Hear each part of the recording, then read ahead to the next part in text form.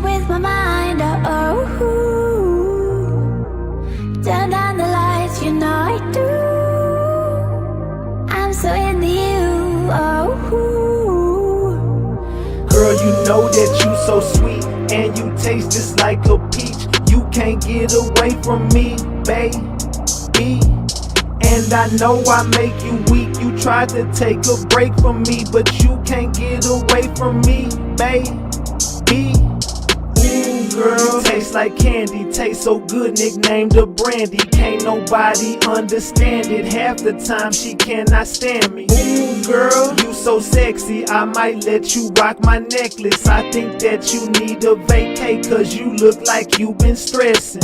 You stressing me every time you get away from me, but faithfully you promised that you'd always find your way to me. Impatiently I'm holding on to every word you say to me. Don't play with me, I knew that you was never really gonna wait for me.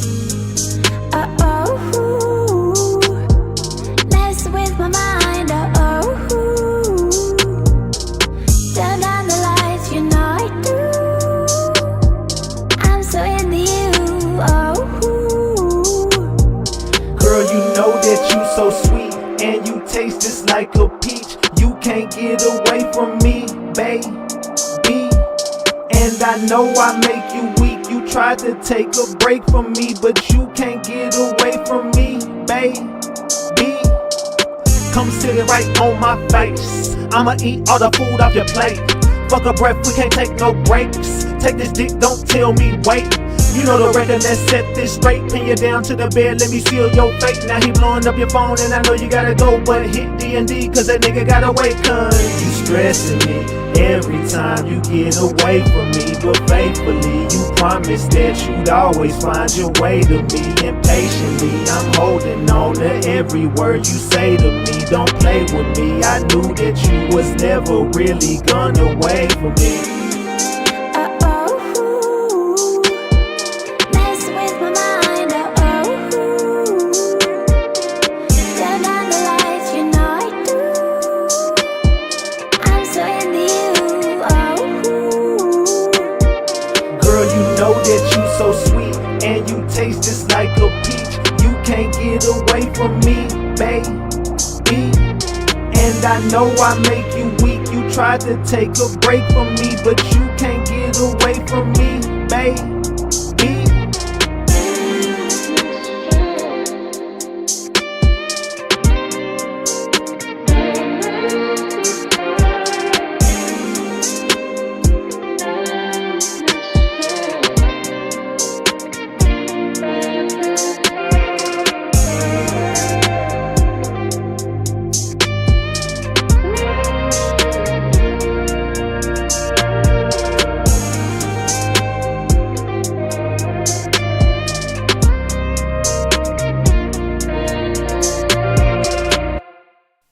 Hey, know I'm talking about. We back, Ratchet Gang. We back with another one. We back with another banger. Let's get the likes up. Look, you might have forgot. Hell, they might have forgot. But you already know it's the king. Too loyal, know I'm talking about. Ratchet TV.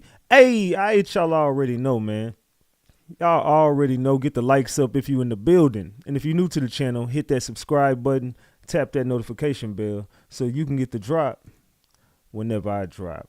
Alright, so boom. Man. We got to talk, Ratchet Gang. We got to chop it up. Look, tonight, man, this morning, it's early. Still you getting used to this early schedule. Excuse me. Yeah, this morning we're going to get back into the Diddy case. There's been so much going on. I'm well rested. Hopefully everybody in the building is well rested. Wake up. Good morning. Get your coffee. Get your, breakfast sandwiches. Get your hash browns, bacon, eggs, pancakes, whatever you eating this morning. Matter of fact, let everybody know what you eating for breakfast this morning. Get your coffee ready. Get your Starbucks, whatever. We got to chop it up, man. There's been too much going on in this case. And somebody somewhere is running a play. Is it Diddy running a play? Is it the feds running the play? Is this a distraction? Is this a cover up? to me, I believe something bigger is going on right in front of our eyes, right?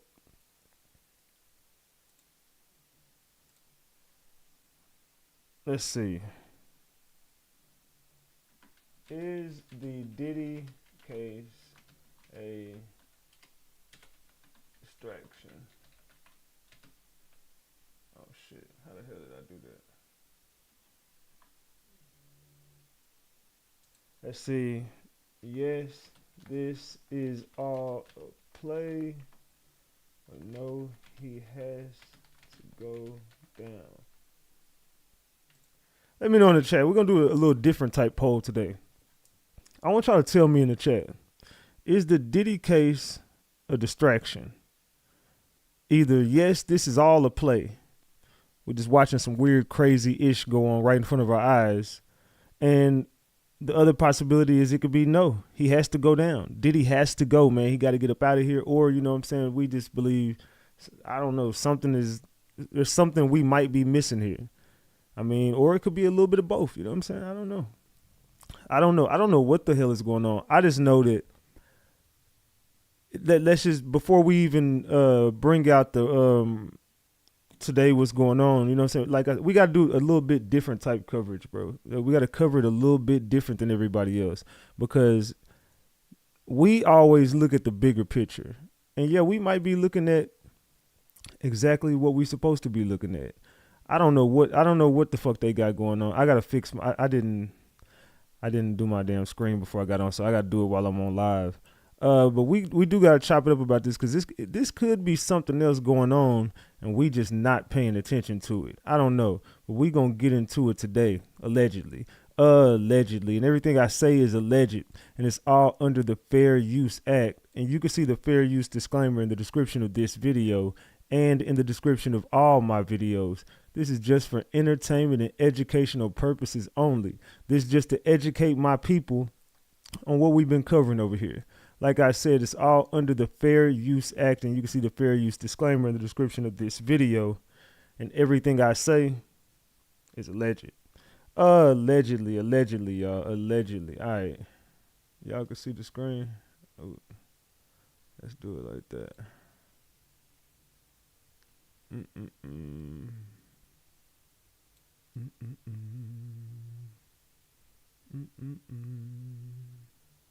All right, let me look at that. How that look?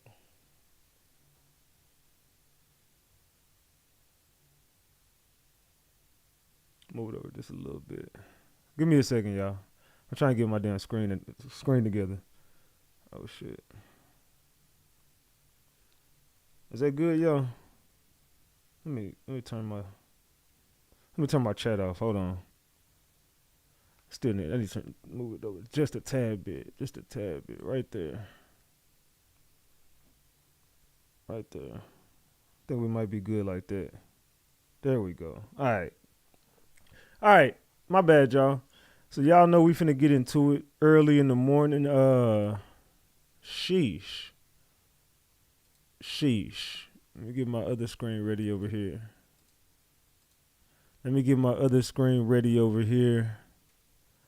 Give me a second, gang. Boom. All right. Go back over here. Let's get back over here. All right, my bad. All right, I had to get everything ready, y'all. Y'all know what it is, man. It's your boy Big Ratchet. That's Ratchet Gang, and this is Ratchet TV. Let's go ahead and get started for today. Before I even get back to it, let me ask y'all a question.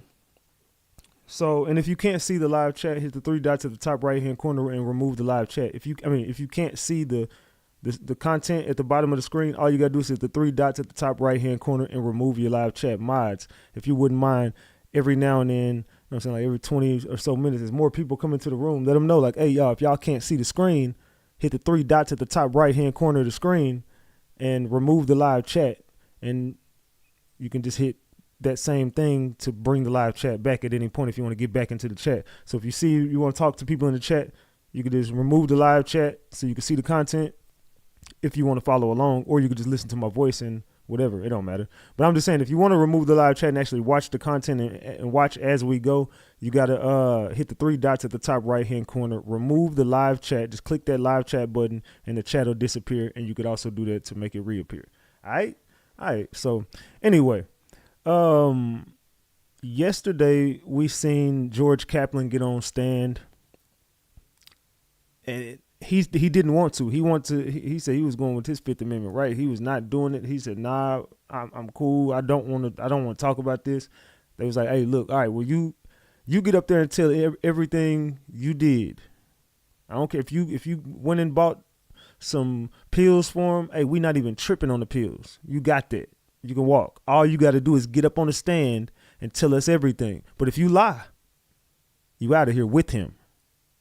This is one of the first people they actually told, "Hey, look, if you get on that fucking stand and lie, you're going to jail." Straight up, because we know it. We've been watching y'all. I already know you had the whoop-de-whoops. I know you was selling. I know you was third. I know you was middleman in it. Nigga, we've been watching you too. So let me show you some pictures of you. Boom. Let me show you what you was doing over here. Not only do I know about some other shit, so you better just come clean to me about this Diddy shit. You better just come clean to me about everything you did with him, because I already know what's up. So if you get on that stand and lie, it's a wrap. I'm not tripping on nothing you got going on. Whatever you do, I'm not tripping on. I'm not after you. I only want him. But I'll take you down with him if you want to play with me. That's what the Fed's on right now with this dude. This dude is scared. They done already threw jail time at him. They telling him Diddy out of here. Diddy ain't coming back. So if you want to go with him, you can go. I don't know, man. It's getting real spooky. I could be wrong though. I could be all wrong, right? I could be wrong. I might not know what the hell I'm talking about. But I know a little something about it a little bit. You know what I'm saying? I might know a lot about it a little bit, but you'll never know about it. But this case has intrigued me so much that I'm going out there. I'm going out there to cover the case. I will be out there straight up. So y'all know I ain't never lied to y'all. I've never got on this damn platform and lied, and I've never disappointed. If I said I was going to do something ratchet gang, y'all know I am not capping. You know it. You know I'm going. So there's something we got to uncover here, man, and I think we should get right there. You know what I'm saying? I think that it would be, I couldn't do this unless I hit that courtroom. You know what I'm saying? For like a week, I got to sit in that courtroom, bro. I got to study this. This is going to be the first big journalism test in this. I think we earned this. I think we should be there. You know what I'm saying? I think we at a point on this platform where this is what we need to do. It ain't what we need to do it. We have to do it. We need it and we have to. So, and I want to do it. So need, have, want to, we're going to get to it. I don't think that there's no other way other than sitting in the courtroom. You know what I'm saying? I have to. I got to go sit in that courtroom and figure out what the fuck this is. What is going on? So I will be in the courtroom. I will get to see the look on Diddy's face while all this is going down. You know what I'm saying? The family there. We're going to run into a lot of people out there. So I think we're well prepared to take a journey into the P. Diddy case. So if y'all with me, let me know. Drop them purple hearts in the chat if y'all with me. Drop the eyeballs if y'all like, nah, this ain't a good idea. Like, we probably shouldn't do that. Let me know in the chat what y'all think. Should we go out there? Should we go ahead and take on the Diddy case and get inside that courtroom? What y'all think, Ratchet Gang? CC Love says, hold on, my bad. I can't see that. Onward to the east side. Yeah, we going to the east side. You know what I'm talking about? Finna go get a piece of that pie. Oh, no, not in the Diddy case. We don't want no pie. Never mind. We don't want no pie in the Diddy case. So just forget I even said that. All right, well, good morning, y'all. Y'all ready to get started on this damn live, man? What y'all think about yesterday? That was crazy how they did Don. Don got up there and, boy, the something about Don's testimony, they finally, it's like they just took you know what I'm saying? Like, you just got to take you got your sleeves on. You just got to go in and unbutton that sleeve. Let motherfucker know to take them goddamn church shoes off and and dust the motherfucker off real quick. That's how they handled her yesterday. They got her right the fuck up out of there. Boy, they made that woman look crazy as hell.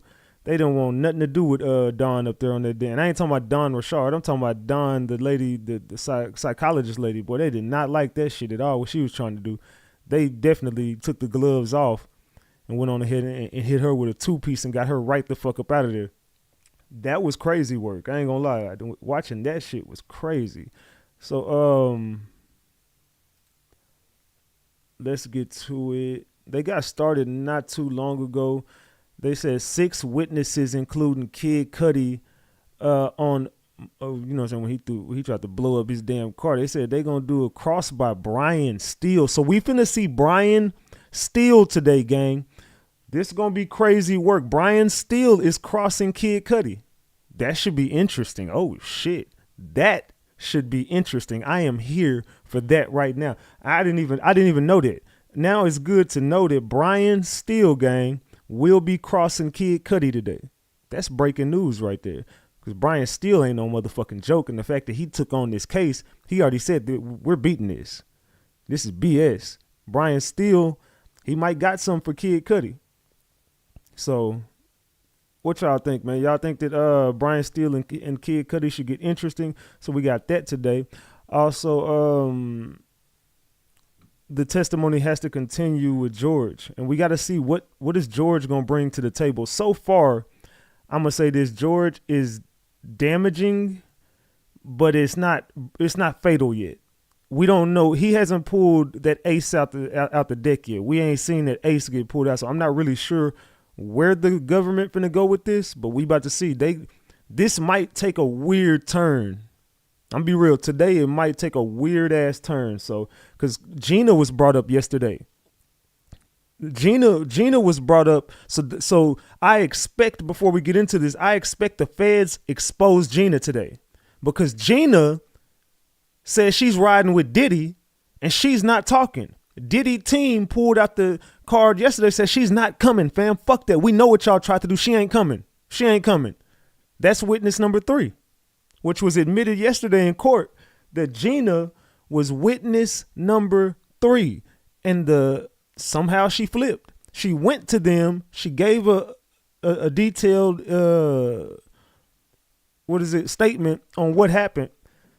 She goes into detail. This is Gina, the ex-girlfriend, the one who was trying to expose Diddy, the one who said Diddy put hands on her, the girl.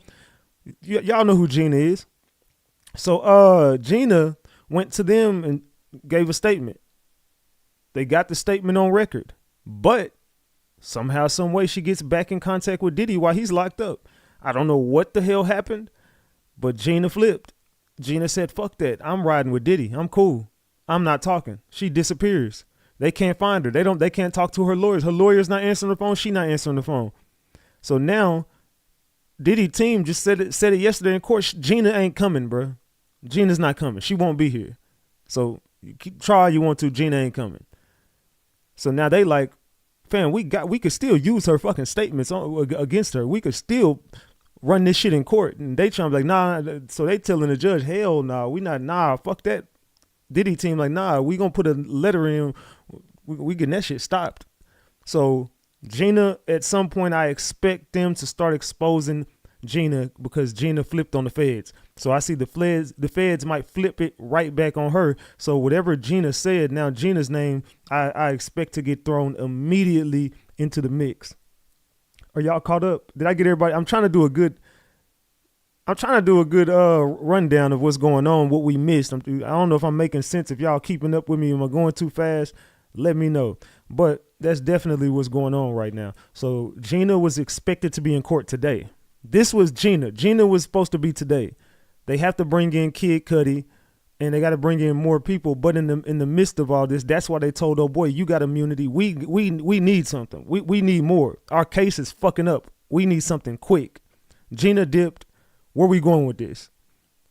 Flip George Kaplan. He has to flip. We got to flip him. If he don't flip, we gonna lock him up for all that. We'll just investigate all the shit we've been investigating, and we'll just lock his ass up. Make a deal with him. So they finna start bringing in people to make deals. This is the part of the YSL case where it starts to look weird, when everybody just started getting deals. They finna just start coming to jail time with people. Look, we know what the fuck going on. I'm sick of fucking playing with you. We know. What's up? What you want to do? You want a deal or not? Or you going down with him? Harv Pierre, I expect to be up on that stand. I don't see how KK doesn't hit that stand. D-Rock, where the fuck is D-Rock? Where the hell is D-Rock? Has anybody seen D-Rock? This nigga name then came up more than Diddy damn near in this case. I want to see D-Rock. I don't know about y'all. D-Rock got it. Me and D-Rock got to have a conversation. D-Rock, what's good, bro? Because your name has come up 1,001 times throughout the last week. What the hell you got going on, D-Rock? You seem to you know an awful lot. So we wondering where D-Rock is. We wondering where KK is. We wondering where Harv Pierre is, because Harv Pierre's name hasn't even came up in the case, and we know he's a part of the RICO. I think his name might have got mentioned once or twice, and that's weird. To me, if there's some people who know about Diddy's lifestyle instead of the third-handed, fourth-handed people, why are we not speaking? And maybe it's just early and whatever, but I would think Harv Pierre, why has his name only come up a few times? Y'all ain't asking about Harv. Harv was Diddy's man. So I would think Harv know more about him than George Kaplan. Would you not agree? I think Harv Pierre and KK can tell you way more about Diddy. Where's Lorianne Gibson? Lorianne Gibson worked close with Diddy a lot of times, and we know Diddy put hands on her. Where's she at? Where's Lorianne Gibson? Where's she at?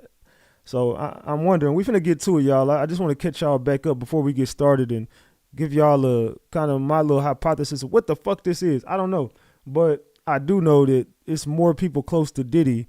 Then I'm wondering where are these people? I've heard D-Rock more than KK. And we know D-Rock was security. Where's the other security guards? Why is Gene Deal not testifying? Why y'all ain't talking about Usher, Mary J? Why y'all not talking about the real shit we know was going on with Diddy? Y'all talking about over the last 30 years? We got facts that's happened, and y'all ain't even bringing these people in. You bringing in Kid Cudi, who I don't think is going to be damaging. I think Brian Steele going to fuck him up. I don't know, fam. It's just getting weird. So it's getting weird. We're going to get to it today. Y'all tell me what y'all think. I'm just trying to give y'all a little rundown of what's going on. Drop the gems if y'all ready to get started, man. We finna go ahead and get to this damn courtroom activities, festivities. Drop the gems if y'all ready, man. Drop the gems if you ready. Let's go. We finna start this damn show. Salute to the gang, man. I appreciate everybody for pulling up, popping out. Y'all show up and show out. Y'all know what I'm talking about. We going out to New York. So if you want to put something on that trip, you know what I'm saying, donate to the trip, all you got to do is hit that super chat or the Cash App, $Ratchet TV. All right, good morning, everybody. We finna continue to get this motherfucking day going. All right, let's go. All right. So down at the courthouse entrance, much security, presumably for arrival of Kid Cudi. Now up in court before a jury is brought in, judge says, I didn't hear government objecting to Mr. Kaplan testifying about Miss Ventura asking him for drugs in Boston. Judge says, let's get Mr. Kaplan back on the stand. Witness enters, jury enters. AUSA says, when did you carry cash for Mr. Combs? George Kaplan says $50,000 on his private jet. AUSA says, do you pick up cash for Mr. Combs? Kaplan says $10,000 Western Union from Combs Enterprises. So he's saying he got some of that shit from Combs Enterprises. All right, so right there is where I'm trying to gauge where my screen is up here. So if I put it right there, because for y'all it look different than it look on my screen, but okay, there, I could do that. Boom, I got it. All right. Salute. Somebody just sent me a super chat. Let me turn my chat back on. Hold on. Salute to Kwame. Kwame, thank you for the 5-piece. Kwame says, read article one label under blackmail, the early intersection of Diddy and Epstein network. All right, bet. Salute. Send me that on, let me just screenshot that. All right. I was just going to say send it to me on Instagram, but I got it. Fuck it. I just have to remember. All right, salute. I appreciate that.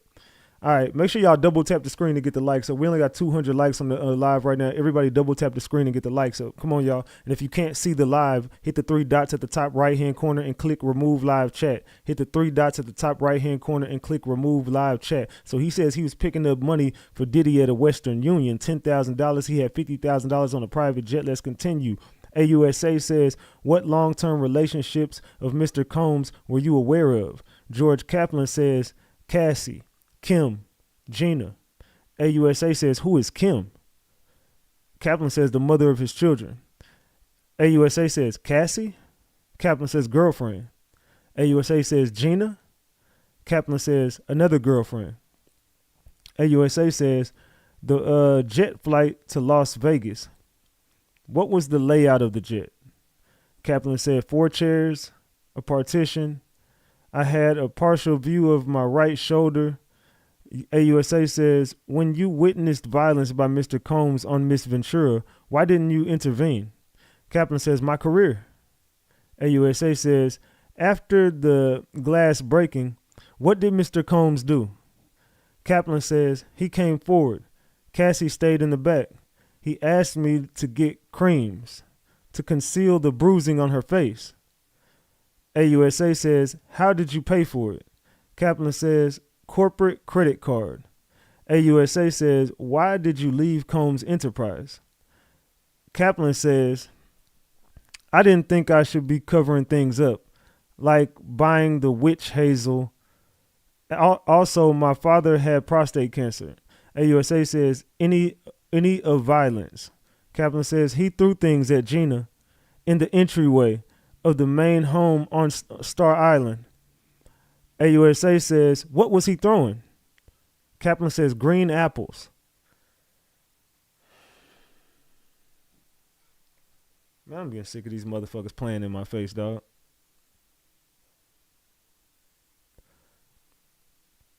So out of everything in that, I'm not saying it didn't happen. Diddy crazy enough, he probably was throwing green apples. Ain't no damn telling. But I'm just saying, fam, at what point does this shit just start getting weird? This nigga was throwing green apples at Gina. So now that Gina didn't show up, now he's throwing green apples at her. I'm not saying it didn't happen because this is the Diddy case. So, I mean, we've heard crazier things. Like he like applesauce on cheeseburgers. Why would that's a part of a RICO? Have no fucking idea. I ain't gonna lie, there's some weird shit. You should be arrested for putting applesauce on a damn cheeseburger. What the hell wrong with you, Diddy? What the fuck is wrong with anyway? All right, so he said wasting fruit. Yeah, so he throwing green apples. Yeah, I don't know, man. He said, how hard? He says, what was she throwing? Kaplan says, green apples. AUSA says, how hard? Kaplan said, very hard. Pause. Later, I took a medicine bag into the room. Mr. Combs wanted me to leave quickly. Then what? AUSA says. Kaplan says, I heard Gina at the gate and male voices. AUSA says, who? Then Kaplan says, security. AUSA says, when you left, what did you do? Kaplan says, I collected myself.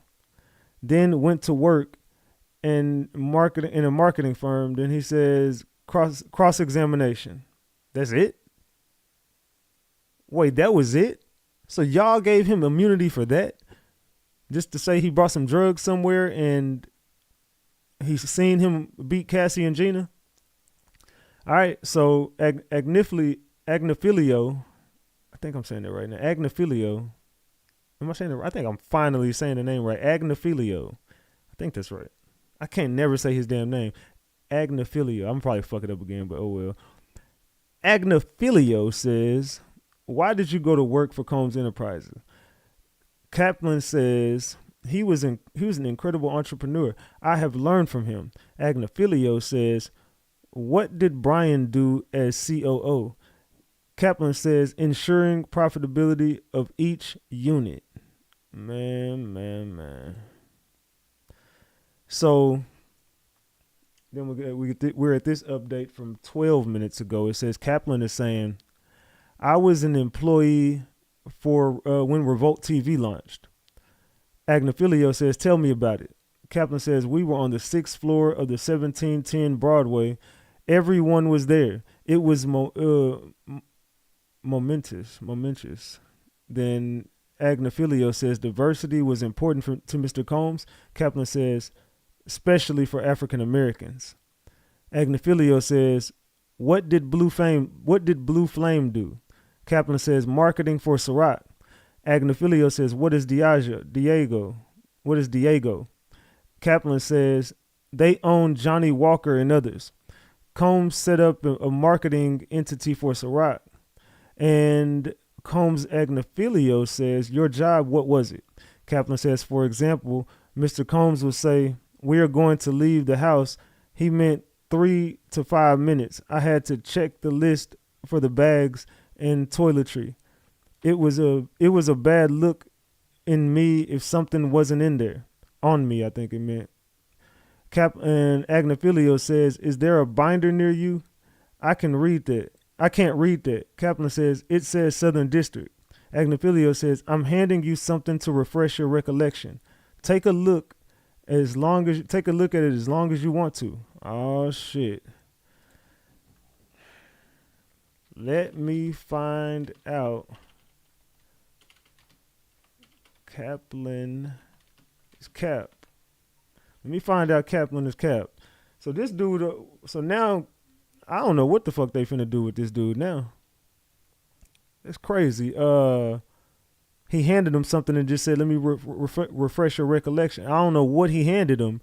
What y'all think he handed him on that damn, in that damn binder or wherever, that note he just slipped him? What y'all think going on, man? He just handed him something. And this is Agnifilio, one of Combs' lawyers, who we really haven't seen him. We ain't really just seen him pop his shit. He really just been laying back. They got a team of lawyers. One lawyer specifies in everything. So everything that's going to come up, they got a great person to counter it. He got a legal team of hard hitters. This is like assembling the dream team of a legal system. You know what I'm saying? That's like when Jordan and Magic Johnson and Charles Barkley and Scottie Pippen and all them boys. You know, they left Isaiah off that motherfucker, but just imagine if Isaiah was out there. It's Larry Bird. He got everybody on his team right now, man. So we finna see how it shake up. But Agnifilio basically finna go head up with Kaplan, and this is one dude that they didn't expect him to even be up here testifying. Agnifilio says, you ran an off-site training, a graduate from Harvard Business School, also Kenny Burns. Kaplan says, I remember. Agnifilio says, you were effective, right? Kaplan says, I worked hard. Agnifilio says, I don't know how you'll answer. Was it good or bad? Kaplan says, complicated.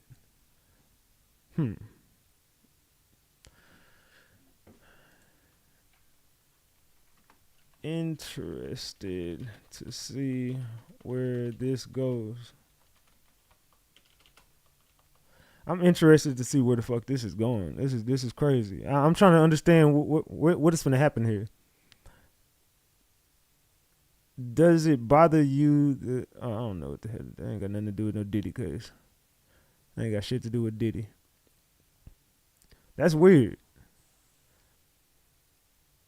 I just saw something saying that Lorianne Gibson is testifying. I wouldn't be surprised if Farnsworth Bentley was on the list at this point. Damn. So they said, or at least according to this person, Lorianne Gibson is testifying. Why are they not using Bach? Ain't gonna lie, Bach was a beast. Kid Cudi is here. This is about public humiliation of Combs since he got out of the line with the Masters. Exactly. Because it's crazy that Diageo, however you say that shit, I just call it Diego. But however it's pronounced, Diageo or Diego, I just call it Diego. Once Combs messed up with them, that's when all this happened. Once Combs started going against the higher powers that be, that's whenever they started coming for him. Keep it a buck. That's where they started. That's whenever all this shit happened. Everything went down because he fucked up with them. Let's keep it a buck. As soon as he messed up with them, that's when all this happened. All right, let me get over here. Y'all know what time it is, man. While we got a little breather on one side, we got to get right to the other one. So let's get over here. Let's chop it up. George Kaplan exiled heavily when he was asked why he didn't do anything when he saw Sean Combs' violence towards Cassie Ventura on a private jet. I was 23 years old. The former Combs assistant testified, all I wanted to do was have a great job in the entertainment industry. Kaplan added, at the time, he could not believe his good fortune working for such an icon. and was concerned speaking out could jeopardize Combs' well-being. Assistant alleges Sean Combs attacked Cassie Ventura on a private jet. Sean Combs' former assistant George Kaplan testified Thursday about the harrowing incident between Combs and Cassie Ventura on a private jet. Kaplan told the jury he accompanied the couple and members of Combs' security team on a flight to Las Vegas in 2015. He said he heard glass shatter behind his seat, looked over his shoulder and saw Combs standing over Ventura, holding a whiskey tumbler over her. Ventura was lying with her back to the ground, or her back on the ground, her legs extended as though to create space between the two of them, he said. There was tremendous commotion, Kaplan continued. He said he turned his face away and heard Ventura call out, "Isn't anybody seeing this?" Kaplan wouldn't remember what Combs was saying, but I recalled that he sounded angry. Kaplan said he did nothing amid the crashing and chaos. Security did nothing. Combs told Ventura to stay at the back of the plane, Kaplan testified. He said when Combs strode in the front of the jet, no one went back to check on Ventura. The court has concluded going over this morning's expected testimony. George Kaplan, a former assistant to Sean Combs, is back on the stand. There was also a debate in court Thursday morning over testimony the rapper Kid Cudi is expected to give about a meeting with Sean Combs following an alleged arson and burglary. According to Cassie Ventura's testimony last week, Combs threatened to blow up the rapper's car after he found out the two were dating. Shortly afterward, Kid Cudi's car was set aflame while Combs was out of the country. Kid Cudi, whose legal name is Scott Muscudi, cannot speculate and say Combs committed arson and burglary, said the judge, but he can share his thoughts about why he called the meeting with Combs. It may be a fine line for the witness to walk, and we can expect the defense to stay alert if Muscudi's testimony veers off track. So, that's interesting, and that's why they put Brian Steele on here. That's why they went on ahead and put Brian Steele on this damn case. What is her name? Mila Morales, a makeup artist Cassie Ventura has described as her big sister, is also expected to testify Thursday. The two were staying at the Beverly Hills Hotel the night Cassie Ventura came home from a party at Prince's home in Los Angeles.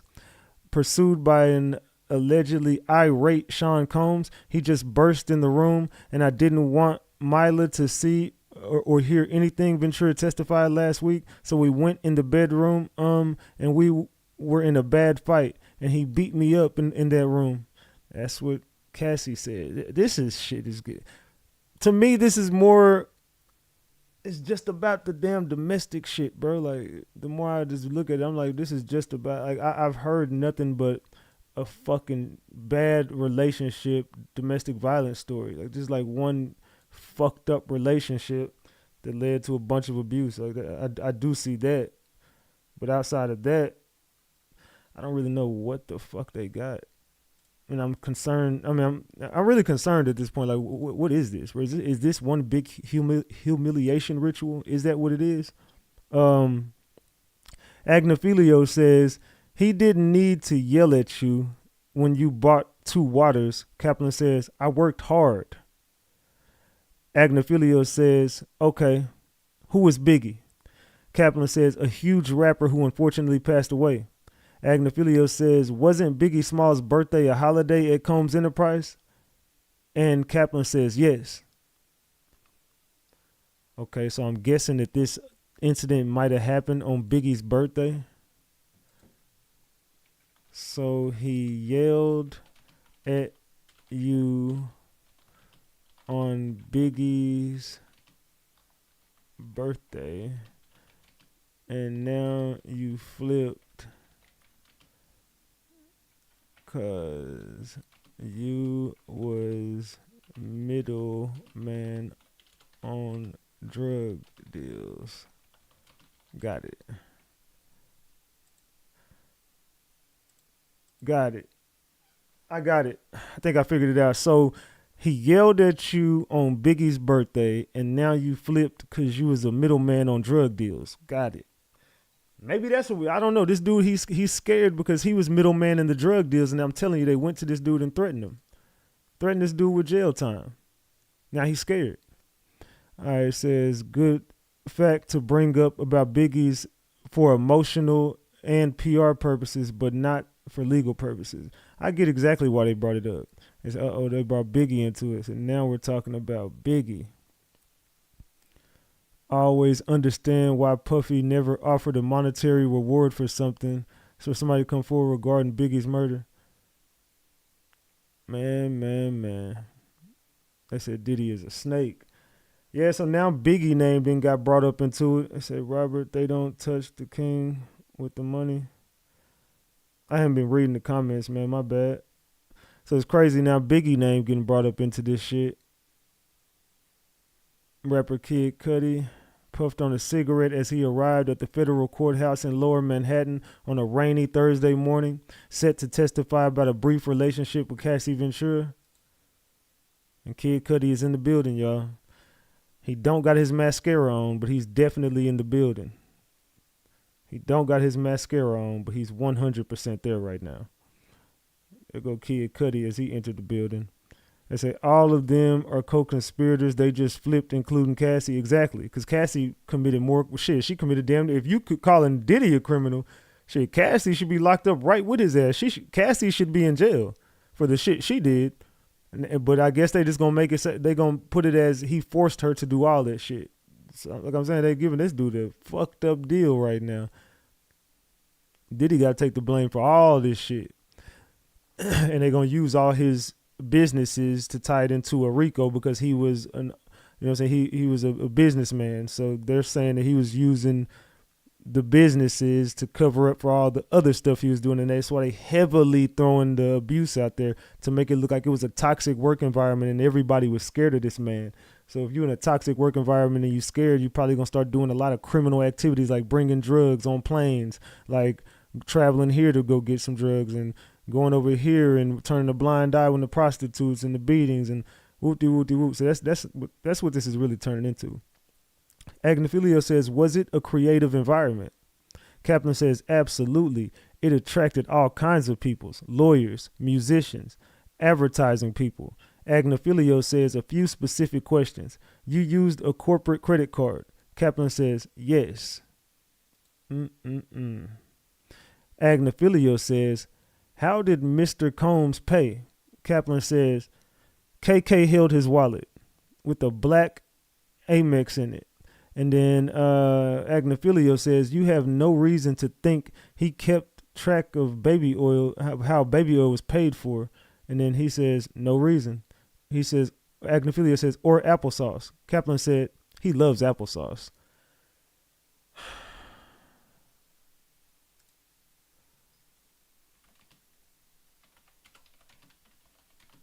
Hold on, y'all.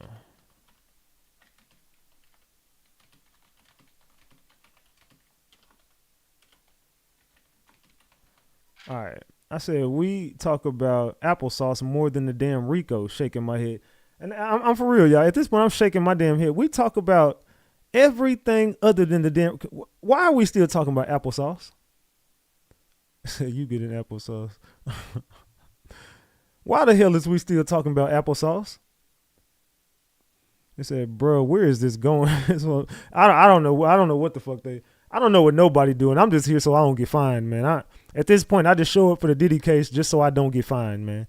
Say, what grown man likes applesauce? Show of hands. I'm trying to see something. I don't know. I mean, it's not something I dislike, but I don't even remember the last time I ate no damn applesauce. That should be making my damn stomach hurt. I'll be cool on that. That's like a little kid snack, though. I'm cool. That ain't gonna do nothing but piss me off if I eat an applesauce. They said they all guilty of some form crime, of some form of crime. So everybody is everybody's treading lightly, trying to incriminate themselves. What they're doing is they're waiting. Everybody's getting subpoenaed, but people don't want to speak up. A lot of people, to be real, The people closest to Diddy don't want to give him up. This is just the people that Diddy fucked over in some sense. Like you got Cassie, she's just a bitter ex-girlfriend. I'm not calling her not a victim. I'm not what is the word I'm looking for? I'm not trying to minimize what happened to Cassie at all. Like I'm definitely not trying to minimize her being abused or nothing like that. But I'm just saying, to me, from my point of view, she comes off as a bitter ex-girlfriend who got a little upset, especially whenever you see Young Miami up there with the "Hey Poppy" and he mentioned your name, and then you come out with a lawsuit, but you already tried to write a book and you still been trying to communicate with dude, you still been checking up on him, you still been trying to have freak offs. So I mean, not saying none of that shit didn't happen to you, but I'm saying like you doing this out of spite. I think I've seen a lot of bitter women in my life, and you come off as a bitter woman who needed to come up. And hey, you went through what you went through, you got the payday, and you still, you know what I'm saying, try to, and you really threw all y'all business out there. That's something that to me didn't have to be done. I think you did that to one up Diddy, you know what I'm saying, to just walk off like, ha, fuck, I don't give a fuck what happened to you type shit. But you definitely wanted all his personal business out there. What any of that had to do with a RICO, I don't know. I think that was more for your entertainment and your get back, to humiliate him in front of the entire world like he did you behind closed doors. I mean, salute to you if you got that shit off, and I mean, it is what it is. But I think that you definitely came off as a bitter woman in my eyes. I could be wrong though, and you know what I'm saying, you could have just wanted justice. But when I hear you say you want to be a spokeswoman for girls that are going through similar situations, I ain't heard you speak about that shit once. I ain't heard you go live and talk about nothing once. I ain't seen or heard about you donating to a charity or getting involved with an organization. It seems like this is just what you want to do. I don't see you being a spokesperson for women who, I think you're showing people how to go get a bag for the shit. You know what I'm saying? I think you're definitely showing a lot of women how to go about trying to figure out a way to get a bag up out of niggas on some goofy shit. So dudes, you got to be more careful too. And the script flips for ladies. Everybody got to be careful at this damn point, because you don't know what the fuck is going on. So it said making coffee, grab milk. All right, salute y'all. We finna continue though. Let's see if we got another update on this. But yeah, shit getting kind of weird. Shit is getting kind of weird. Man. Agnophilia says, what did I just say? On cheeseburgers? And he smiles. He says on everything, Kaplan. Because Agnophilia told, so they said he loves applesauce, and Agnophilia says on cheeseburgers? Kaplan says on everything. Agnophilia says, let's talk about the plane. You heard glass breaking. You didn't see it? Kaplan says, I didn't see it. Agnophilia says, the incident with Gina, you walked into the house, there's a thin table. And then, Kaplan says, I don't know. Man.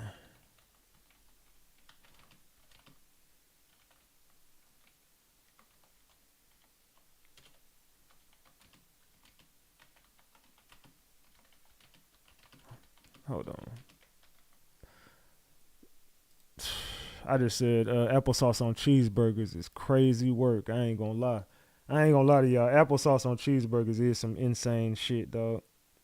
That's some crazy ass shit. Hey, double tap the screen and get the likes up for me, y'all. Everybody in the building, double tap the screen and get the likes up for me. Double tap that screen and get the likes up for me if you would not mind, please and thank you. All right. So Agnophilia says, you don't remember how a person could get out of the gate at Star Island? Kaplan says, no. I just heard screaming and commotion. Agnophilia says, screams of terror or of how I can open this gate. Kaplan says, I don't know how to distinguish between the two.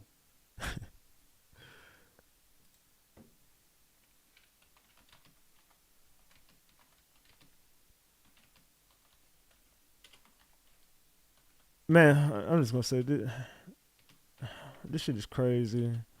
This shit is crazy.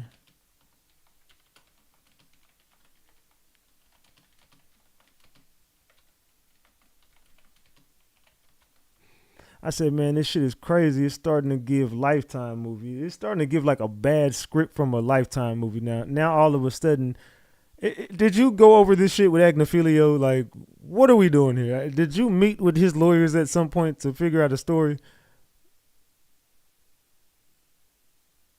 Like a horror movie. Agnifilio is just wasting time. I said, who screams and gets terrified when they can't open the gate? Yeah, exactly. Someone said, who screams and gets terrified when they can't open the gate? Yeah, I ain't gonna lie, Agnifilio, what the... Agnifilio, you are the one lawyer on that damn legal team who has done the most questionable shit since this case started. He's done a couple of goofy things, like especially when he's like, oh, Diddy's pleading insanity. But if Agnifilio, sit the fuck down. What is you doing? We don't go in there. Please don't do that. You going to jail. Your ass is going to jail. If Diddy would have came in there with the crazy idea, boy, your ass is going to jail. Your ass is going to jail. They say, Agnifilio says, he threatened your jobs, but did he physically threaten you? Kaplan said, no. Agnifilio says, you talked about Kim Porter. How is she different? Agnifilio said, his respect for her. They had incredible kids. Agnifilio says, thank you.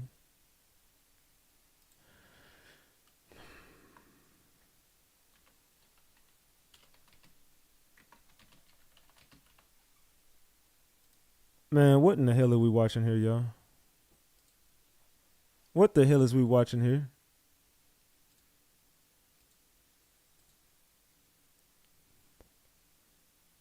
What in the hell is we watching here, y'all? It says, sickening as I feel, you aren't wrong. Domestic this, domestic that. Yeah, this is just a...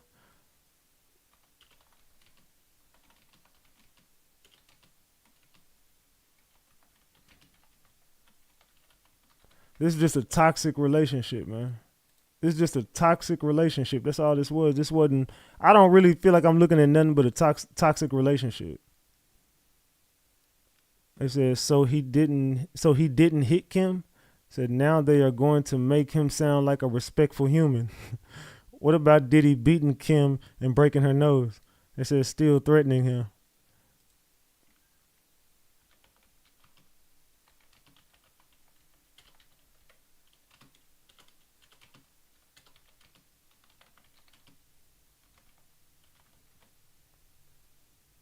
I said Diddy got control of every witness.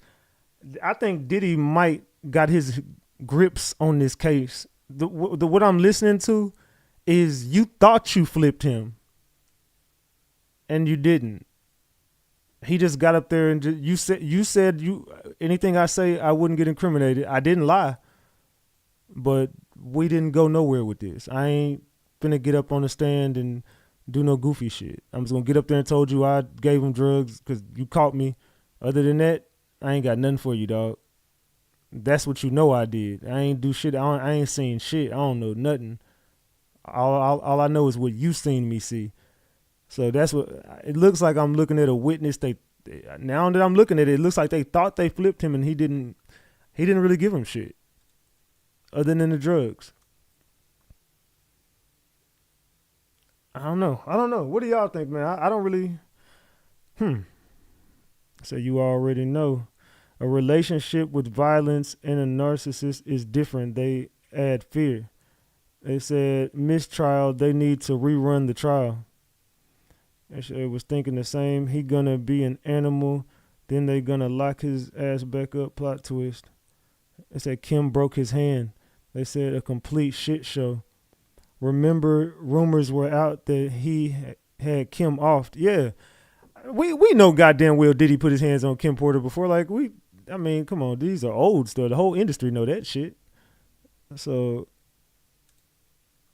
I said 100. Yeah, Diddy got control of every witness, dog. I'm starting to see Diddy's hand is all over this damn case. Diddy got his hands all over this motherfucking case, and it ain't looking good for the... They can't flip these witnesses. They trying. They not really... But, I mean, yeah, you could tie some of the shit they saying into a RICO if you, on technicalities. But let's just be honest, dog. This is a weak case. This is a weak case. I'm a young man. This is God among men, George Kaplan said on the stand, describing how he viewed Sean Combs when he worked as a producer's assistant years ago. He didn't just push me to my deepest depths. He took me to depths I didn't know I had, Kaplan continued. He actually helped me grow up as a man.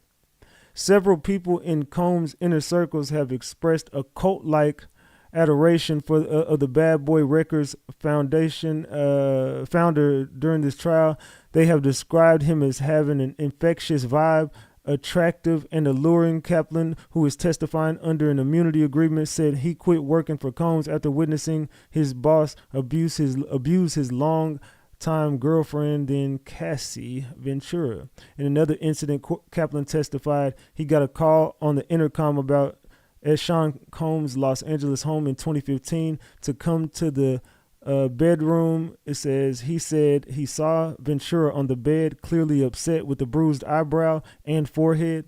Kaplan walked past Ventura to Combs, who was in the bathroom. He said Combs asked him to pick up several other counter remedies, including witch hazel. Kaplan testified that he used Combs' corporate credit card to purchase the items, which he understood would be mixed together as an anti-swelling agent. What in the fuck is... I don't know, y'all. I honestly don't know. I can't call it. I don't know what the fuck going on at this point. I'm gonna be real. I have no fucking idea what the hell is going on. I got no fucking idea. They said, I think Diddy is going to walk. Off of what I've seen since I started, this is a domestic violence case to expose his sexuality. Exactly. I agree.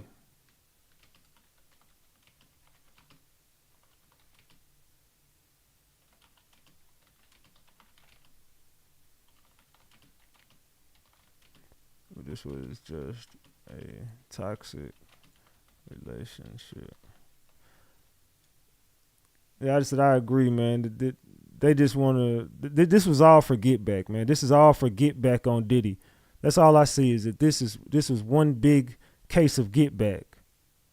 Diddy got control over every witness right now. I don't give a fuck what nobody talking about. Diddy got control of every witness.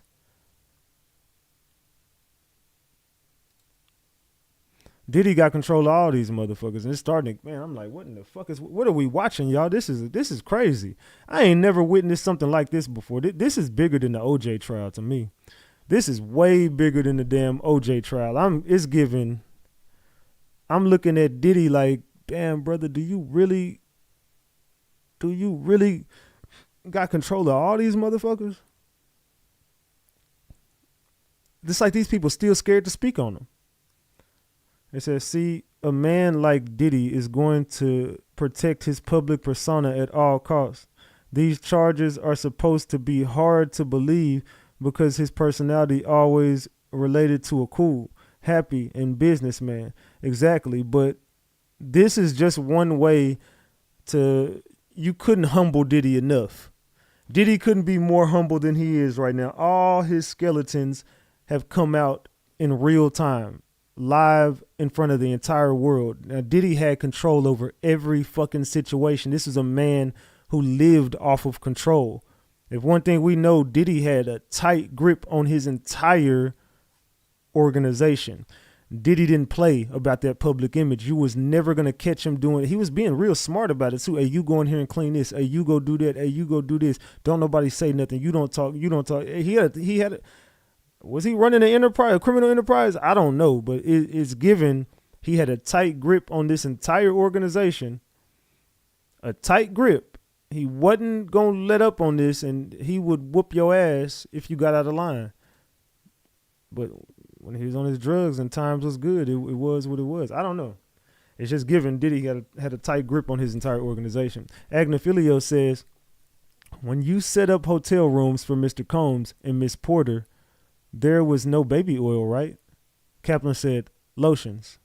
Agnifilio says, you expressed caution about hotels. Why you cleaned the room afterward?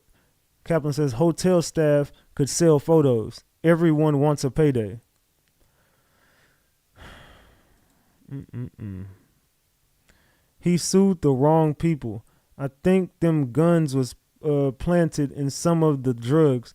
His girls be at all them homes. Cassie was a hooker for real. They all trying to get paid. I agree with that.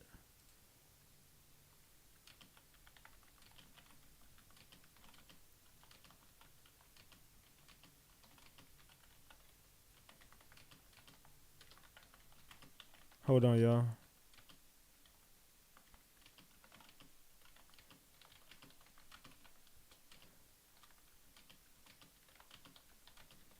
All right. I said, I agree Cassie was no saint. She was involved in every crime if there was one. You get me?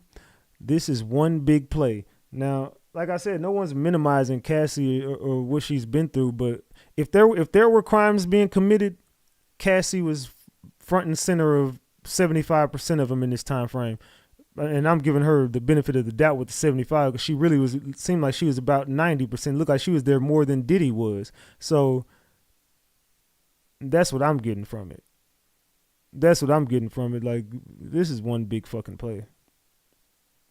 This is one big fucking play that we looking at, y'all. Trying to show Kim Porter's kids that Diddy didn't do freak-offs with their late mother. Very good touch. Not only legal purposes. They said he just trying to cover his tracks to keep his face out of the papers. They must be getting ready for Al B. Sure. They said, his freak-offs with Cassie, not Kim, allegedly. So he evidently didn't need the freak-off items for him and Kim. So now it's looking like him and Kim Porter was not having freak-offs. I know that they were swingers, but I never heard about freak-offs. See, it looked like he just wanted to lut her out, and you can put the S before that. I ain't finna say the word, but he was trying to lut Cassie out. Just put an S before that. He was trying to lut her out. So by him, it seemed like he just wanted her to be a lut. That's what I'm saying. He was definitely trying to lut her out. They said Diddy ran his empire like the cartel. He may be a freak since the 90s. He got myself and my homegirls escorted out of our town by the police. Hold on, what? Lisa Martin, what the hell is you talking about? You got to keep your stuff in-house. He a billionaire for a reason, a black one at that. You won't become that without being able to stay out of the negative limelight. Billions do nasty things too. Yeah, he ain't the only one. He ain't the only one. Somebody here said Diddy got her escorted out of her town by the police. What the hell are you talking about? What the hell is you talking about? I'm still trying to see where the hell this is going. Where are they going? Where are they going with this shit right now? Man. It's a nice try. He beat Kim Porter and cheated on her too.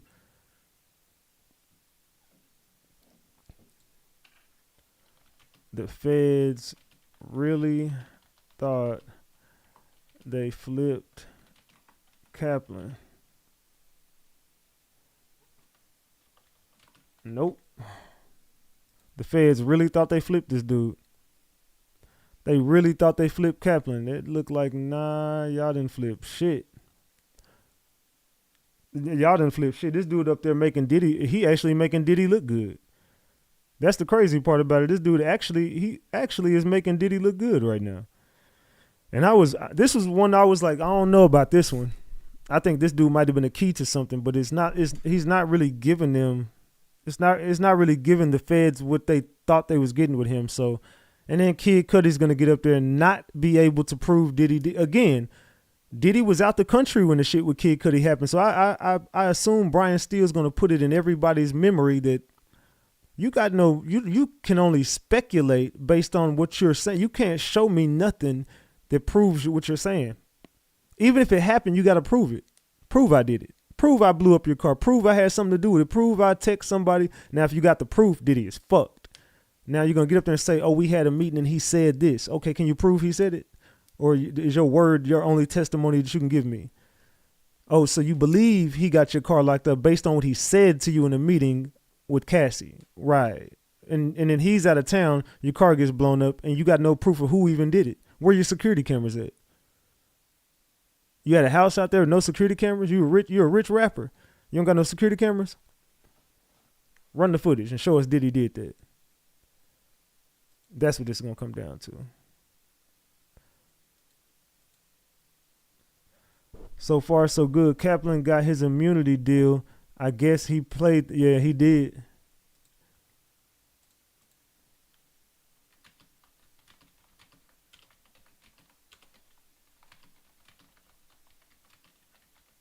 Say he hit the feds with the double cross.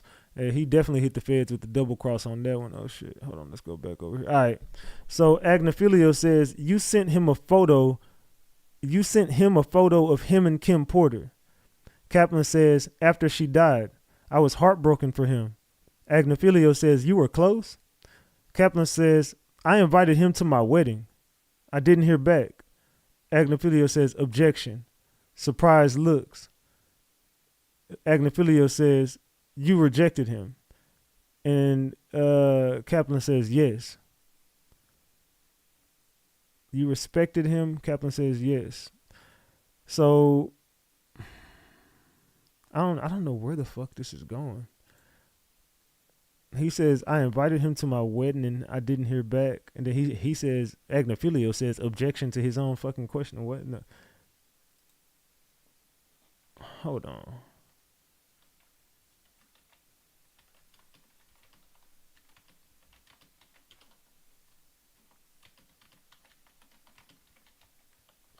I said objection to your own question is crazy work. Like, what in the fuck did I just...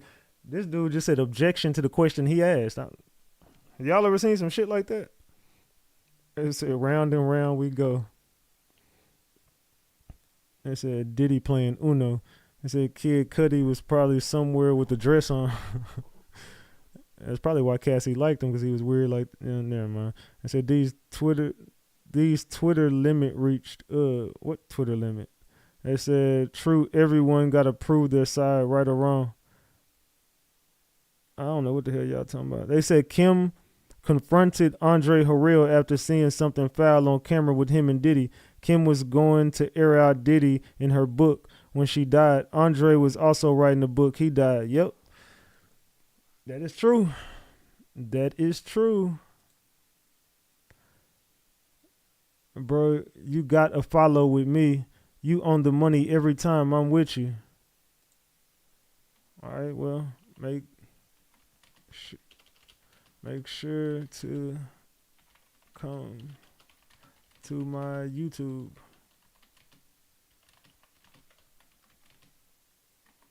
Ratchet TV. Yeah, Ratchet TV on YouTube, man. Ratchet TV on YouTube. Yeah, so I'm a gain my followers on this damn Twitter, dog. I done got 200 followers on there now. I just started getting on here this week. I don't never get on no damn Twitter, but I told you I'm gonna go up on this Twitter shit. I'm gonna go up on Twitter, dog. Just watch how I cover this from Twitter and cover it from YouTube while I be on live at the same time. My Twitter gonna go up. Agnifilio says you sent him a photo of him and Kim Porter. After she died, I was heartbroken for him. Agnifilio says you were close. Kaplan says, I invited him to my wedding. I didn't hear back. Agnifilio says, objection. Surprised looks. Agnifilio says, you respected him? Kaplan says, yes. Agnifilio says, what's this photo of? Kaplan says, me, KK, and Mr. Combs at Teterboro Airport. He just got the jet. That's why there's champagne. Agnifilio says, you're happy there, right? Kaplan says, no, refresh it. It's that I was glad I found the mascara in the back seat. What? Hold on. He says, you were happy here, right? He says, no, refresh it. It's that I was glad I found the mascara in the back seat. Agnifilio says, they found you and subpoenaed you. Kaplan says, I had to retain counsel right away. Agnifilio says, no further questions. Judge says, redirect. AUSA says, which incident shook you? Kaplan says the plane with Cassie and the apples with Gina. Man.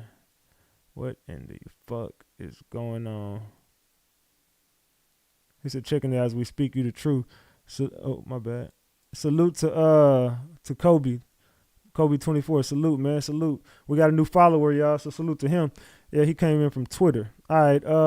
Yeah, this is getting weird. This is just getting weird.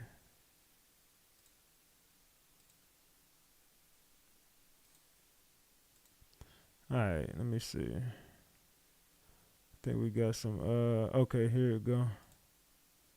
He objects. They said he objects to the answer to his own question. No, fact. All right, so he says this was KK.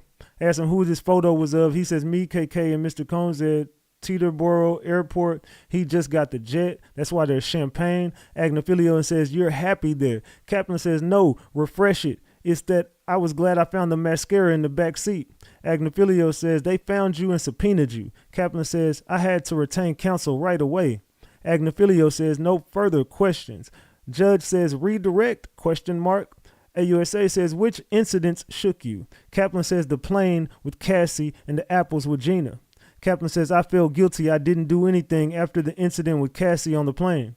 AUSA says but you didn't see any injuries. Kaplan says people can be injured without injuries being visible. Then he says the tension with the apples he threw at Gina, it was troubling. And then that's it. I don't know what the fuck this dude got going on, man. I said no, he was about to ask a question and they objected. Man. AUSA says you told Miss Coram about both incidents. Kaplan says yes, and I told her I am unwilling to stand behind the behavior, that I was quitting. AUSA says, did Christina say she would quit? Kaplan says no. AUSA says, how long did she stay after you told her? Kaplan says, until recently.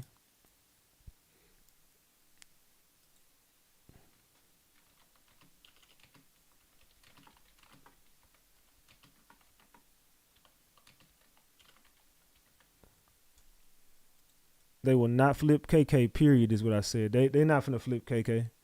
I'm gonna tell y'all that right now. You can bet your bottom dollar KK ain't finna get flipped. So do you think KK will testify? Hell no. No, KK will not testify. So KK was holding shit down, probably was getting paid the most until recently. Oh, she finna testify. Nah, I don't see KK testifying. If KK does testify, I don't see her going against Diddy. I don't see her trying to take Diddy down. I don't see Harv Pierre getting down on Diddy either. I don't. Maybe it does happen, and I would be shocked. I'll put it like that. If it happens, if KK or Harv Pierre flips, I would be shocked. What about y'all in the chat? Y'all think KK and Harv Pierre was gonna flip on Diddy? Let me know in the chat. Salute. Says, are you sure? I don't think so. So we can put a nice little, you know what I'm saying, favorable amount on that. You know what I'm saying? I ain't saying nothing. But maybe if you hit me up on Instagram and ask me what I got on that, I definitely would have something on that. Maybe I put a honey bun on it. It said they failed to flip cap. Yes, what I'm saying. If they think about it, if they could, you can't even flip Kaplan. So if you ain't flip Kaplan, you ain't flipping Harv Pierre. Like you ain't really got shit. Kaplan didn't even flip. You half-ass flip. Now he giving up the abuse on Cassie, but that's shit we already know. He's saying you saying you came in with drugs. We already know that he got caught with a whole drug mule. You're not giving a shit we didn't already know about Diddy anyway. So if the jury was already thinking he was guilty of those two things, if they was gonna base his guilt on Cassie and the drugs, then he's no more guilty than he already was to the jury. If the jury was never convinced about the Cassie situation being a part of the RICO, or the drugs being part of the RICO, then he's still no more. He's no more guilty than you thought he was at that point. If you didn't think he was guilty then, you didn't listen to Kaplan and be like, oh well, they got Diddy. Kaplan didn't give you shit. Think about that. Does Kaplan's testimony change your thoughts on anything? I don't think Kaplan did shit. They couldn't even fucking flip Kaplan. So, they said Kaplan sounds like he was a more respectable man than Diddy could ever be. I don't see them flipping KK. I'm just gonna be real. I don't see them flipping KK. I said then her dumb ass will be charged too. I don't think so. Let's see. I don't think KK flips. Next witness. Oh, so they done. Okay, so they didn't get nothing from Kaplan. So Kaplan just flipped on the feds. They said next witness. We call Scott Muscudi. Repost. We call Scott Muscudi. Kid Cudi takes the stand when he's in a leather jacket, white shirt, and blue jeans. AUSA Johnson says, "What did you do for work?" Muscudi says, "I'm an actor and musician known as Kid Cudi." "Who is this?" He shows him a photo. He answers back with Cassie. Of course. They said, Scott Muscudi says, "We dated in 2011. AUSA says, "Who else was she involved with?" Muscudi says, "Sean Combs." AUSA says, "What did you know about their status?" Muscudi says that she and Sean Combs had some problems and they weren't dating anymore.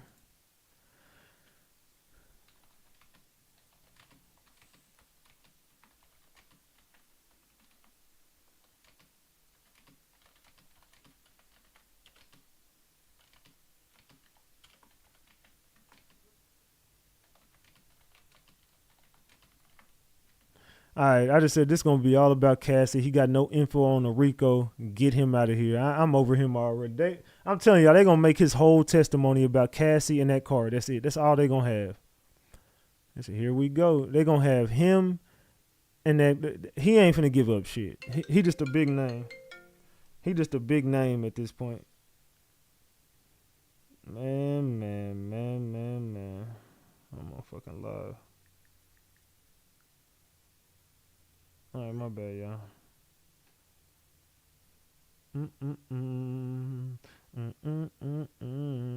All right.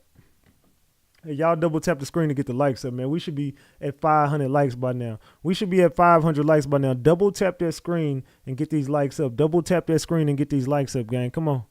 So Kid Cudi is on the stand. We about to see where they take this with Kid Cudi, man. We about to take this. We about to see where they take this. Only breaking and entering, kidnapping, and arson.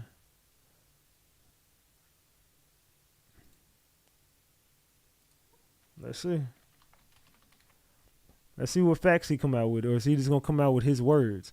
Are we gonna hear the facts come out, or are we just gonna hear Kid Cudi's words? Y'all tell me in the chat. Is he about to drop some facts in this case? They say arson is one of the charges under a RICO.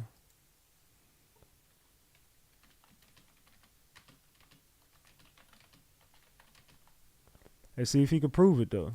You're just going to assume. That's all you finna do is get up there and assume. AUSA says, in December 2011, did law enforcement respond to your home? Muscudi says, yes, I had a break-in. Cassie called me at 5:30 or 6 a.m. She said Sean Combs had found out about us. She asked me to pick her up, so I did. Yeah. AUSA says, why? Muscudi says she was worried.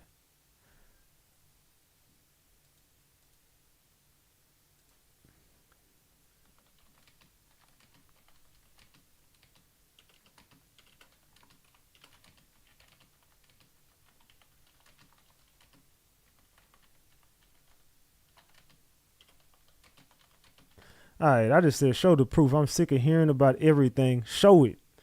If she contacted you, so everybody, when it came to Diddy getting exposed, for some reason, no one texted each other, no one recorded nothing, no one got everybody just was in a room and heard some shit, or I was talking to so-and-so and so-and-so said. If you got a call from her, you can't go back and show your call log. You can't go back and show. I'm not saying these things didn't happen. I just want to see proof that it happened. Show them proof. If I was a juror, I would just be like, I'm tired. Me personally, I would say I'm sick of hearing about everybody saying what they saw, and show me beyond a reasonable doubt. This court, man, show me some receipts. Don't tell me nothing. Show me everything. AUSA says, what was her demeanor? Muscuddy says, very stressed and worried. AUSA says, where did you go? Muscuddy says, the Sunset Marquise. AUSA says, why?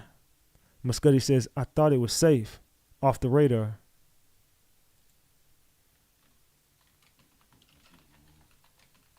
I said, he acting now. Yeah, he over there acting now. So we about to get into some things, y'all. This dude is up there acting, man. This dude freestyling.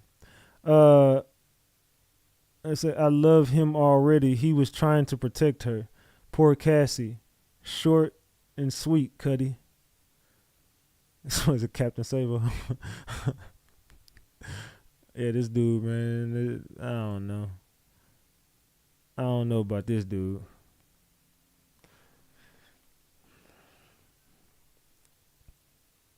They said, y'all left under the seat. It says, this was all hearsay with the car coming up. Yeah, everything is hearsay. Everything is finna be hearsay. They ain't finna. Come on, dog. This is all. Everything that we looking at is hearsay. All this shit and all the technology in the world, y'all ain't never got no. Come on, where is the proof? Maybe I'm the only person in the room that just wants proof, but I do. Man.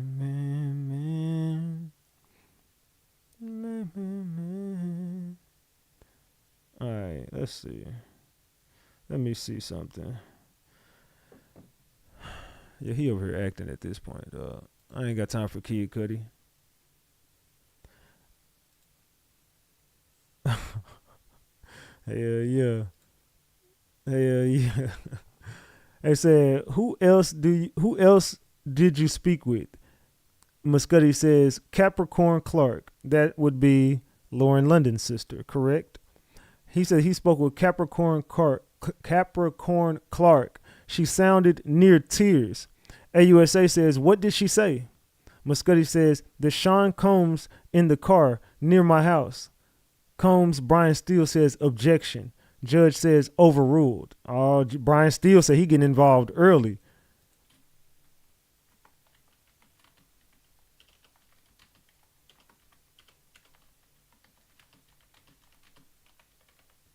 Brian Steele ready for the smoke. All right, so Brian Steele said, nah, fuck that. Hell nah. Nah, that's not what we finna do. That is not what we finna do. So, let's get to it.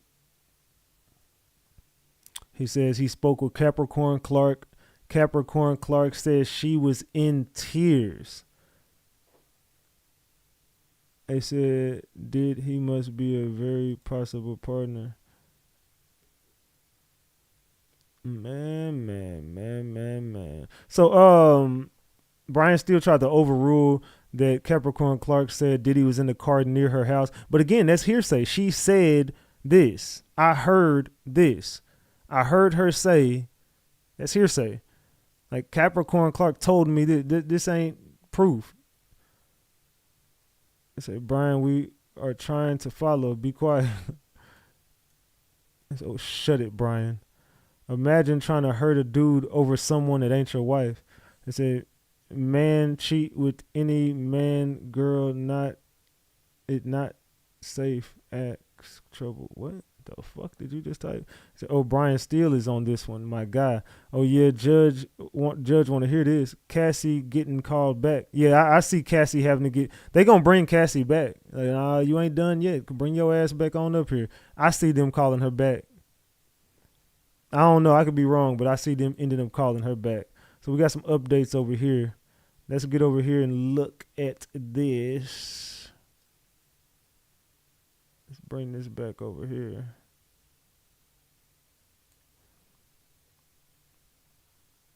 All right. Let's see. What Cassie Ventura has testified about Kid Cudi. Cassie Ventura testified last week that Sean Combs physically abused her during a brief relationship with rapper Kid Cudi, whose legal name is Scott Muscudi. In December 2011, when Ventura was not in the greatest place with Combs, she was secretly dating Muscudi, she told the court. When Combs found out about the relationship by searching her phone during a freak-off, he lunged at her with a wine bottle opener between his fingers. Ventura testified she escaped, retreated to her room in a different hotel. The next day, when Ventura went to Combs' house in Los Angeles to try to make amends, she said Combs threatened to release freak-off videos of her and said he would have someone hurt me and Muscudi physically. As she left, Combs allegedly beat her, kicking her in the back and leaving her with bruises. She testified that she stayed at her parents' home for the holidays and that Muscudi visited her for 3 or 4 days. By the time he left, Ventura said she had broken up with Muscudi because of the danger and uncertainty of what could happen if they continued to see each other.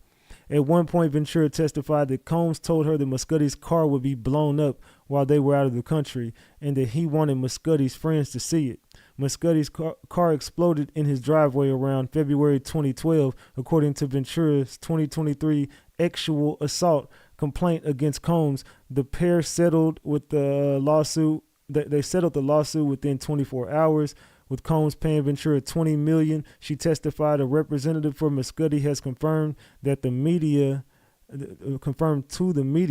that the car combusted around that time. Ventura said in court when Muscudi asked Combs about his car at a meeting between the three of them, Combs answered, "What vehicle?" Kid Cudi is on the witness stand in light jeans with a white shirt and a black leather jacket. It is very unusual for a witness in federal court to dress so casually. That nigga just said he came to court and said, fuck it. He's still scared of Diddy. Kid Cudi, real name Scott Muscudi, arrived at the courthouse Thursday morning wearing a white shirt, black leather jacket. The rapper took the stand shortly afterward. Kid Cudi is taking the witness stand. He is testifying under his legal name, Scott Muscudi. Scott Muscudi. All right, we finna get back to it. Let me see. Man. All right. Am I good on this? I think I'm good. I think I am. All right, my bad. Y'all ready to, let's see if we got an update on this shit. Okay, we do. It says, you called Sean Combs. It says, you called Sean Combs? Muscudi says, I did. He said, I'm over here waiting for you. AUSA says, when you arrived, what did the outside look like? Muscudi says, pretty normal. AUSA says, any security cameras? Muscudi says, yes, but I found out they weren't working. Of course they weren't. This is the Diddy case. Of course no cameras was working. Muscudi says, but the security cameras had been moved. AUSA says, did you move? No. Muscudi says, but the security cameras have been moved. AUSA says, did you move them? Muscudi says, no. What did you see inside your home? Muscudi says, gifts were open. Some stuff I got from Chanel, and my dog was locked up in the bathroom. AUSA says, how did you usually leave your dog? Muscudi says, I let him roam. AUSA says, how long had you had your dog? Muscudi says 3 years. AUSA says, what changes in behavior of your dog after the break-in? Muscudi says jittery, on edge all the time. So now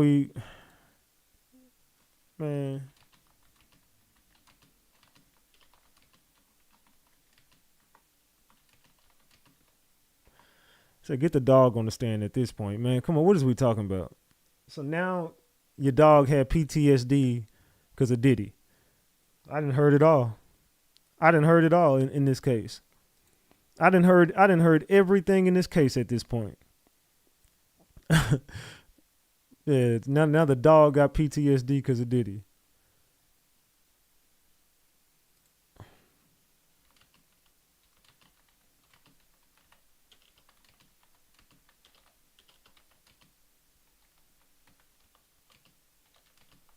Okay, I just said so now Diddy gave the dog PTSD. I got it. I figured it out, y'all. I done figured it out. Diddy done gave the damn dog PTSD, so now Diddy should be charged in a RICO. What in the fuck is going on? Muscuddy says, I got back in. Hold on, I got a super chat. Someone said, man, throw this case away. PTSD on a dog. Hoodie season. Thank you. I appreciate that. Salute, salute, salute. Muscuddy says, I got back in and called Sean Combs again. I was looking for him. I wanted to fight him, you know? Kid Cudi, everybody in this room know you didn't want to fight nobody. Before I even finish that,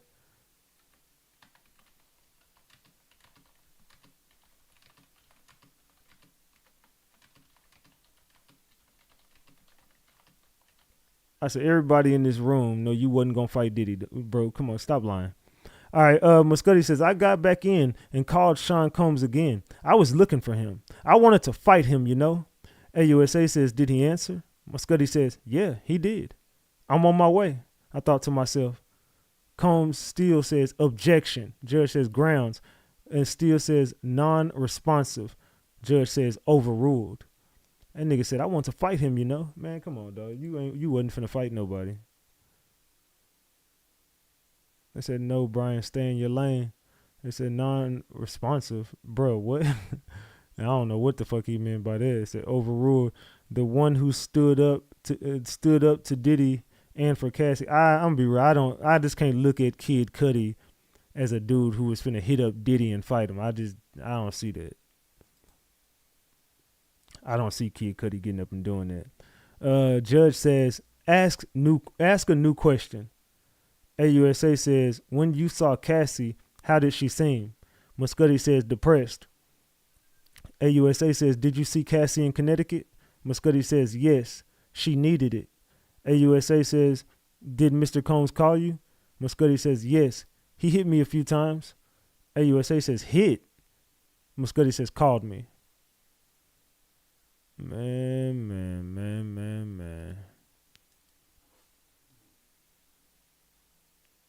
That nigga said non-responsive. They said Puff would have beat the dog ish out of him.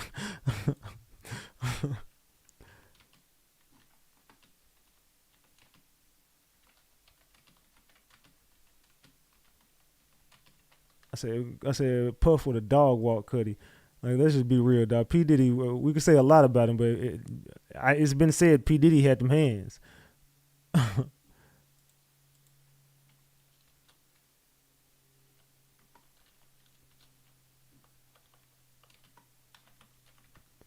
Man, that nigga said hit. Let's ask a new question. Man, this case is just getting weird as fuck. I can't make this shit up. AUSA says, what did you say? Muscuddy says that I didn't want to talk with him. He broke into my house, hurt my dog. I thought you wanted to fight him. So he hit you up and you got scared. AUSA says, did you and Miss Ventura break up? Muscuddy says, yes. AUSA says, what about your car?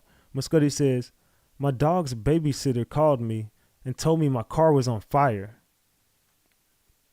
Man.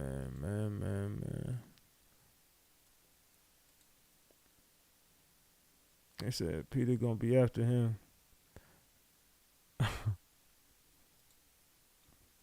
So here we go. Boom, there it is. Yeah, I don't know, man. This shit is getting weird as fuck.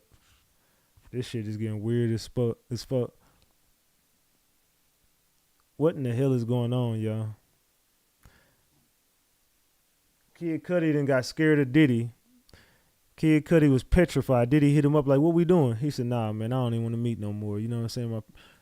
My parents told me this probably wouldn't be a good idea. AUSA says, where were you? Muscuddy says, at a relative of my ex-girlfriend. AUSA says, where did you go? Muscuddy says, to my house, 8925 Hollywood Hills Road. AUSA says, let me show you 6 pictures. Do you recognize? Muscuddy says, my Porsche.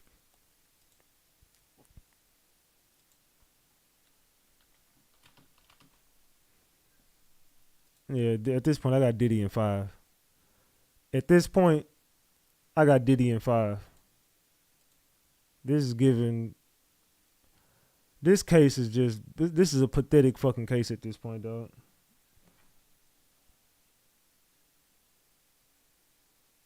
Oh, my bad. Hold on, let me move my screen over. Matter of fact, let me fix this. How the hell did it end up like that? Let me do this. Let me make that smaller and move it in like this. Let me do that. My bad, y'all. Can y'all see it now? Can y'all see the screen now? We good? Let me take my live chat off. Okay, we good. Okay, that's better. That look better. All right, there we go. All right, my bad, y'all. My fault. I had to fix my screen. My bad. I don't know how the hell let me lock it. I didn't have my screen locked. I guess it moved. I don't know. I wasn't even on that damn screen. I don't know how the hell it moved over. All right, let's see what the fuck they got over here, man. They said Combs threatening Ventura that he would blow up Cudi's car. Cudi confirmed that soon after the threat, his car had exploded, so Diddy blew up his Porsche. Holy. Yeah, but you got no proof. You can't prove it. You aren't even showing a receipt that he said the thing. You just saying he said it.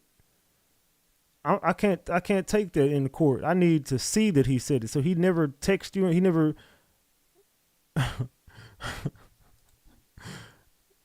So he never texted you and told you this. I don't know. I'm just having a hard time believing that nobody can prove nothing this man has ever done. Like Diddy has done all this fucked up shit, and there's no proof of it. The only thing y'all got proof of is that he was abusive, and that we can prove. We can prove he was abusive, but we can't prove nothing else. That's crazy. I got Diddy in 5. Watch him give his ass life, and I told you, Ratchet. Oh, man, said, hold on. There is still no evidence that he set it on fire. Exactly.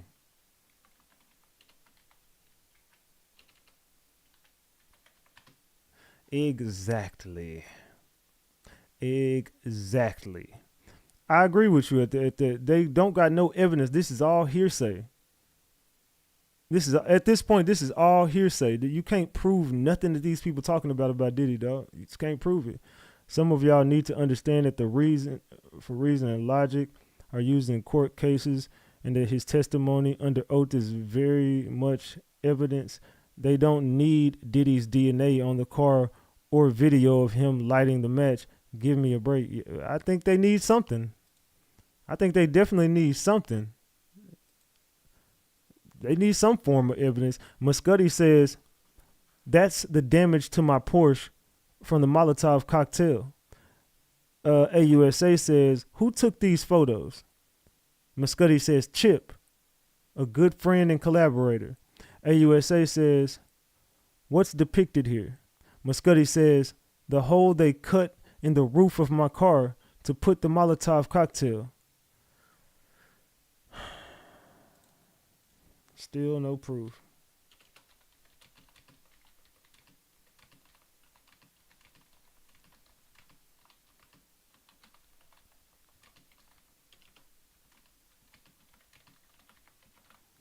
I just said there's no proof of none of the shit they saying. This is all hearsay.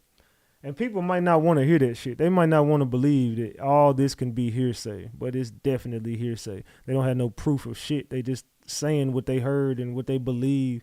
They say, we need to see. Exactly. I need to see this shit. I'm not believing none of this. A Molotov cocktail. Yeah, they threw a Molotov in a damn dude car. I'm not buying this shit, dog. It sounded like this dude wanted to save Cassie, and he was that dude in the strip club. You don't have to do this. You know, you're too pretty to be doing this. He was that dude. They get the stripper, the badass stripper. You're too beautiful to do this. You need to stop. You're better than this. You are better than this. You shouldn't be doing this. That's what he reminded me of. He that dude. All right, so they don't got no updates over here. I need to see some proof though. I'm sick of getting secondhand information. Can you show me something?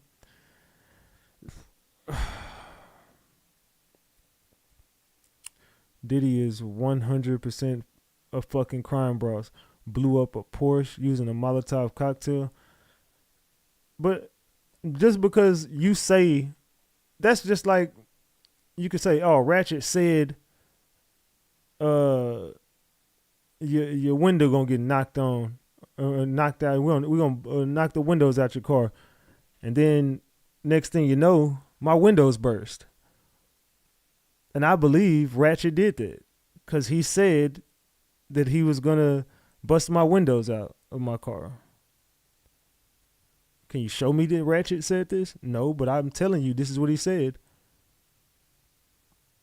I mean, at this point, it could be anybody. I mean, okay, so the girl says, I did hear him say that. Okay, can you prove to me he said that? No, but I'm telling you, I heard him say that. There's no text message of him ever mentioning the word fire. There's no proof that he told somebody else to do something. You don't got no proof that he ever even said the words fire to anybody, let alone you, and your car blows up. That sounds like an unfortunate fucking event to me. But I hear what you're saying, but I mean, we would need more proof than that. AUSA says, what was your reaction to your car being set on fire? Muscuddy said, what the fuck? Objection said, they said objection. Judge says overruled. And then judge says break. So they just broke. But I still don't see no proof that anything ever fucking happened. I'm going to be real. I don't see proof of shit. It says it's not hearsay when it's under oath and it's on stand. Yeah, it is. The fuck you mean that ain't hearsay when it's under just because you get under oath that there is no more such thing as hearsay. Girl, if you don't shut your goofy ass up and get the hell off my damn comment talking about it ain't hearsay. This girl just said it's not hearsay if it's under oath. So they don't use the word hearsay in court. Girl, if you don't shut the hell up talking to me, we gonna hold on. Let me see if we got an update over here real quick before. Yeah, we do. Let me get over here real quick. Yeah, what the hell is they talking about? It ain't hearsay because it's under oath. Well, where do you think the term came from? Get your goofy ass off my comment. All right.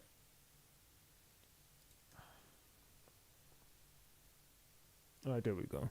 Kid Cudi testified that he thought Cassie Ventura was no longer seeing Sean Combs when he started to date her.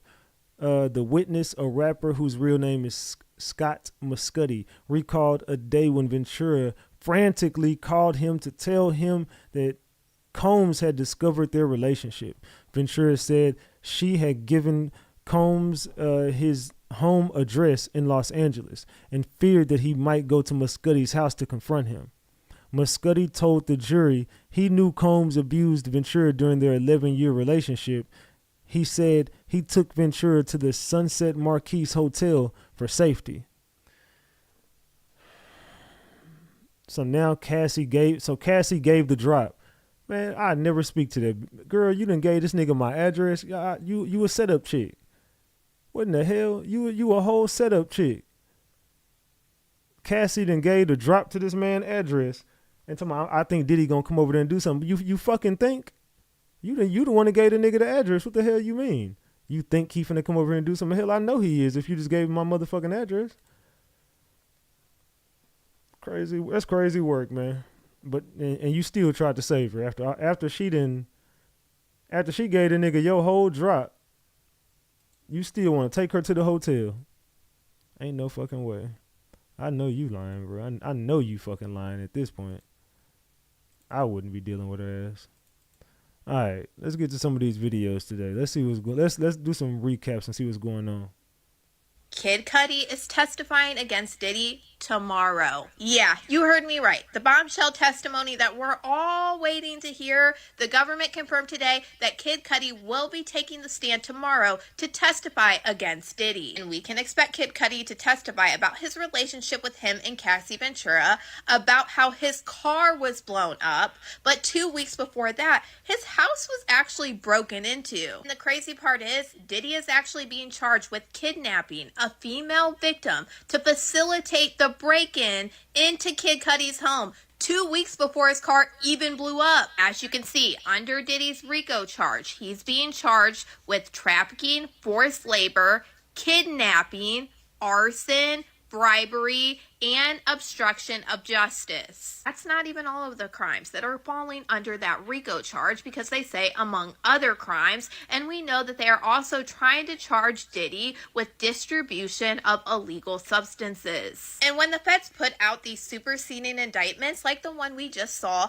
they put out an enterprise letter which breaks down more of the charges. This is the enterprise letter with the last superseding indictment, and they clarify that they added changes that the defendant kidnapped and carried and displayed a firearm to a female victim, which is the same exact information that we already saw in the court docs talking about this person named Individual 1, and this same man had his car blown up. It's Kid Cudi. And the crazy part is, this was the day before Cassie Ventura sent that email to her mother saying that Diddy was threatening her and Kid Cudi. It says on December 22nd of 2011, the defendant and a co-conspirator kidnapped an individual at point to facilitate breaking into and entering the residence of another individual. Individual 1. Based off what I've read in the court docs, it seems like another person is the one that came home and witnessed this break-in that would have lived with Kid Cudi at the time. So I don't know how much into detail Kid Cudi will get on this, but there is police records and more that are going to corroborate the situation. And I'd say that female victim herself is going to be the main person to testify about the kidnapping and the break-in of Kid Cudi's home. They have been laying out the RICO since the very first testimony. Multiple times you hear the names brought up of security doing certain things, the assistants like Christina Korm and more. These are the co-conspirators or the criminal enterprise. Let's read the indictment together, because they detail each one of these co-conspirators or employees that work to cover up these crimes. Don Combs, the defendant, used Combs' business, including certain employees, to carry out, facilitate, and cover up his acts of violence, abuse, and commercial trafficking. These employees include security staff, household staff, personal assistants, and high-ranking supervisors, and other close associates that acted as Combs' intermediaries. And this is exactly who you're hearing being brought up in all of these testimonies. Security, assistants, and more. But yeah, Kid Cudi's testimony is about to be a bombshell, because these are huge allegations that fall under that RICO charge. And baby, all you have to prove is 2, and you're automatically found guilty of RICO. And we know that 2 of the charges that fall under that RICO are connected to Kid Cudi. But y'all let me know what you guys think about all this in the comments. In the comments. Salute to Kadisha Lynn for that brief update. Yeah, Kid Cudi. What y'all think about Kid Cudi's testimony, man? Diddy's missing victim, victim number 3, has just been confirmed as Gina Hunt. She is still refusing to testify against Diddy. Today, when court was over, Diddy's lawyer said that the proffered email chain is about Gina Hunt, and Gina Hunt is out of the case altogether, and she's not coming. The government said she's in the indictment, but Diddy's team said that they could get her here, but they're choosing not to. And they're going to submit a letter on this by 10 p.m. tonight. Gina Hunt is a crucial part to this case. We know now that she is confirmed as victim number 3. And I've talked about this before, and I said, based off everything I saw in the court docs, I thought that this was Gina. Now, we do know that Gina was on Diddy's payroll, and she talked about how Diddy was very violent to her. Her being on Diddy's payroll could play a huge part in the coercion and the violence that she said that she endured. But for now, it's looking like Gina might not even show up at all to testify against Diddy. But at the same time, if the government wanted to, they could arrest her if she decides not to show up and testify. But y'all let me know what you guys think about all this in the comments. So, first of all, RLS, let me go ahead and do this with you, man. Let me go ahead and do this with you. I don't know. I'm gonna assume with a name like RLS, I'm just gonna call you bro. Look, bro, you got to piss me the hell off. You've been real chippy with me in my comment section. You've been real loose in my comment section for quite some time, and I just been letting your ass. I haven't been going off on nobody. I just been running my content. I've been trying to stay the fuck out the comments. But every time I turn around, your goofy ass is saying something to me. Every time I turn around, your goofy ass got something to say to me. Now, you just said they just locked Tory Lanez up for hearsay. Are you a fucking idiot? We all could see Tory. If you can't tell they trying to unalive Tory Lanez and get him out the fucking way, and they set and line that boy up, everybody in they mama knew Kelsey shot Megan. Everybody in the room know damn well Tory didn't do that. We all knew Tory Lanez didn't do that. Everybody knew Tory Lanez didn't do that. But I also said Tory Lanez got himself locked up by not testifying on that stand and telling on Kelsey. He should have snitched. I said it. If you don't snitch on Kelsey, you're going to jail. They're going to line your goofy ass up. Either you get up there and snitch or you're going to jail. They're going to line you up. Clear as day, Tory Lanez got lined up. And now they're trying to kill the man while he locked up. Could it get any more convincing that they don't want Tory Lanez out here? They don't want him free. Do you not remember he beat the industry and told everybody how to go get money without the labels, and he broke the industry? I broke the industry. I figured it out, y'all. We finna get money together. This the trap now. We done figured it out. I mastered this shit. He did. You see nobody else do that blueprint no more. As much money as he made in one day, in 24 hours, you can't do that shit no more. Boy, they shut that. I wish somebody would try to do that shit again. Yeah, they line Tory Lanez up. Diddy goes against Diageo, whoever the liquor company. Ever since he goes after them and switches his political beliefs up, then they start lining Diddy up. You think that everybody in the world, in the industry didn't know Diddy used to beat Cassie? This is news to us. This ain't news in the industry. So RLS, talk what the fuck you know. Everybody in the industry and the police, everybody been knowing Diddy beat Cassie. This wasn't no fucking RICO then. It ain't no RICO now. This is a domestic violence situation that everyone turned a blind eye to. That's exactly what the fucking Cassie situation is. This is just domestic violence gone too long, too far. They should have been stopped it. They turned a blind eye. Hey, Vasilis, stop. They didn't turn a blind eye to it. They didn't. The police let him get away with it. The higher ups let him get away with it. His friends let him get away with it. Family members, her family, her friends, everybody turned a blind eye. No one reported it to the police, and if it did get reported, nothing happened. So that's what the Diddy situation is. That's what the Tory Lanez situation is. They all pissed off the wrong people. So the higher ups conjure up a plan to get these people out the fucking way. They did it with R. Kelly. When R. Kelly, wasn't they trying to buy R. Kelly masters or something like that? I can't remember what the fuck was going on with R. Kelly right before all this happened. Not saying he didn't do it. I'm just saying everybody knew about it. You think the entire industry didn't know R. Kelly liked them young? You think everybody in the world didn't know? Jay-Z knew. Jay-Z also did too. Jay-Z just hasn't pissed off the wrong people. And if he ever does, they're going to sweep everything they're going to get right in front of his front porch, lift up that rug and start sweeping up underneath that motherfucker.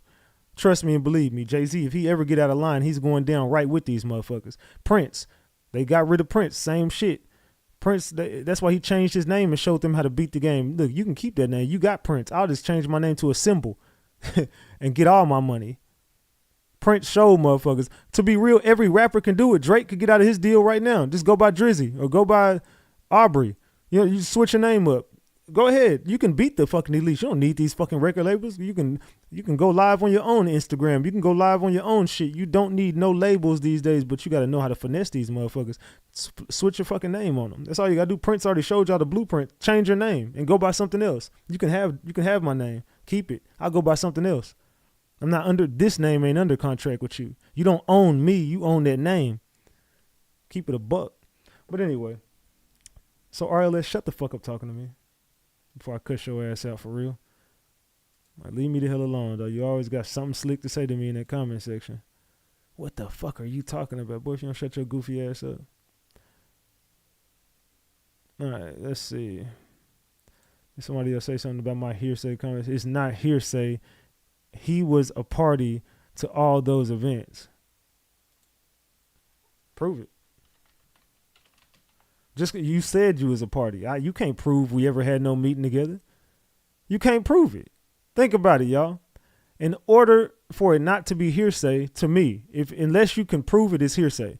If you just because you telling me I seen Ratchet do this, I know Ratchet did it because I was in the meeting with him. I wasn't in no meeting with you. What meeting? Did I text you and tell you let's have a meeting? You saying I did? Show the text message. You said I called you. Show the call log.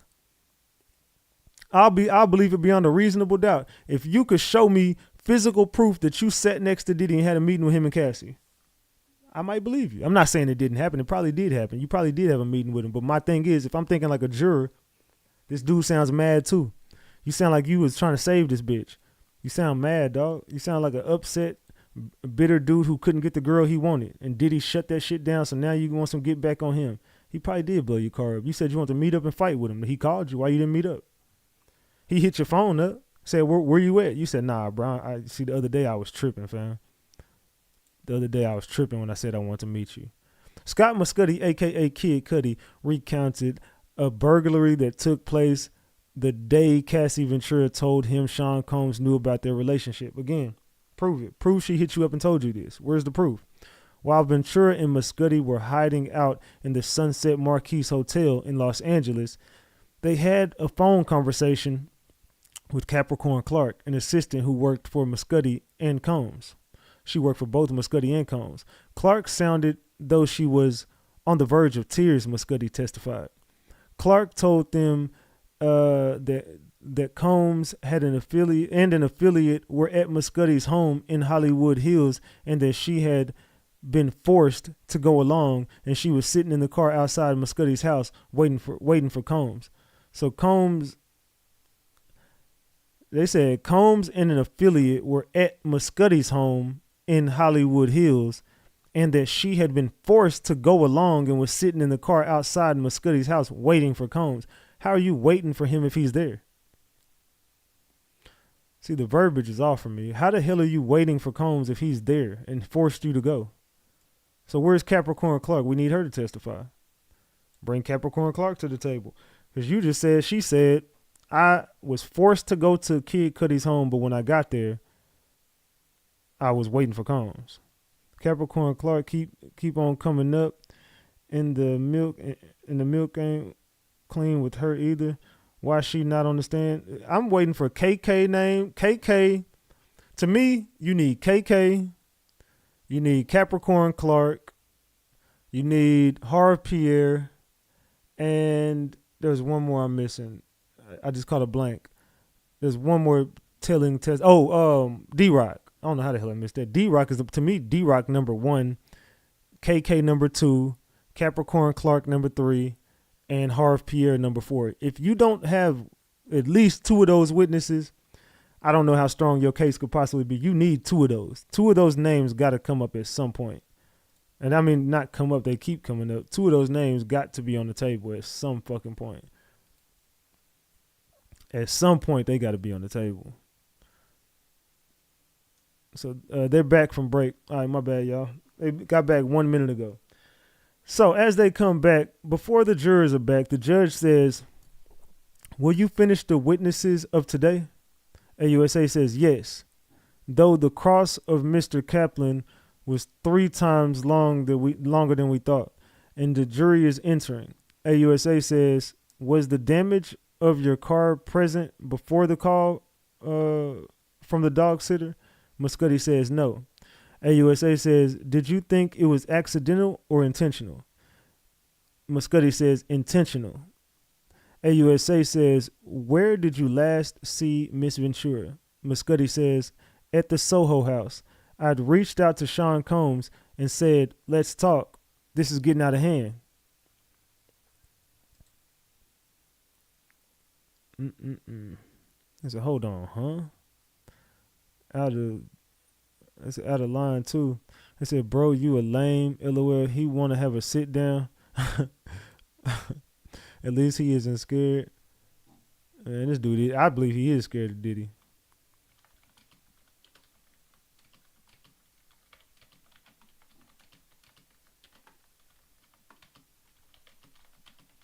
So this dude is still scared of Diddy to this day.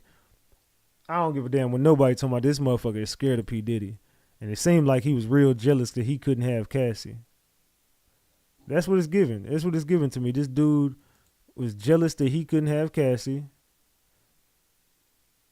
Oh, hold on. They got back. They said something else. All right. Brian Steele. So they're crossing him now. He said he hit up Diddy and said, this is getting out of hand. Let's talk. So now we get to introduce Brian Steele to the case. Let's go, Brian. Let's go, Brian. Let's see what Brian finna bring. I believe Brian finna get in his bag.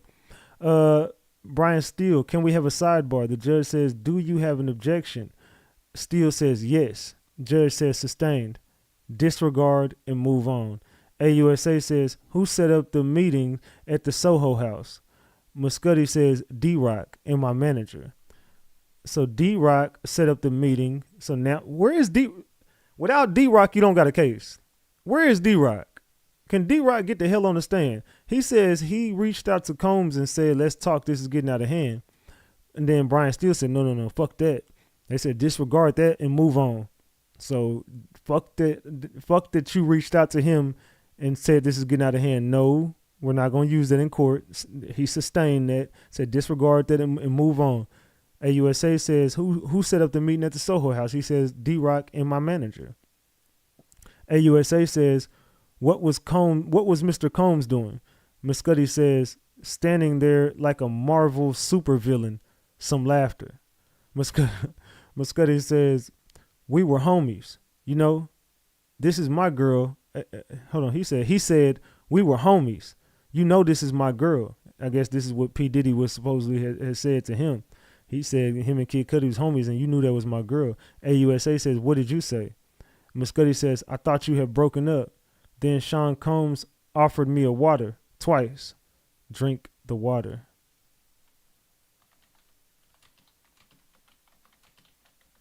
Drink the water, Cudi. All right, so this is good on him for not drinking it. Probably would have been in a FO. Yo, they done got Diddy as a fucking superhero. They didn't put Diddy as a fucking superhero in this motherfucker. It's a duper. He said Diddy was standing there like a damn supervillain. The fuck? I could see Diddy over there with a damn cape on and a mask. You knew this was my girl, Cudi. You knew it was my fucking girl. Man. All right. Yeah, this was one of Diddy's nastiest errors right here. This is one of Diddy's nastiest errors right here. When he put this on, I knew something wasn't right with this man. As soon as I seen Diddy put this on, I knew something wasn't right with him. This is when he became the diddler. As soon as I seen him rocking this suit right here, I knew he was the diddler. I knew something wasn't right with this nigga. He ain't been the same since he put this damn costume on.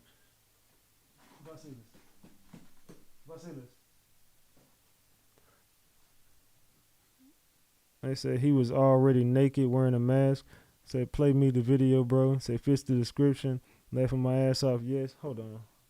Let me find it real quick. Let's find it real quick. All right, hold on. Let me get it.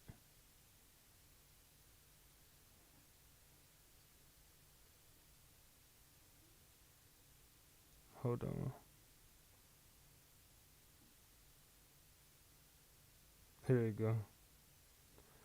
All right, give me a second real quick. Yeah, this dude was out of fucking control. This dude Diddy lost his damn mind. Hold on. Let me pull it up over here.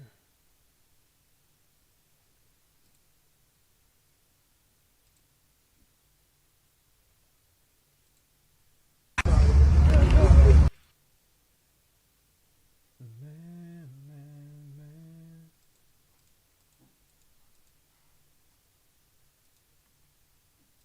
How the hell? Only let me. There you go. Damn, what the fuck is going on? Tyler the Creator. All right, here we go. My bad. It wouldn't let me. For some reason, it wouldn't let me fucking My computer, my monitor, they're tripping.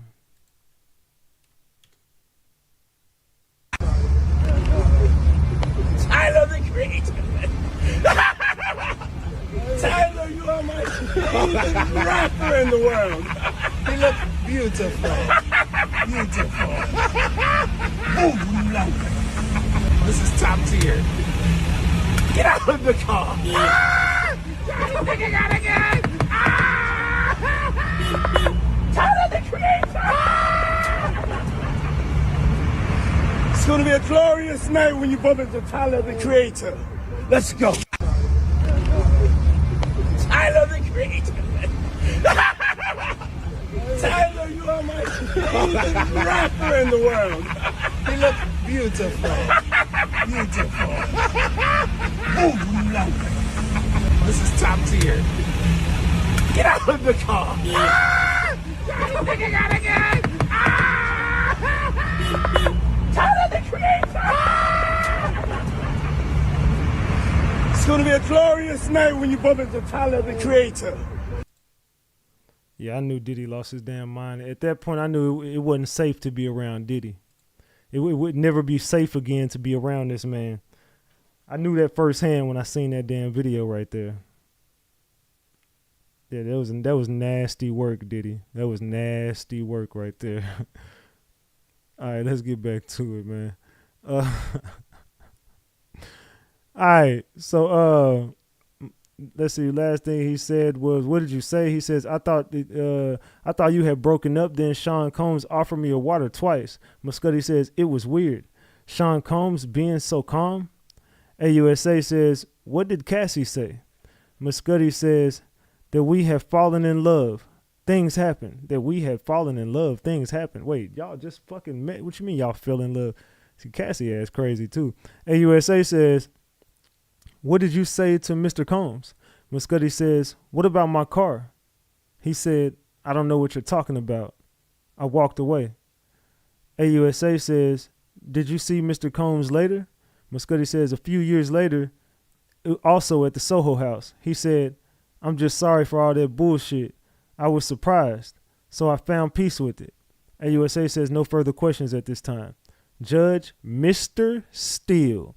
Combs Brian Steele says, "I want to ask you some questions about your Porsche in 2022. Muscuddy says 2012. Steele says, "I apologize. You get a call about damage to your vehicle. Any surveillance photos?" Muscuddy says, "No. My dog's babysitter did send me pictures of the damage."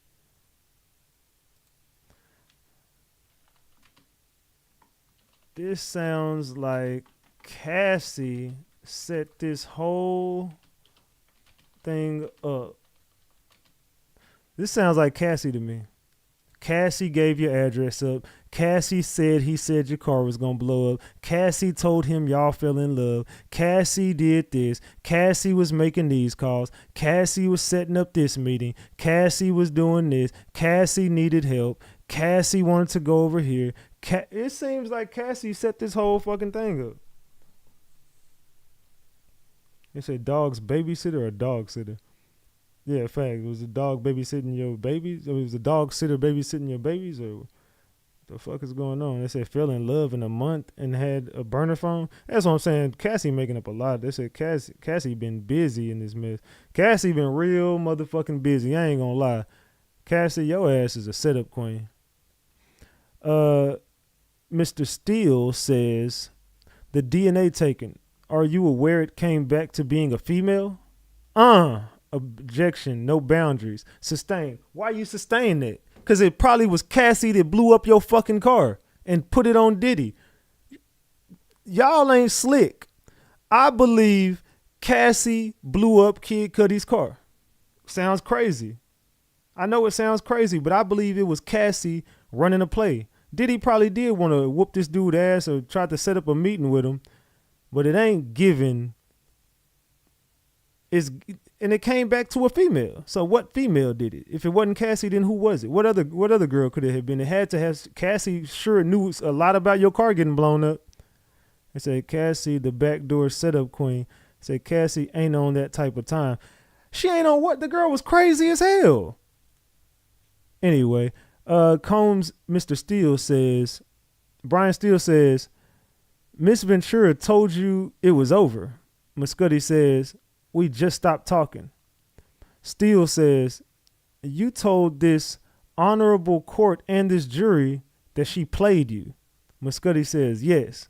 Steele says, she played you and you had no clue? Muscuddy said, no clue.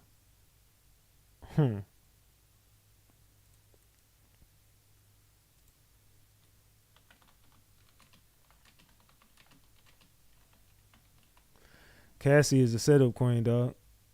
Cassie set this shit up.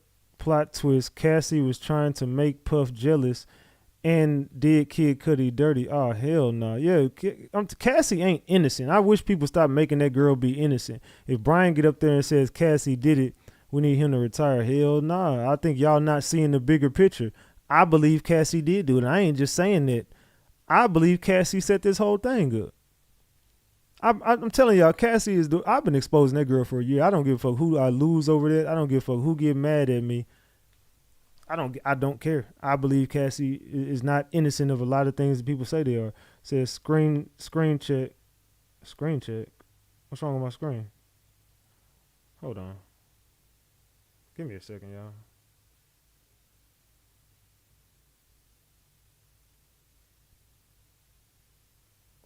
What's wrong with my screen? The screen look good. I mean, I could possibly move it over here a little bit, but it looked good to me. I don't see nothing wrong with the screen. Is my screen fine, y'all? Is my screen good, y'all?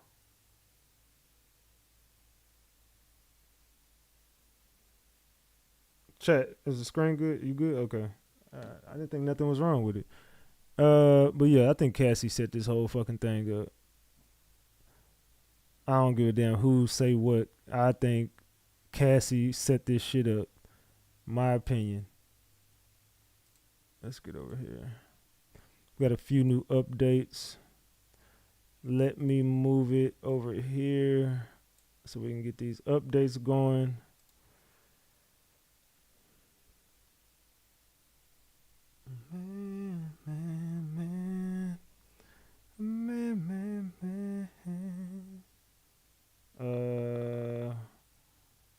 Let me do that.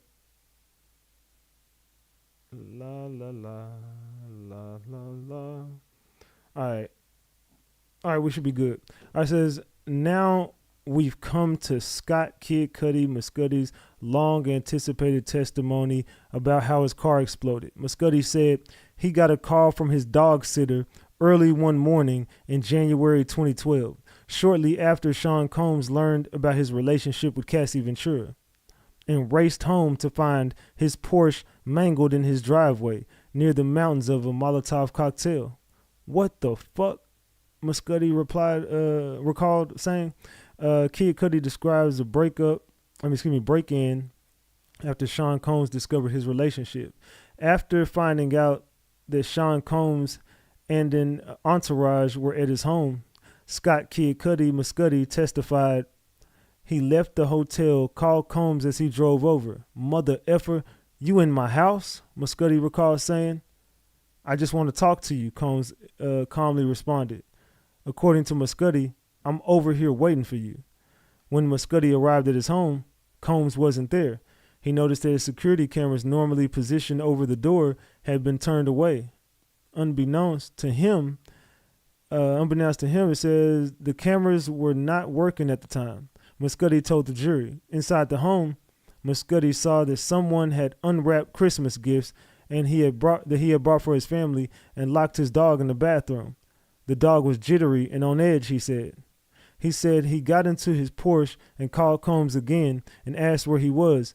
He said Combs told him he was on his way.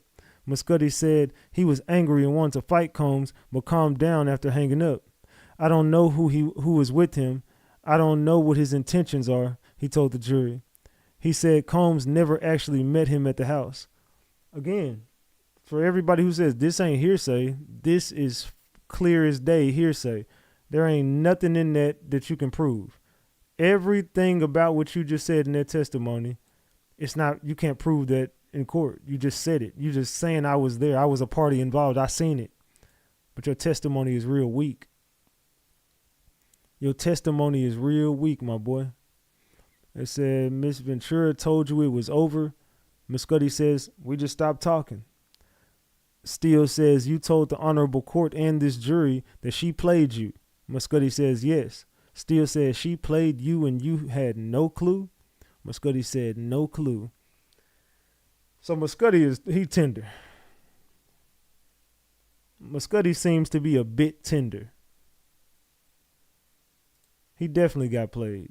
You thought that girl was finna love you and leave you for Diddy? She was trying to make Diddy mad and tried to piss you off and make you and Diddy fight over her.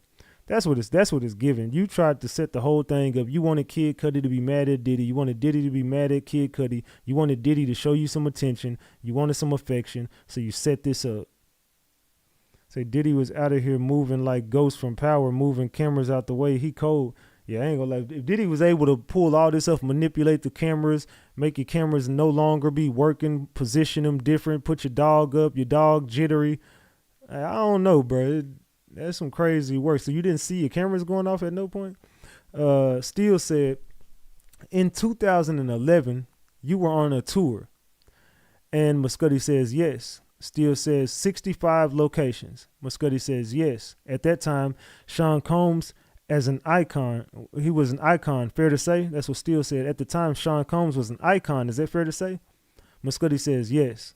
Steele says, you and Miss Ventura had a sexual relationship. AUSA says, objection, sidebar. Yeah, they want to sidebar that. So y'all don't want to talk about Cassie being loose in these streets.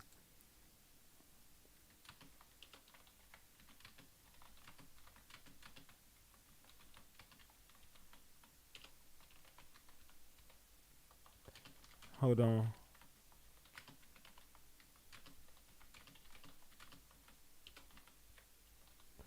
So I said, of course they had an actual relationship. She clearly wanted to make Puff jealous.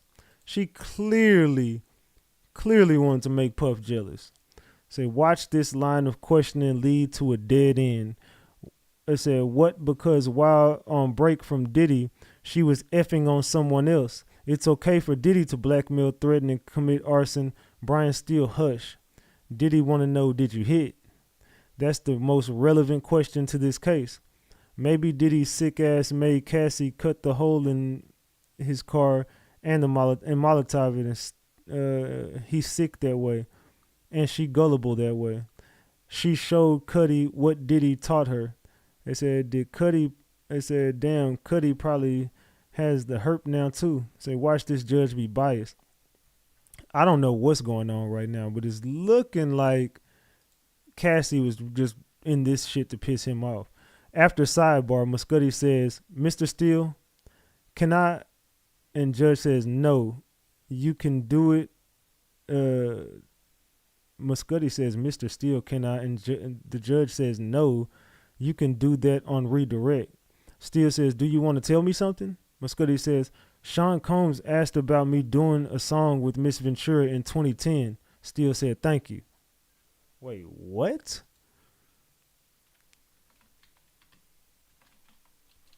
Hold on, what? What the fuck is going on? Hey, can everybody double tap the screen? Get it to 600 likes, y'all. We almost at 600. We need 15 people double tap the screen and get the likes up. They say after the sidebar, Muscudi says, Mr. Steele, can I? And judge says, no. You can do that on redirect. Steele says, no, wait, you want to ask me something? Muscudi said, Sean Combs asked me about doing a song with Miss Ventura in 2010. Steele says, thank you. Man, I wish this courtroom had a live feed. This is insanity. I ain't gonna lie. What is going on? Can someone piece this together? It has no context at all. Let's see. Defense got Cudi to flip, it seems. I don't know. They might be. Are they flipping Cudi right in front of us? Let me find out Diddy and them got everybody to flip. Let me find out Diddy got everybody to flip. Oh, shit. Latanya Richardson threw me a 50 piece. I appreciate that, Latanya. Salute, salute, salute. Thank you for the 50 piece McNugget, Latanya. Salute to you. I appreciate that. That's what I'm talking about. We just hit a honey bun. We over a honey bun with that. Thank you. I appreciate that. See, that's love right there. Hey, y'all support my trip to New York, man. We going out to New York next week to cover this case. We're going to be in New York for a while. I got work to do on this case, man. I got work to do on this case. So if you want to support me going out to New York to to watch this case and give y'all live breaking news every chance I get while I'm in the courtroom witnessing everything, your boy gonna be able to look Diddy see what Diddy got going on. Your boy gonna be able to look up and see what Brian Steele and the defense team and the prosecutors and all the people that they bring up there next week, we gonna see about it, man. We gonna be right there. So let's keep this a big buck. We will be covering the Diddy case up close and personal. We gonna put boots to the ground and go out to New York. I told y'all, your boy. I told y'all we was moving around this year. I told y'all we was gonna be moving around covering cases this year. I'll be back to cover I'll be covering this case and I will be covering the Mo 3 case too. So when Mo 3 case goes to court, I will be at that courtroom every morning too. Yella Beezy goes to trial. Your boy will be at that court every morning too. I will be in every court case that we are covering over here. When the Zaya Harris case comes up, I will be at that court as well. I will be covering the Zaya Harris trial. I'll be covering the Diddy trial. I'll be covering the Mo 3, Yella Beezy. Yeah, I'll be covering all these trials. So I'll be in courtrooms this year. I'll be in all the courtrooms this year. Yeah, this is getting insane. This is getting insane. They said that's definitely not what happened. Laughing my ass off. Let's see.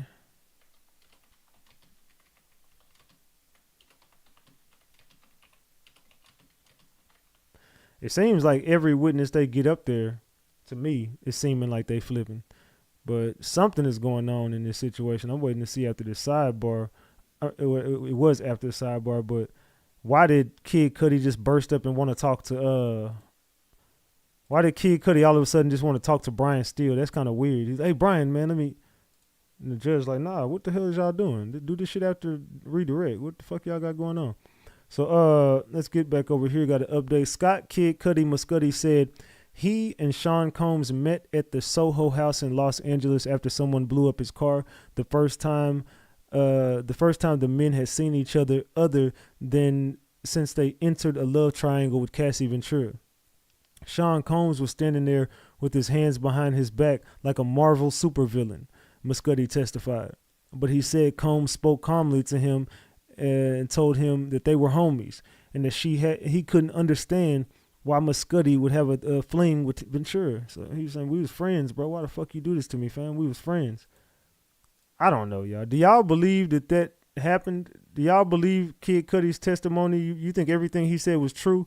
Let me know in the chat. Do y'all believe everything Kid Cudi said in his testimony? Brian Steele, let me check my... Okay, we should be good. Okay, we can see everything. All right, Brian Steele says, you don't believe they left your front door unlocked? Muscudi says, yes. He says, Sean Combs asked about me doing a song with Ventura in 2010. Then I guess they just disregarded that. Combs says, you believe they left your front door unlocked? Muscudi says, yes. Steele says, no forced entry? Muscudi says, no. Steele says, just presence opened? Door in the bathroom? I'm not belittling, just asking. You called Sean Combs? Muscudi says yes. Steele says he was calm? He says yes. I think where he's getting at is Diddy didn't break in your house.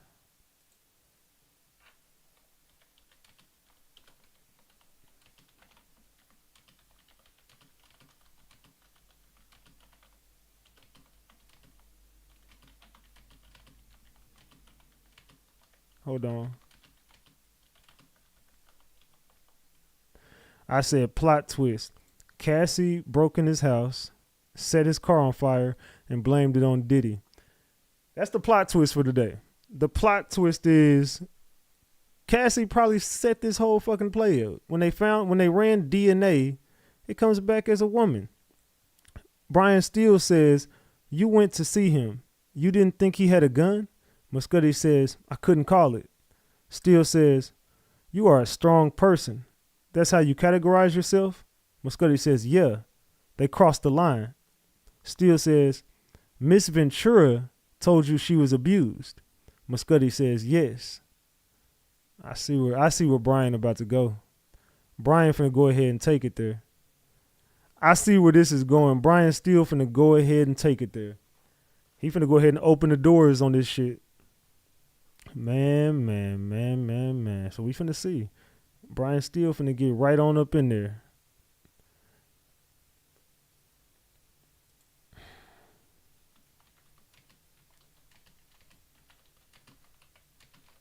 Yeah, I think Steele about to cook his ass now.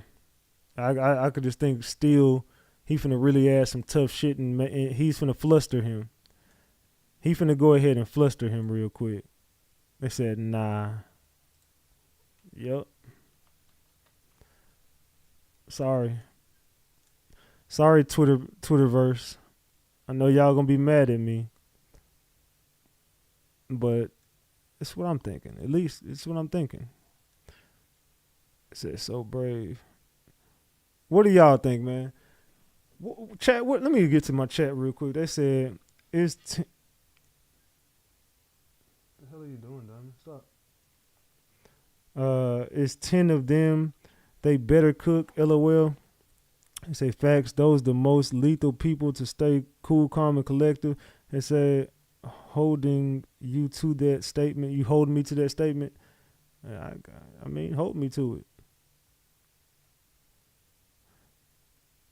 Hold me to it.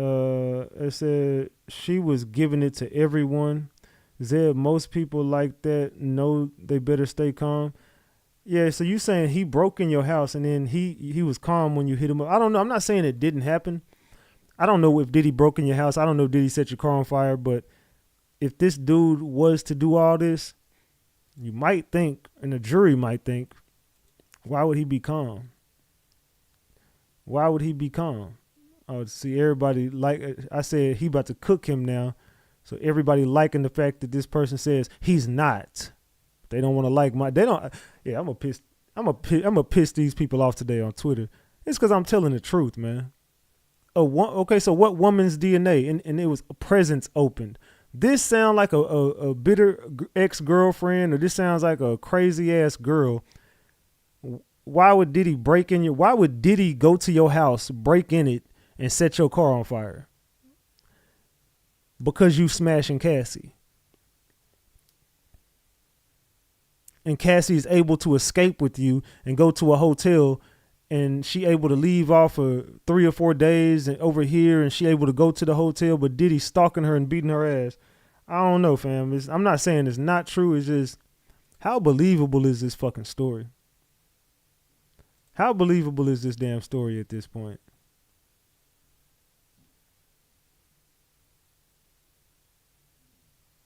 Man.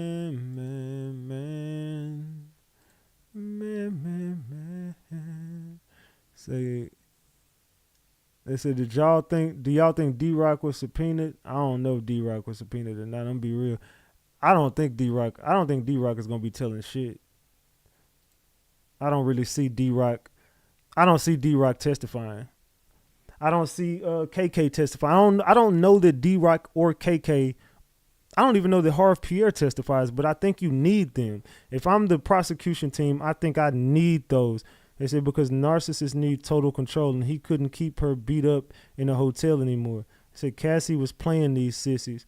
Diddy already had Cassie doing everything he wanted. Why would he leave? Why would he leave you alive if he was going to do that? They say Diddy did the same to Kim. They say I actually don't believe Diddy was jealous of other men. He had freak-offs with other men. His issues was optics and her being seen involved with other celebrities. They said a person around here decapitated someone. Damn it, I lost my damn place on the screen. Decapitated someone and sat on the bench and smoked weed, and yet he was calm. They said they gonna say she did it now. Will Diddy drop a new dance song? Say Diddy, did Roger Barnes testify? No, Roger Barnes didn't. I don't know where none of the people who was close to Diddy are. These are all secondhand people with secondhand information. Brian Steele says, but she never said she was sexually abused, right? Muscuddy says she did not. Steele says, you loved her? Tell me if I'm wrong. Muscuddy says, I did. Steele says, you got played by the same person who played Mr. Combs, Cassie Ventura.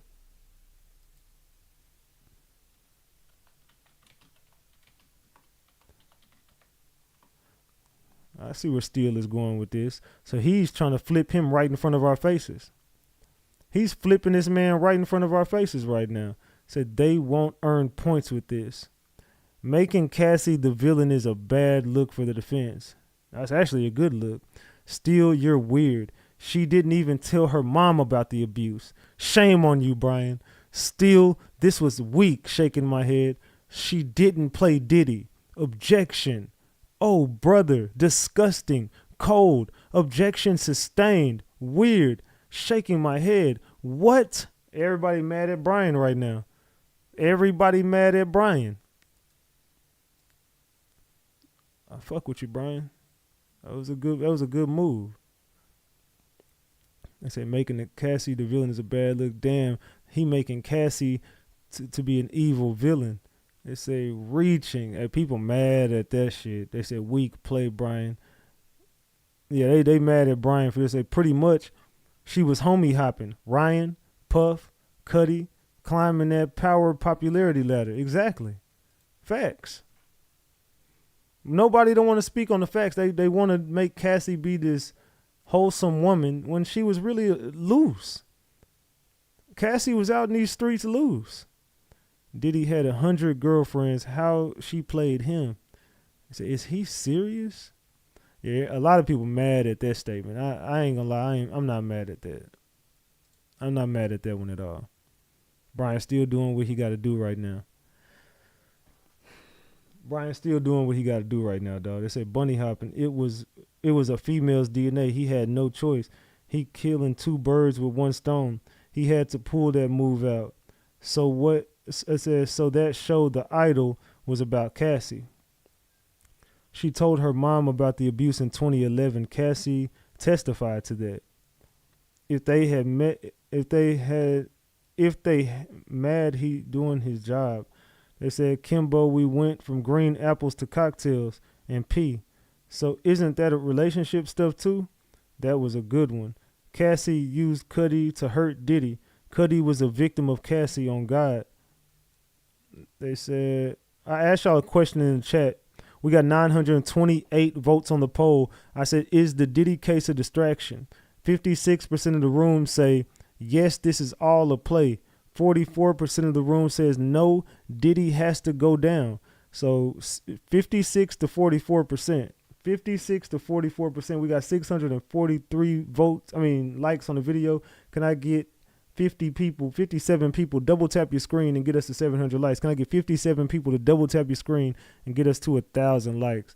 Yeah, so I don't know. We're going to do another poll halfway through, and we're going to see who's winning this case today. Brian Steele says, in the 13 years since, have you ever been notified in California that there has been any more action on this car fire? Muscuddy says no.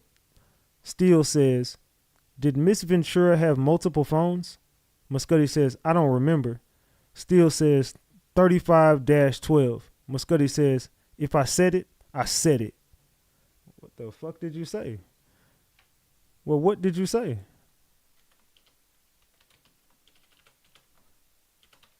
What did you say? Muscuddy? What the fuck did you say, Muscuddy? I think the whole room wants to know what you said in that damn note he just handed you. What did you say, Muscuddy? Steele says, do you know what a burner phone is? Muscuddy says, untraceable. Steele says, the trespass, you called it a break-in. Miss Ventura told you she'd given your home address to Mr. Combs. Muscuddy says, yes, in the morning. Steele says, no more questions. Thanks. Muscuddy says, no problem.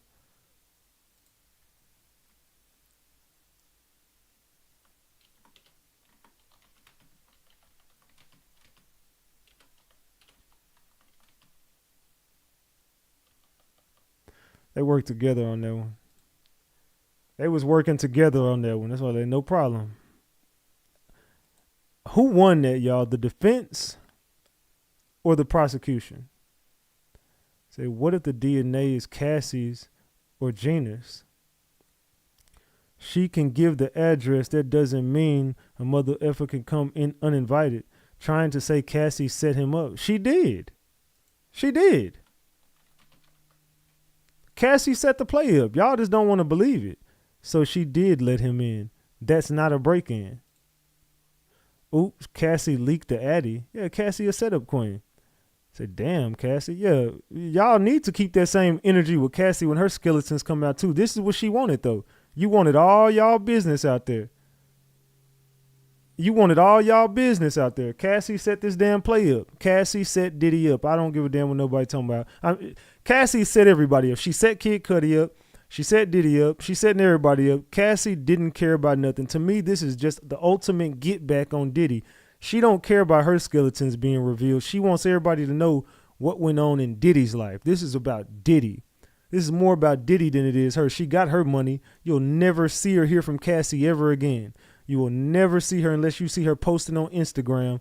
She ain't going to pop out back in the... She never going to do music again. Cassie was lazy. She never wanted to do nothing. She ain't finna do no music. She ain't writing no books. She ain't doing nothing. Cassie done got her 30 M's, and you'll never see or hear from her ever again, no matter what happens with Diddy. Cassie gone. Cassie just wants her last get back with Diddy. This is personal for her. Judge says redirect. AUSA says, Johnson, what did Miss Ventura confide in you about the abuse? Muscuddy says he would hit her, sometimes kick her. AUSA says the day of the break-in, was she carefree? Muscuddy says no.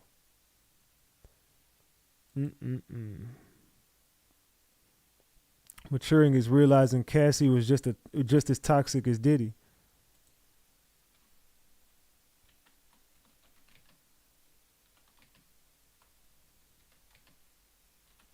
No, hold on. So Cassie is not a victim of trafficking.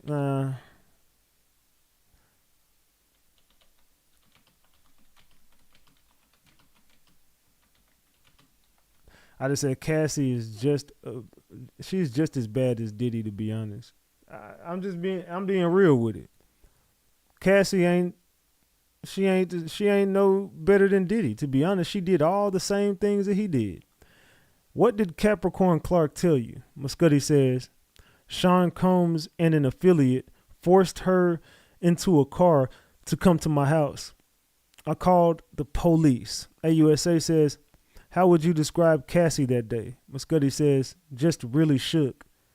Him finding out about us. Man. Capricorn Clark ass need to be up on the stand. Then she got some explaining to do. Said finally someone who knows how to call the police. Exactly what I said. Anyone with a brain can see she was forced to go to his house by Diddy. This defense grasping for straws. Oh, so now Diddy made her do it. So she set him up, but Diddy forced her to set him up. Man, y'all got to be what the Cassie fans want. Boy, they not letting up. Cassie fans ain't letting up. I missed most of the morning. Can anyone provide a quick update if Kid Cudi is a good witness?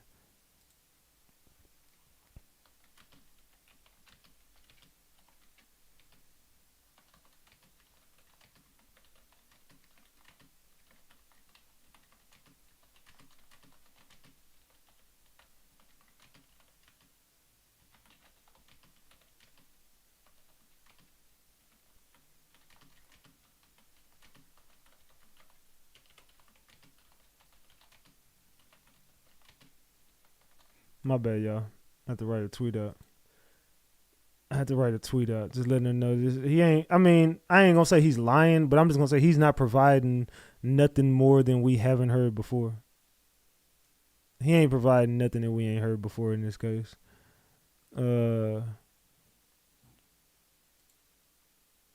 It's crazy, to be honest. You're telling on yourself without realizing. How can I tell on myself by saying Cassie is just as bad as Diddy? She's definitely just as bad as Diddy. See, people mad at me in the damn comments because I'm saying Cassie leaked the address. It's clear as day to tell that she leaked the address. She's sitting there telling you, oh, I gave your address to him. That means I leaked your address to another man. So you saying a man forced you to give up an address, and then he's at the home waiting on him, but the door is unlocked. But she's saying that, so it looks like she was there at your home. If he came to your crib, she opened the door and let him in. She was close enough to you to get to your house. Cassie set the whole damn play up. Let me log back in over here. You can get mad at me all you want to, but I ain't the one that leaked nobody's address. Cassie did. So why did your relationship with Miss Ventura end? Muscuddy says the drama. It was getting out of hand. I wanted to give space. AUSA says what drama? Muscuddy says the break-in for my safety, her safety. Combs still says objection. Judge says grounds. Still says speculation. Overruled. So Cassie is just as bad as Diddy to me. AUSA says, why did you have safety concerns? Muscuddy says, because I knew Sean Combs was violent. Combs still says, Your Honor, may we approach? Sidebar. So now they having a sidebar.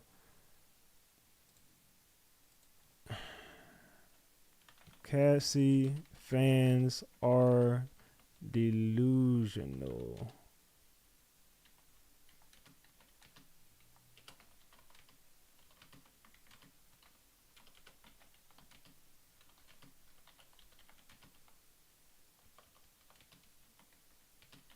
This is sad as fuck that we're just looking at a toxic relationship. See, the thing is, no one is excusing any of Diddy's behavior. My point is, why is nobody holding a grown woman accountable for anything she's done?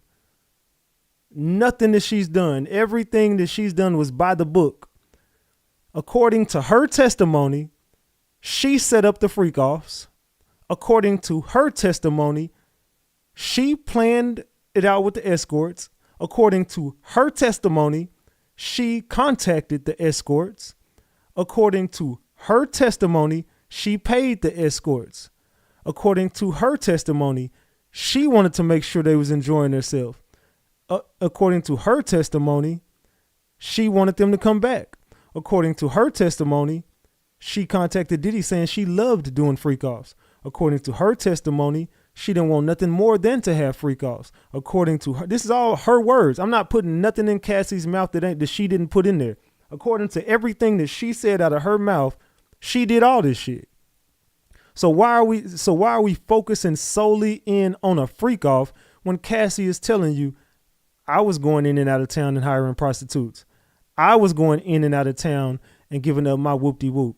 I was going in and out of town with baby oil and lotions and bowls of warm. I was warming the oils up and putting them on each other, and I was getting whoop-de-whooped on and swallowing this and doing it. But you also, in the same breath, when we're saying, all right, let's bring the facts out. Let's put it on black and white. What was actually said? Fuck what you're saying now. What was said? That I paid for him. I was the one paid for him. I was going to the door dressed in a robe with nothing underneath. I went to go pay this dude to do this. I contacted him here. I contacted him there. And also I went back to P. Diddy telling him I wanted to hire him today. I'm bored. I'm horny. I want to do this today. I'm bored. I need to do this. I need to be effed. I need this. I want more. I need drugs. I want more drugs. I want drugs. I want more drugs. I want drugs. I need them. I'm going here to get them. I'll get them without you. I'll do freak offs without you. I'll call him without you. I'll do this without you. I'll go with this rapper without you. I'll do this celebrity without you. I'll go here without you. I'll go out of town to go here. I'll go out of town to... According to all her testimony, it does not sound like she was trafficked. It sounded like she was a willing participant until she got mad. You can get mad at me all you want to, but these are the facts. These are facts. So you can't get mad at me because I'm bringing out facts. This is the truth. She said it out of her mouth. The meeting This is what AUSA says. The meeting at the Soho House, Mr. Combs says, I don't know what you're talking about your car. Did you believe him? Combs says, objection. Judge says, rephrase. AUSA says, what was your understanding? Muscuddy says that he was lying. AUSA says, no further questions. I don't know. I say Kid Cudi to me didn't provide nothing that we didn't already know. Of course he was lying. So of course he was lying. Capricorn Clark's testimony will be the nail in the coffin for some of these charges. That I can agree on. If Capricorn Clark get up there and pinpoint a bunch of crimes, it may be over for Diddy. It's possibly over for Diddy if Capricorn Clark and KK. I think if you can flip KK, Capricorn Clark, Harv Pierre, and D-Rock, Diddy gone.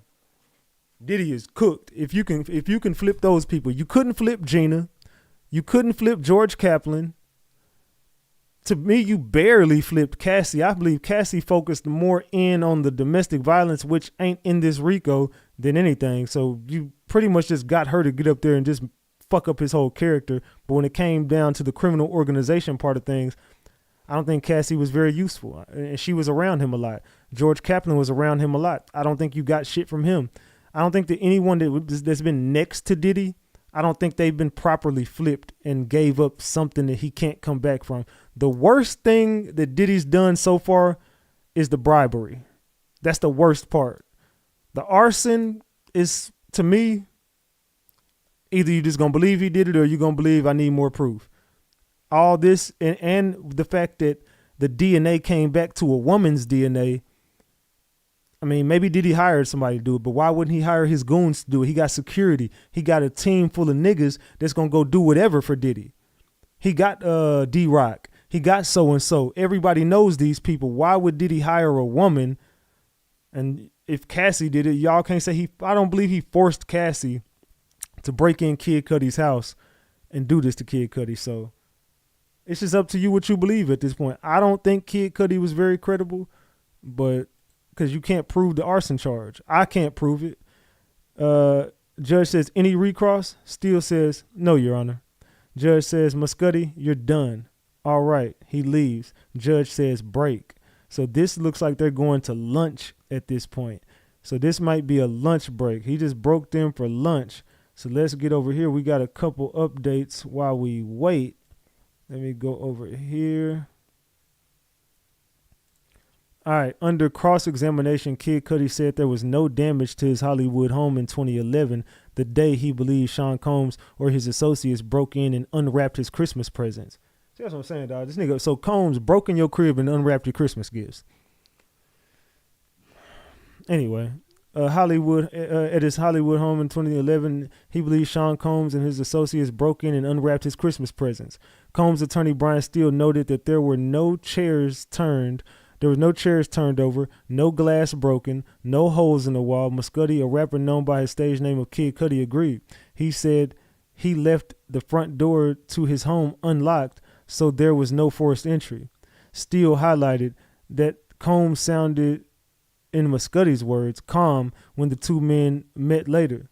The defense attorney also asked Muscuddy if he ever saw Combs be violent with Ventura, or if she disclosed any actual abuse. Muscuddy said no.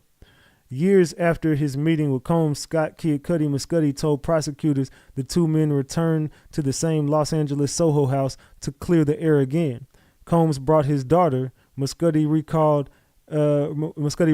and pulling him aside at one point to say, man, I just want to apologize for all that bullshit. I kind of found peace with the whole situation, Muscuddy told the jury. That's the last thing I was expecting to get. As he finished his initial testimony, the rapper told the court he had no beefs with Combs or anyone else at that time. Scott Kid Cudi Muscuddy will face cross-examination from Combs' lawyers next. During a sidebar break, the witness let out a pronounced yawn as he stretched his arms above his head. Kid Cudi describes tense meeting with Sean Combs after the car burning. Sean Combs' demeanor was off-putting during his Soho House meeting. Scott Muscuddy testified, he kept offering me water. It was weird that he was so calm. The pair talked about Muscudi dating Cassie Ventura when she was still in an on and off again relationship with Mr. Combs. You knew that was my girl, Combs told Muscudi, who replied that he believed Ventura and Combs had broken up. Ventura eventually showed up to a meeting and explained that Muscudi and she had fallen in love and things just happened. The meeting concluded with the two men shaking hands, Muscudi testified. He recalled asking Combs, What are we going to do about my car? Muscudi, also known by his stage name Kid Cudi, said he made sure to ask that question. When our hands were clasped together so he could look at Combs in the eye, he said Combs gave him a cold stare and replied, I don't know what you're talking about. Muscudi took his hand back. Combs seemed surprised. Muscudi testified saying, Wait, I thought we were cool. Muscudi was referring to his Porsche, which he said someone had blown up. Again, what if that wasn't Diddy work? What if that car wasn't Diddy work? If I say this.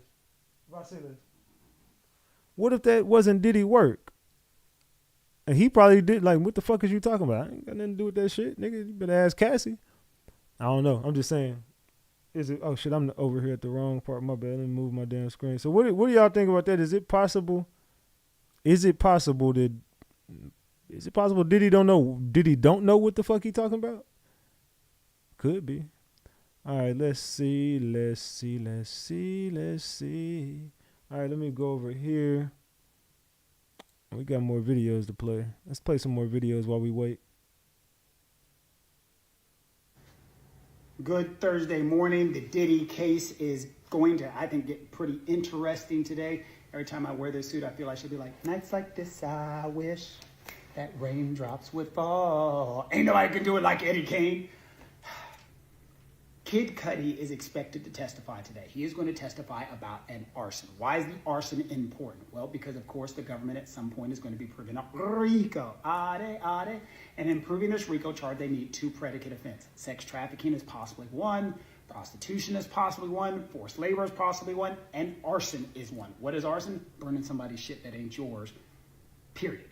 So Kid Cudi is going to testify that dude, I'm a dude disguised as a dude looking at another dude. That dude burned my damn car. But there's some interesting legal concepts that you have to talk about with that. First, the RICO, the Corrupt Organization Act, what they have been doing is you heard from various witnesses, and they're going to try to say that all of these people are inside of the Diddy orbit. They are part of the organization. The purpose of the organization is to help, hey, I'm Diddy.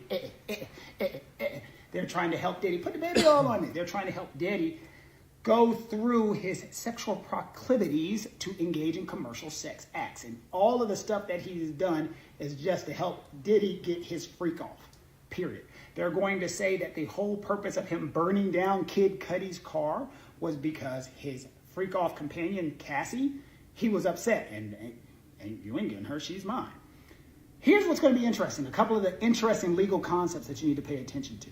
There is a difference between taking the fifth and a difference between immunity. Taking the fifth is what old Mark Furman did in the O.J. Simpson case. I take the fifth on advice of counsel.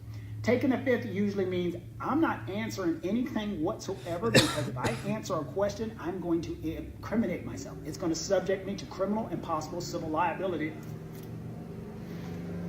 I ain't saying a damn thing. So, usually, federal courts will not allow a witness to take the fifth in front of a jury. They'll just say, look, master prosecutor, master defense attorney, is that jackass going to take the fifth? Yeah, don't put him in front of my jury. They're not going to allow that to happen. And number two, you cannot answer some questions and say, I'm going to answer all the questions for the prosecution and then take the fifth for all of you. Okay, fifth, you can't do that.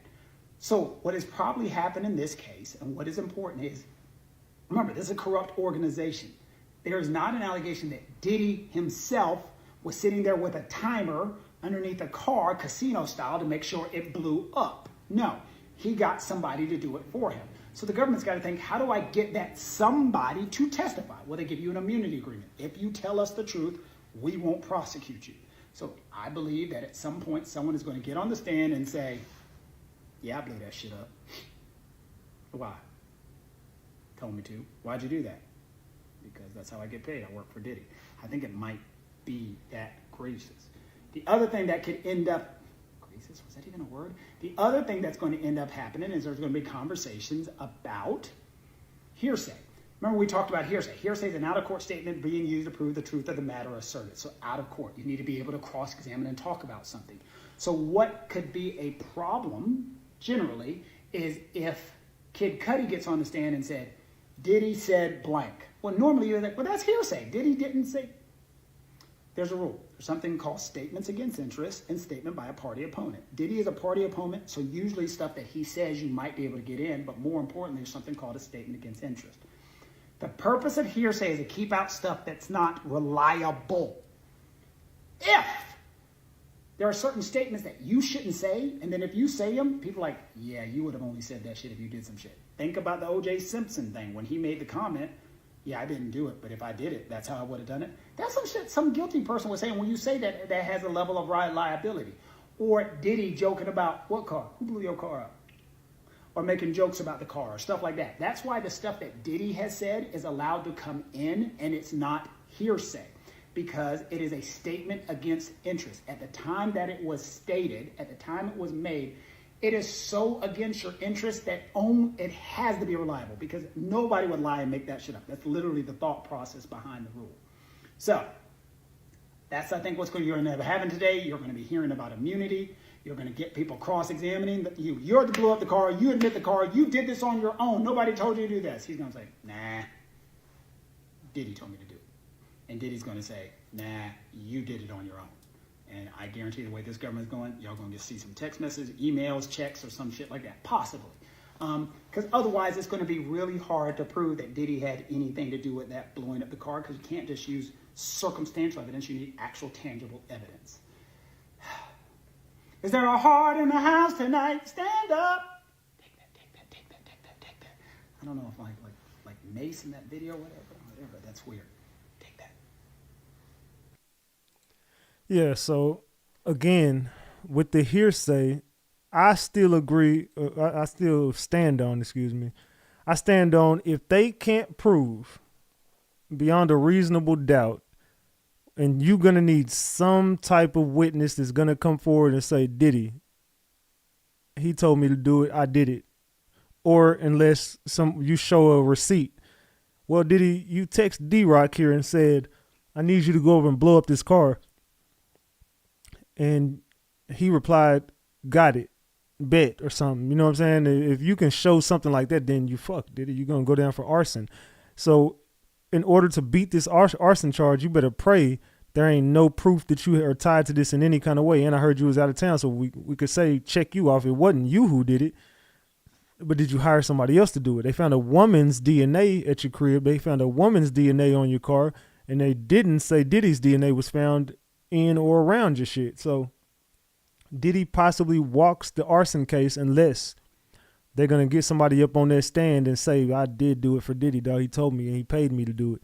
And I got proof. I got some receipts. Unless you got that, you might not got an arson case.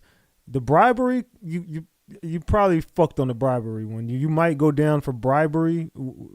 If anything, I don't even know if that's one of your charges, but the only thing I see that you're guilty of in this RICO so far, guilty is you can't get back from that. I don't think you're making it past the bribery. I think you go down for something. I just don't think you go down for what they trying to hit you for. So as I speak right now, we can prove you definitely extorted that lady, and you definitely bribed her into sending you that damn money. So, but was it done with the criminal organization, a criminal enterprise? That I don't know. They said you deposited the funds into one of your accounts, so maybe, I don't know. That one is going to be hard to beat. That's going to be a tough one to beat. Other than that, you might be walking everything else unless they start bringing up some credible witnesses. Oh, my bad, I didn't mean to go back up to it. Unless they start bringing up some credible witnesses with proof and receipts, because everybody is just saying, oh, yeah, well, Diddy told me to do this. He told me, he said I better do this or else. He said I better do it. Cassie said she had a 10-album deal. That's like a paper prison. A 10-album deal is highly unusual. A 10-album deal, y'all. 10 fucking albums. That's a lave contract. Put an S in front of that. Most deals are around 3 to 6 albums, and I checked at Bad Boy in that era. 10 albums was unusual even for them. Maybe she was signed for a 10-year freak off plan. I don't really think he ever intended on putting music out with Cassie. What a 10-album deal does is it locks an artist into one label for their entire career. Yeah, he was definitely trying to lock Cassie in. Most albums are going to last about 2 years as a cycle, so you're really talking about 20 years. A 20-year he wanted Cassie around for the next 20 years and wasn't going to do no music. During the period when you're signed, the label is not obligated to push you, and they can shelve you at any time. That means put you on the shelf. And I think that he definitely put Cassie on the shelf. Like I said, I don't think Cassie's deal was ever to drop no fucking music. So you collect dust. You do not pass go. You do not collect $200. That's pretty much what the deal was. Real artists make money from releasing albums and touring and other things, but let's focus on those things. If you don't put out an album, if you don't get a recording budget, if let's see where he's going with you this. don't get a marketing budget, then you can't put out an album and you can't make money. So you can see how Diddy signing Cassie to a long-term deal and then not putting out anything more than her first album leads her to being controlled by him over the long term. It kind of reminds me of what that pimp said in the Mac. I keep 'em looking pretty, but no dough. That's how Diddy was doing her. He was pimping her. That's true. That's more of a fact right there. He definitely was pimping her ass. He was doing something with her. It wasn't music. Now we in day 8 of the Diddy trial. And okay, yes, I did give a statement sometime this week about Cassie. I feel like she willingly participated in the freak offs. I do feel like she's a victim of DV. But when Dr. Hughes got on the stand and gave her testimony, it made me think about things differently. And I feel that she is right. When it comes to DV and being essayed, you start to be psychologically dependent on that person, and you fear that you're gonna be degraded. Like, everything she said was facts, okay? And I know it's gonna change a lot of people's opinion about this, because a lot of people said the same thing that I said.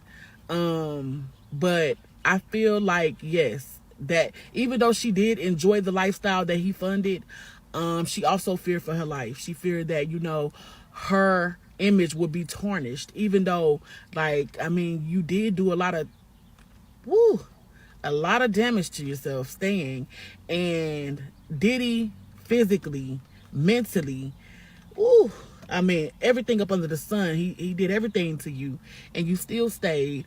And on top of that, you cheated on your partners. You left people. You broke hearts too in the same time. I did get a little scared though when the 3 jurors was missing from the trial this morning, but luckily they did show up.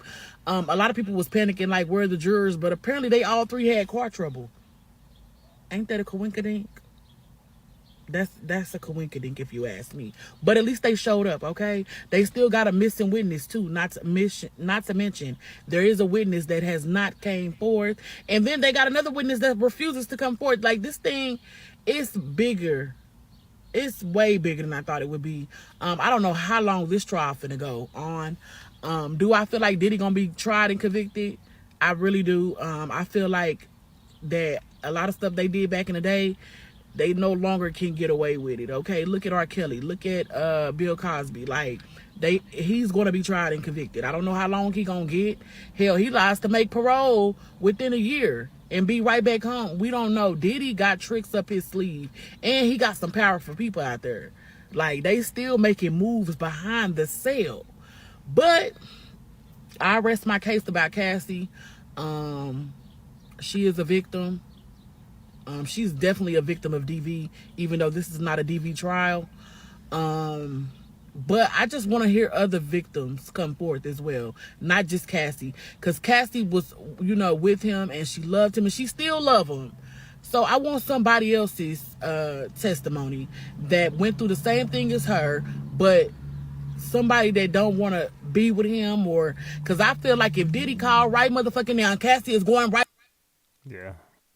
If Diddy call right now, she'll be right back over there. If he was to say, you know what, fuck all this. I beat this case. I get back with you. We'll be stars together. She would be like, man, you know what, Alex, this ain't gonna work out. You know what I'm saying? We'll figure out something with the kids. I'm going back to she would, but it would probably be under the pretense of her being alone with Diddy, and you know what I'm saying? She probably want to marry him and shit like that. But she definitely still in love with the man, I think. Maybe she not, but I think she still is. I think she loves Diddy. I'm not a lawyer, but let's get into what happened. Hold on, that was part two. That was part two of that one. I'm going to get back to that.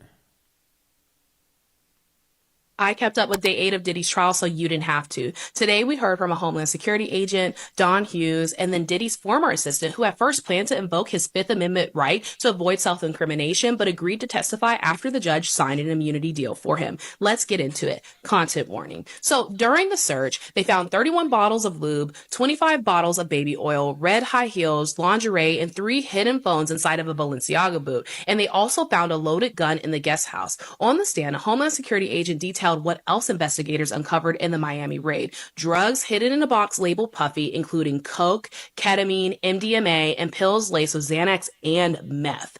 Evidence bags displayed bullets, a Gucci bag filled with a crystal-like powder, and even a $100 bill that tested positive for cocaine. Diddy's assistant, George Kaplan, after being granted immunity, told the court he worked up to 100 hours a week doing everything from fetching liquor and speakers to setting up hotel rooms with candles and lube. He described cleaning up after wild nights, including wiping away leftover baby oil and finding brown powder residue. He admitted to picking up MDMA and other drugs in both Miami and Los Angeles for Diddy, and also said that image control was the main part of his job for Diddy. He said he was routinely threatened with being fired for small slip-ups, like bringing the wrong thing from the store. Also on the stand today was Dr. Don Hughes, a forensic psychologist who explained why abuse victims often stay silent. She mentioned trauma bonding, financial dependence, and memory gaps caused by repeated exposure to trauma. Though she didn't evaluate any alleged victims in the case, her testimony added context on why Cassie may have stayed for as long as she did. Now, Kid Cudi, who was allegedly threatened by Diddy after finding out that he was dating Cassie, is expected to testify tomorrow. So, whose testimony do y'all think is the most compelling right now? Outside of Cassie. Outside of the Cassie testimony, of course, because I think that's probably the biggest one that they've had so far. I don't really know that they've had too much bigger than that. What do y'all think? Has there been a testimony that you guys feel has been very compelling and make you guys look at this situation a little bit different? Who's been the best witness besides Cassie? When did they go to? I'm trying to see when they went to lunch. They went lunch about 20-something minutes ago. 21 minutes ago. All right, so they still got about 40 minutes on lunch.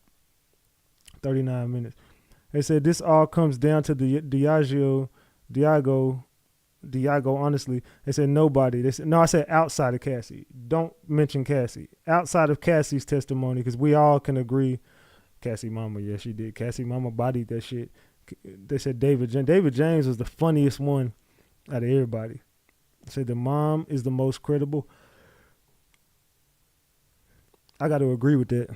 Cassie mama probably was better than, to me, she was better than Cassie. She wasn't even up there for long. They didn't even cross her.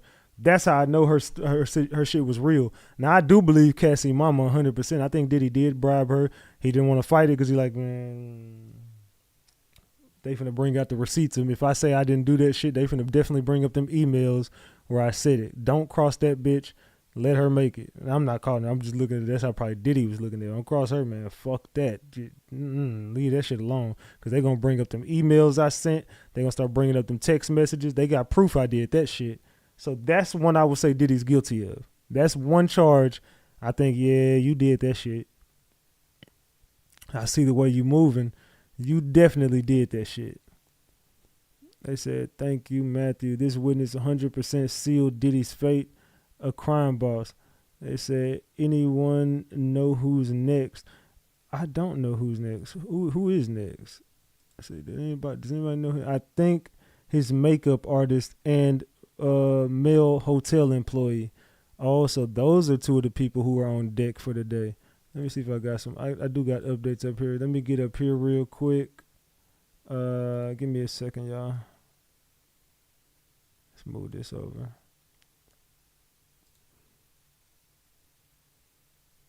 Okay, we good. The court is on lunch break. The government is expected to call Mila Morales, Cassie Ventura's friend and longtime makeup artist. The last question the prosecutors asked Kid Cudi before he left the stand Thursday morning was about his meeting with Mr. Combs and Cassie Ventura in 2011. As they discussed their love triangle, Kid Cudi, whose legal name is Scott Muscudi, testified earlier that Combs told him, "I don't know what you're talking about," when Muscudi asked about compensation for his Porsche, which he recently had found burned in his driveway. Assistant U.S. Attorney Emily Johnson asked Muscudi what his understanding of Combs' comment was that he was lying. Muscudi answered. Scott Muscudi, almost comically casual in court Thursday morning, as my colleague Shayna Jacobs noted, the rapper known as Kid Cudi wore a black leather jacket, white shirt with blue jeans. Most men have worn suits on the stand. It says Muscudi yawned a few times during his testimony and seemed to take pleasure in describing Combs as resembling a Marvel villain. When defense attorney Brian Steele thanked Muscudi for his testimony, he replied, "Yep, no problem." The defense is using Kid Cudi Muscudi's testimony to question his character of the prosecution's star witness Cassie Ventura, whose fleeing with the rapper allegedly incited Combs to break into his home and burn his car. On cross-examination by defense lawyer Brian Steele, Muscudi said that when he and Combs met to resolve the romantic dispute over Ventura, both men agreed she had misled them into believing she was unattached.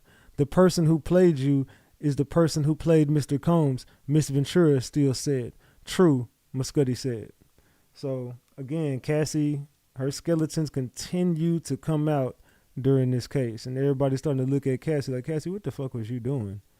You had these grown men beefing, you over here giving out addresses," and I don't know. The whole situation with Cassie is just loose. Let's just call it what it is. The girl was out there. She was a victim of domestic violence. Let's continue. How you feel about Diddy's appearance in court? They saying that he got all gray hair, his facial hair, his hair is all gray. He got a gray sweater on. Like, how you feel about his appearance? Well, first of all, he can't use that stuff in court. He can't get that behind bars. So his appearance, you think Diddy wants somebody to see him looking like an old man? He can't do nothing about that because they're not going to let him dye his hair in jail. So he's going out as natural. He could cut his hair low. You understand what I'm saying? But he can't use any dye. They're not going to give him no dye to take or dye his hair. That's not a choice. That's something that he has to do. And him throwing signs of the heart and everything like that back to his family and stuff, I don't believe the jurors, like that or even care about that. This dude right here just loved talking about Diddy. I don't think Gene Deal loved anything more than to talk about brother love. They said Gene Deal is a snake as well. 15 minutes is almost up. Yeah, Gene Deal ain't gonna be around too much longer. I don't mean like nothing gonna happen to him. I just don't. I don't see his interviews lasting no more. I don't know. Gene Deal is getting old, bro. That you a one trick pony. You got one trick, and that trick getting real old, man. That one trick where you could just expose Diddy, that shit getting real played out. But that's just me. That's just me. I'm not a lawyer, but let's get into what happened after lunch. Hold on, my bad. That's not the one I'm looking for right now. The Diddy prosecution just dropped a major bombshell today. Well, a lot of things actually happened today, but let's talk about this first one. Victim number 5 has been introduced. She's been kept under wraps. She's willing to testify using her real name, not an alias, not her initials. And what she has to talk about isn't even part of the official charges. Let's get into why. Basically, the purpose of this witness number 5 is to show a pattern of abuse and violence that was orchestrated by Diddy. Now, at the same time, witness number 3 is still missing. And by missing, I mean that they can't get a hold of her. She has no interest in testifying. They've subpoenaed her, and she is just not responding. We know that she is an ex, but that's about all we know. Now, on the defense side, Diddy's team is trying to flip the script on Cassie, who is going to be one of the first people to testify, basically saying that she was equally as violent as Diddy was in that video, and they say that they have video from 2016 to back those statements up. And speaking of Cassie, there is a photo from 2005 that prosecution wants in and defense wants out. Now, the reason for this is that prosecution is arguing that this shows how happy Cassie was before everything happened with Diddy and how this has truly impacted her life. Now, the judge sided with prosecution, said that this photo is still allowed. And if all of that wasn't enough, out of the 45 jurors they had going in from Wednesday, 2 of them have already dropped out, bringing that number to 43. And they decided to do final jury selection, not today like they were supposed to, but Monday. So they're going to be coming in an hour before opening arguments to whittle the jury down from the 43 people left to 12 jurors and 6 alternates. And think about this. If this is... So that video with Cassie, I wonder when they're going to bring, or if they ever will bring that video into play that shows that Cassie was doing some abusive shit as well. They already got Cassie on the stand to admit that she then said she was going to unalive some people. They didn't got Cassie to admit to some shit. Diddy, the trial. Day 8, Dr. Hughes is on the stand. Let's get into it. The government calls this woman, Dr. Hughes, a psychologist, to come and testify, to try to explain away some things. And this is the same psychologist that also testified in another... Thank you, Paul, for the 10-piece. Salute to Paul. Thank you so much. Salute, salute, salute. The trial. This woman's trial. Amber Heard. How fitting. The government uses Dr. Hughes to cover 3 areas. And the first area they want to get into is to use Dr. Hughes to explain Cassie's choice in staying with Diddy for an entire decade. And the person who's asking the questions is this woman, Mitzi Steiner. Question, what about financial independence? The controls housing and transportation. Diddy controls a certain lifestyle of housing and transportation, a lifestyle that Cassie wanted to have and didn't want to leave. That's true, right? Now, question, what is the most common coping mechanism? Trying to work it out because of the trauma bond. If Diddy was a broke, she would have had no problem leaving him. Then they have to discuss the delay in making the story. Question, when does the victim finally speak? Answer, in a safe environment or after psychological help. There's a delay of 5 years from the time she makes her claim. Now, there's no doubt she was physically at the Intercontinental Hotel. And then how would you explain this? She's in the safe environment. She has a man, the husband that she has now, and then she goes back to Diddy. The boyfriend just so happens to call on FaceTime. Cassie, did you answer that call to get sympathy from Diddy? How would that call be answered during the middle of the consent? Then they want to use Dr. Hughes to explain the inconsistencies. Oh, it's very traumatic memories are forgotten or recovered piecemeal. There's a reason why people have PTSD. It's so that the mind and body doesn't repeat the trauma. You can't forget it. It isn't like a fine wine. It gets better over time. Now, then we get into the cross. And it was this man, Mr. Botch. And he wants to try to cover a couple areas. First off is Dr. Hughes' limited knowledge. He points out that she had never spoken with Cassie. She hasn't reviewed anything. She doesn't have anything specific to this case. 2, he tries to give the other side of Cassie's claims. Can people fabricate emotions? Answer, they can. Batch. People might go to a civil lawyer to try to make money, right? Objection, objection. And the judge says, let's move on. Don't talk about that. Don't talk about the money. Then they want to show that this expert has a bias, that she's trained, and she's paid. Question, most of your income comes from court-related work, showing that she's a paid expert. She's paid to play. This is what she does. No, just half of it. Question, you've been retained hundreds of times. You've never come to court and testified in defense of a man accused of a stress crime. Answer, that's correct. I don't evaluate offenders. But you haven't even evaluated Cassie, the accuser in this case. Then, of course, they point out the fact that she's getting paid $6,000 a day. Now, $6,000. Yeah, that's a lot of goddamn money for her to get up there and do what the fuck she did. $6,000 for the day. They didn't want that woman's testimony. I think the defense did a good job getting her the fuck up out of there. As far as they case is concerned, I'm not looking for that one yet. I was literally about to eat when it just hit me that I think Gina is witness number 3. Remember how right before trial started, we had heard. Salute to Decked Out Hair. It says, it's a setup. Why would the AUSA use Dr. Hughes?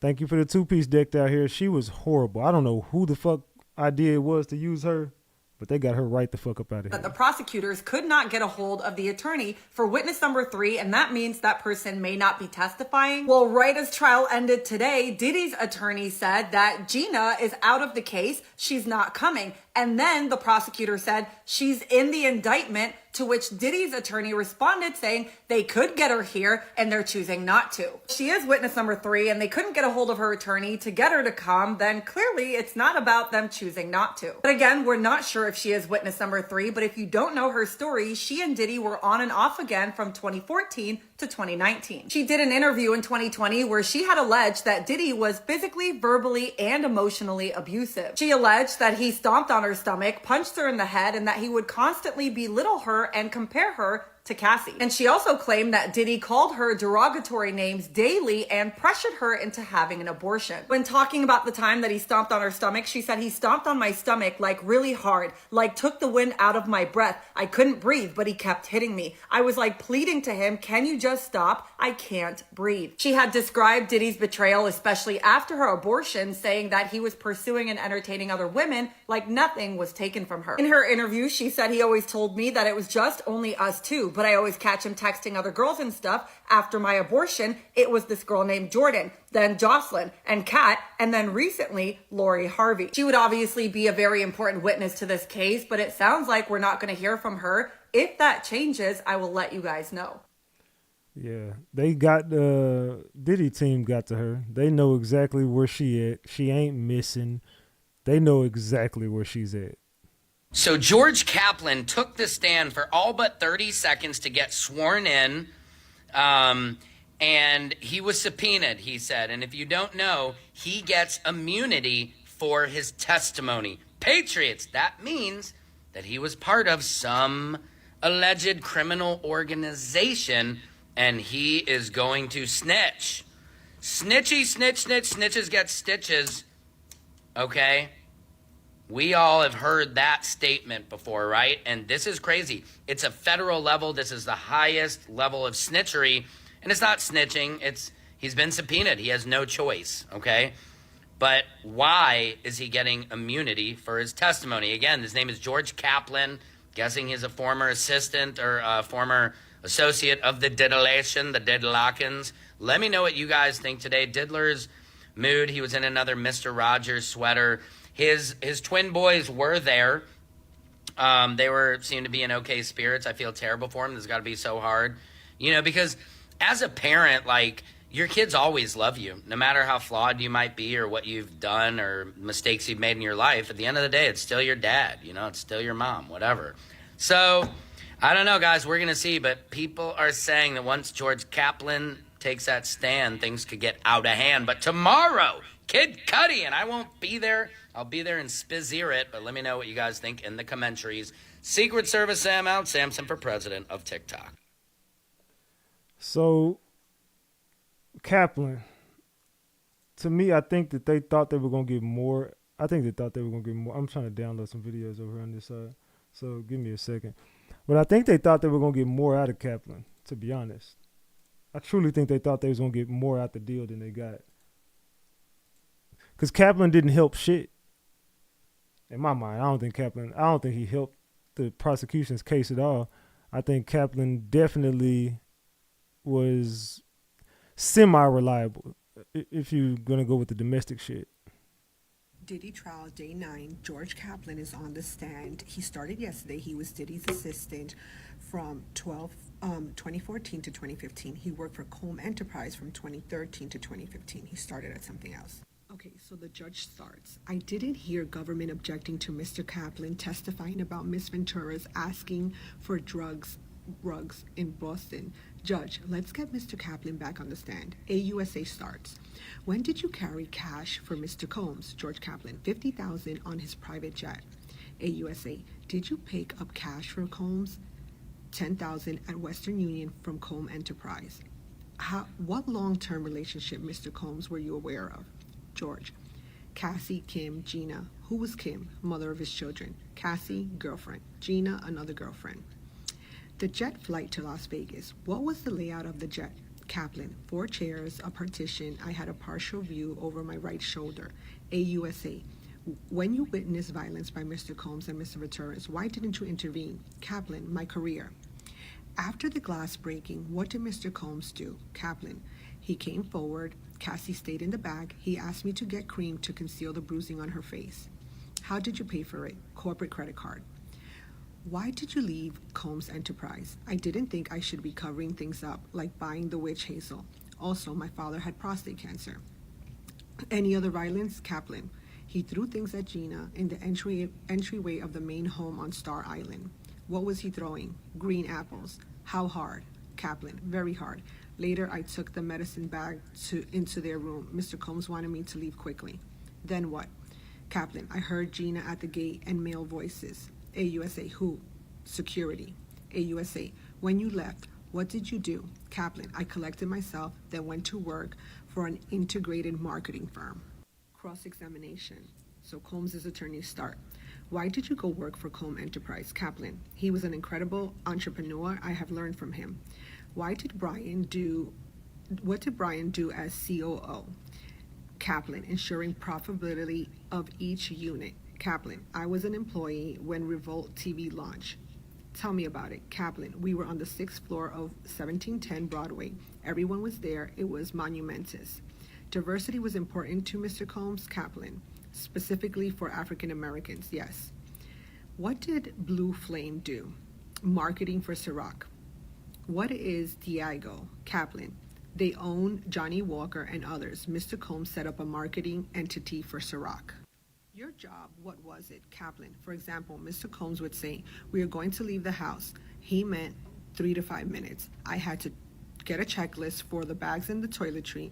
It was a bad look of me if something wasn't there. Is there a binder near you? Can you read it? Kaplan, it says Southern District. I'm handing you something to refresh your recollection. Take a look for it as long as you want. We're going to stop here. Next video. Alrighty. Hold on. Let's get, where the fuck was I at? Diddy trial, day 9. George Kaplan is being cross-examined. You ran an off-site training, a graduate from Harvard Business School, also Kenny Burns. Kaplan, I remember. You were effective, right? Kaplan, I worked hard. I don't know how you will answer. Was it good or bad? Kaplan, complicated. He didn't need to yell at you when you brought 2 orders. I worked hard. Okay, who was Biggie? A huge rapper who unfortunately passed away. Wasn't Biggie's birthday a holiday at Combs Enterprise? Yes. Was it a creative environment? Kaplan, absolutely. It attracted all kinds of creative people, lawyers, musicians, advertising people. A few questions. You used a corporate credit card? Yes. How did Mr. Combs pay? KK held his wallet with a black Amex in it. You have no reason to think he kept track of how baby oil was paid for. Kaplan, no reason. Or applesauce. Kaplan, he loves applesauce. On cheeseburgers, smiles. Kaplan, on everything. Let's talk about the plane. You heard glass breaking. You didn't see it. Kaplan, I didn't see it. The incident with Gina. You walk into the house. There's a thin table. I don't know. You don't remember how a person can get out of the gate at 2 Star Island? Kaplan, no. I just heard screaming and commotion. Some screams of terror, or how can I open this gate? Kaplan, I don't know how to distinguish between the two. He threatened your job, but did he physically threaten you? No. You talked about Kim Porter, how she was different. Kaplan, his respect for her. They had incredible kids. Thank you. They're paused for a second, so I'll continue in the next video. The phone was slipping out of my hand because I just lotioned them and it's so slippery, so I'm sorry. Man. So the diddler. Let's see if we got some more updates before we continue. How long they been on lunch? They've been on lunch for 42 minutes, so we got about Be back in about like 18 minutes. We'll see how long it takes. It shouldn't be too much longer, because I think that they not gonna be here. They're not gonna be here all day like they was yesterday. They stayed a little bit late. I don't really see them staying too much later today. Let's go back over here real quick. Let's get a quick update over here. Did I hear my damn dogs up?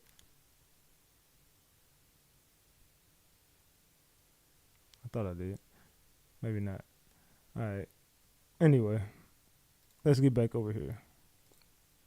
Judge reprimands defense attorney Brian Steele over Kid Cudi questioning.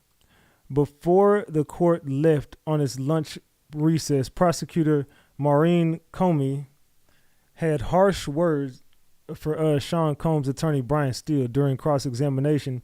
Steele had begun a line of questioning, asking Muscudi, who goes by the stage name Kid Cudi, whether he had a physically intimate relationship with Cassie Ventura. Steele should have alerted the court he was going to pursue that line of questioning, per RAPE Shield guidelines, said Comey. It was frankly outrageous that it was asked open in court, she said.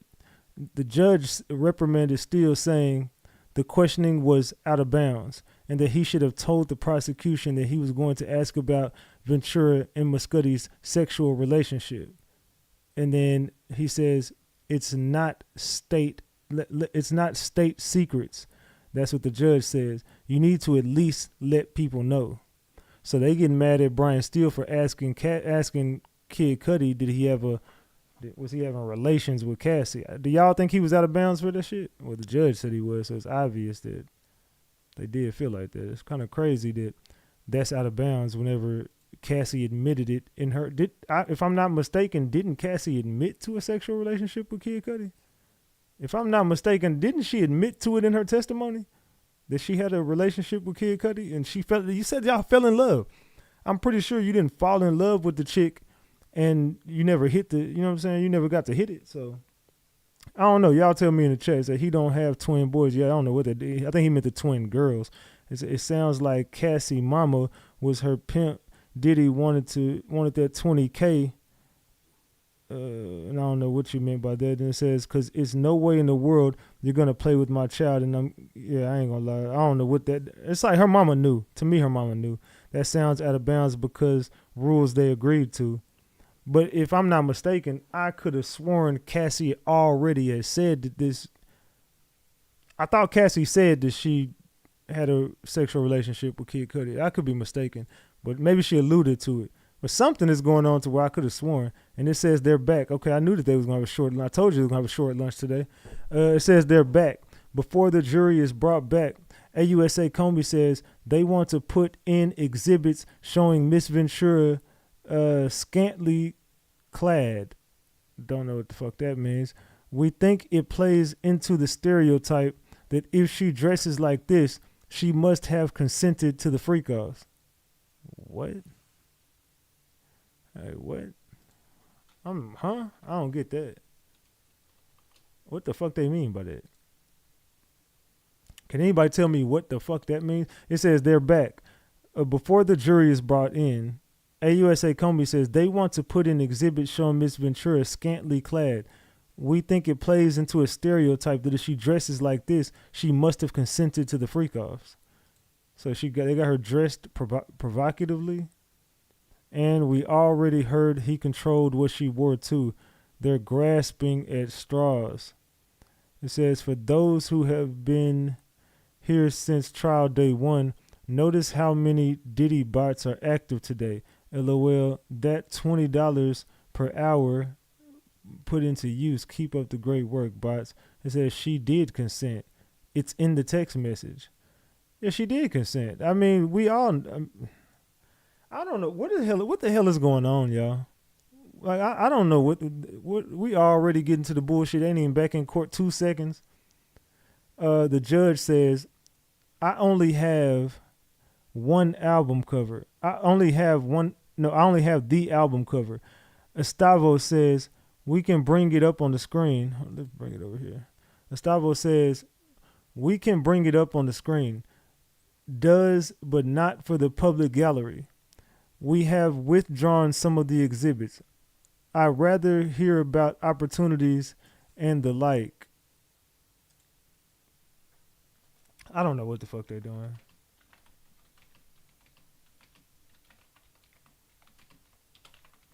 This case is a complete fucking mess at this point. What the hell are they talking about? I said, dude, where's my lube? Yo, what the fuck? So, I don't know, man. I don't fucking know where they going with this. This line of questioning is just becoming very fucking odd at this point. Let's see. They say, okay, who up next though? Yeah, they finna call old girl the makeup artist to the stand. Anyway, they said that they were back. The jury was brought in. Comey says they want to put in an exhibit showing Miss Ventura scantily clad, which we think it plays a part into stereotype that if she dresses like this, she must have consented to freak-offs. Judge says, I only have the album cover. We can bring it back up on the screen. Does, but not for the public gallery. We have withdrawn some of the exhibits. It's rather about her career than the opportunities. What career? Like, what fucking career did she have? She only did one fucking album. What do you mean I only have the album cover? That's the only album cover she ever had. What other fucking album cover was there to... I mean, I wish we could... Is this talking about... Let me look at what her album cover looked like. Cassie album cover. It didn't look like nothing. She had on a white shirt. I don't know. I don't know what the hell. To be real, I don't know what the fuck they talking about at this point. They said, so proving he controlled the clothing means guilty of a RICO. Okay, I got it. So what career did Cassie have? Someone who is wearing close to nothing. They said, this week is about Cassie. Next week might be about something else. What do you mean this week? Every week is about Cassie. We ain't seen nothing. The only thing we've seen is Cassie. We ain't talking about this week is about Cassie. This is week 2. We on day 9, and all they done talked about was Cassie. Every corner we turn, they get right back to Cassie. Every corner leads right back to a Cassie question. I'm so damn tired of hearing about Cassie. The judge says, what's the relevance of these exhibits? The next witness did Miss Ventura's makeup. But what's the purpose of the pictures? It's a 402 issue first, relevance. Combs Estavo says, Miss Ventura testified about her career being impacted. AUSA Comey says, I'll stipulate. Show us the effing pictures. I don't want to hear about this no more. Show us the damn pictures. Like, why are these pictures such a big deal? Show us the damn pictures. I don't want to hear about these pictures no more. Just show us what you're talking about. It says, when pressed, the Diddy bots resort to insults, referencing belittling of women. You can't make this up. How long y'all gonna be crying online all day? I'm gonna ask that. How long you gonna cry online today? Just watch the damn case. Just watch it like we are. You over here crying about shit you can't even control. Every comment, here come the Diddy bots. How about people just see the fucking situation for exactly what it is? Can we just see the damn pictures? Can we see the damn pictures at this point? Because I want to see the pictures. They say the relevance is they're trying to paint Cassie as a hypersexual slur. You could think about what rhymes with slur. They said they're trying to paint her as a hypersexual being. We don't need nothing to paint that damn picture. We know we got facts to present that shit for us. But I do want to see what the fuck the pictures are. It says, on the contrary, eating popcorn, you same.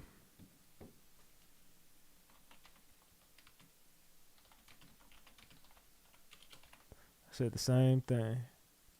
The same thing. Don't even worry about it. I'm eating popcorn too.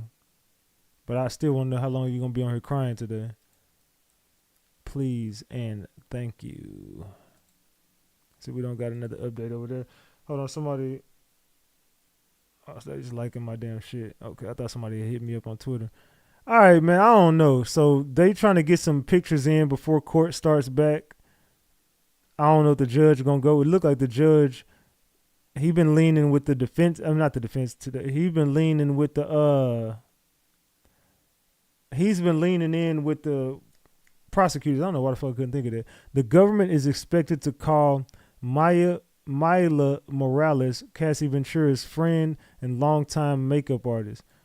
So that's who they call into the stand up next. They finna bring her up there. Mila Morales.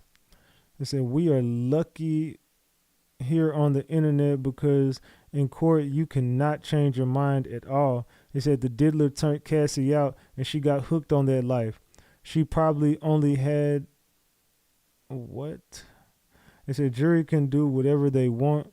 They are the ones who decide what happens at the end. 6 more weeks. They have to make up their mind. Yep, they got 6 weeks to make their mind up. We don't know we don't know what they thinking right now. We got no idea what the hell the jury is thinking right now. We just know that they definitely thinking about something. How many witnesses do they still have? Kia, the jury is over this. I think the jury might be over this damn case as well. But I don't know. I think they had Kid Cudi. I think they got 5 more witnesses today, if I'm not mistaken. They said they had 6 witnesses. I don't know if that was including the man they had on the stand in the beginning, but they should still have at least 4 witnesses today. At least 4. They got Mila, and then I can't remember the other 2 that they had. Y'all can say it in the chat if y'all remember. I don't remember who the witnesses are for today. I know they got the hairstylist coming up next. They had Kid Cudi, and they had a couple more. I just cannot remember who. I can't remember who.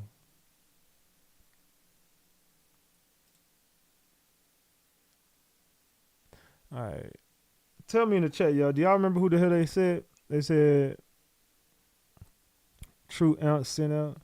They said True I've made up and sent out can't change. They said she had to cover them wounds up. To make the makeup artist is about to paint Cassie as a saint watch. Yeah, she finna just get on here and they finna just paint Diddy out to be more of a monster. It's the same. To be real, the government using the same tactic with every witness. They ain't nobody got up there and talked about being trafficked. Ain't nobody got up there and said nothing other than Diddy is a monster and he's abusive. Diddy treated Cassie like crap. Diddy was vicious. Diddy said this. Diddy said that.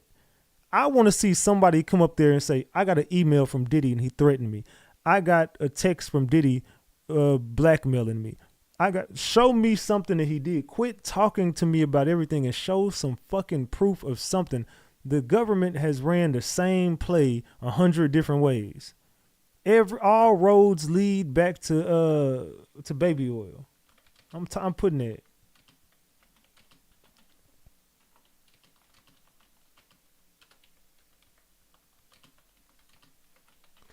All roads lead back to baby oil. Just watch. I promise y'all, if y'all just sit back and listen to this, every road gonna lead right back to the baby oil.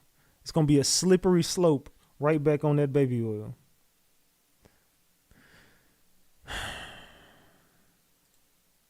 Man. Judge says this one is of a public event. So what's the problem? AUSA Comey says it's a low-cut dress. Judge says, I'm allowing it in, but not 652 or 745. Bring in the witness in the jury. AUSA says, what's your name? Witness says, Mila Morales. I'm a celebrity makeup artist.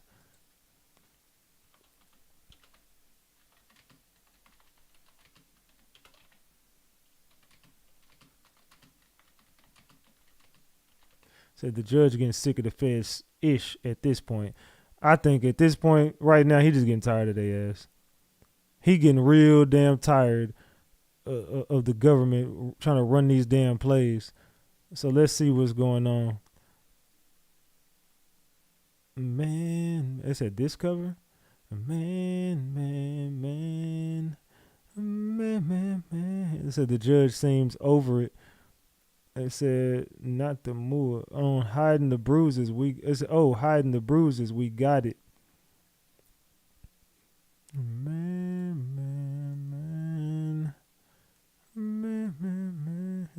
I've been sick of this defense all day. I've been sick of the defense all day.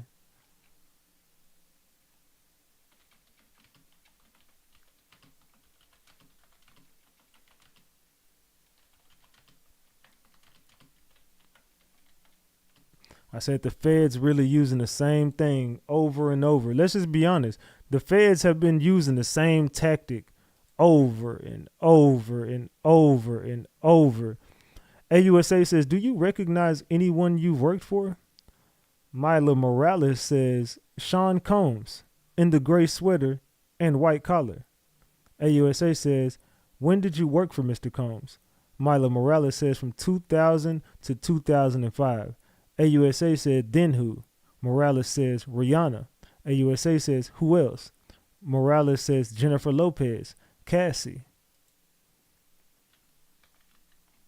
Let's talk about J-Lo. I'm sick of Cassie. Let's talk about J-Lo. Can we talk about J-Lo? Can we get to some actual receipts? Can we get to some actual receipts? I'm so damn sick of J-Lo. I'm so damn sick of Cassie, talking about Cassie over and over. Can we talk about J-Lo or something else? They said, wow, she might have covered Cassie black eye. I'm pretty sure they're going to get to some form of abuse. I'm pretty sure they're going to, at some point, one point or another, they're going to definitely get right into the... So what did you witness him do to Cassie? What kind of condition was Cassie in? What did you hear him tell her? What did she tell you? What did she say Diddy did? That's all they finna do. I could see this from a mile away. You brought in a friend of Cassie. Man, it's all the celebrities. They're like, shh. They says, ooh, better witness, J-Lo. Yeah, that's what I'm talking about. Let's talk about J-Lo. I want to talk about Jennifer Lopez. Because she got some shit. Matter of fact, where is Jennifer Lopez?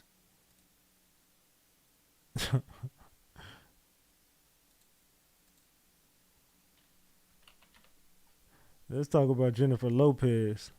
I want to talk about J-Lo. Because she is one person who probably could really expose P. Diddy. She was closely around him even after the fact of that damn shooting. Why they don't bring that and tie that into the RICO? Why they don't bring up that 1999 shooting? Why they don't bring up what really went on? Why don't they bring up Biggie? Why don't they bring up Pac? Why don't they bring up Kim Porter? Why do y'all stick to Cassie? I'm going to tell you right now. If you would tie Kim Porter into this case, you can nail Diddy to the fucking bottom of the penitentiary. He would never see the light of day. If you would focus in on Kim Porter, if you would focus in on Biggie Smalls, if you would focus in on Tupac Shakur, you have yourself a RICO. If you go talk about Heavy D, if you go talk about Al B. Sure, if you go talk about Andre Harrell, if you go talk about all the real receipts, you would have a RICO on Diddy. Y'all are too busy talking about Cassie and him being... Fam, nobody's taking up for Diddy. We just all know that this is stupid. The tactics that y'all is fucking... This is pointless. You're drilling the fact that he was abusive to Cassie. We fucking get it. We fucking get it. You're beating it. You're trying to drill it in our brains that, bro, okay, we understand he was abusive to Cassie. We get it. Trust me, bro. Everybody in this room understands Cassie was abused. No one is disputing that shit. We're just tired of hearing about it. AUSA says, when did you work with Cassie? Mila Morales says 2007 until the Slovid, the little whoop-de-whoop 19 happened. They said she said she was like a little sister to me. AUSA says, how much older than her are you? Mila Morales says, a few years. AUSA says, did you see her with injuries on her face? What'd I tell you? Morales says, 2010 Grammy weekend Prince party.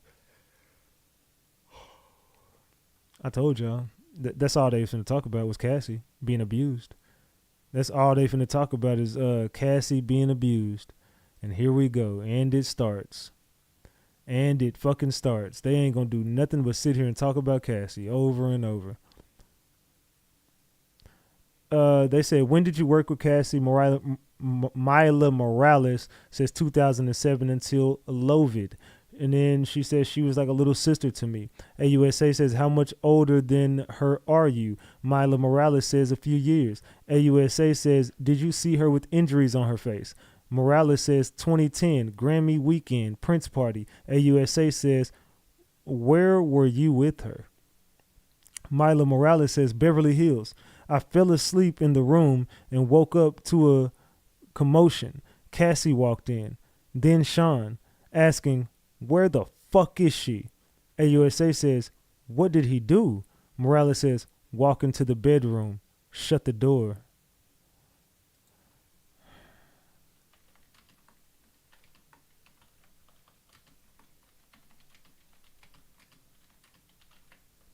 I said, more DV talk. Where the fuck is the RICO? Can we get to the fucking RICO, man? I said, just another day of chaos. They said, to be honest, she should have gotten on before Cudi because I'm still hooked on the car fire. I'm invested in that now. Cassie may be married with kids now, but after living like that for so long, there's no way you just go back to being normal. She is damaged as fuck. He is really lucky he didn't unalive Cassie.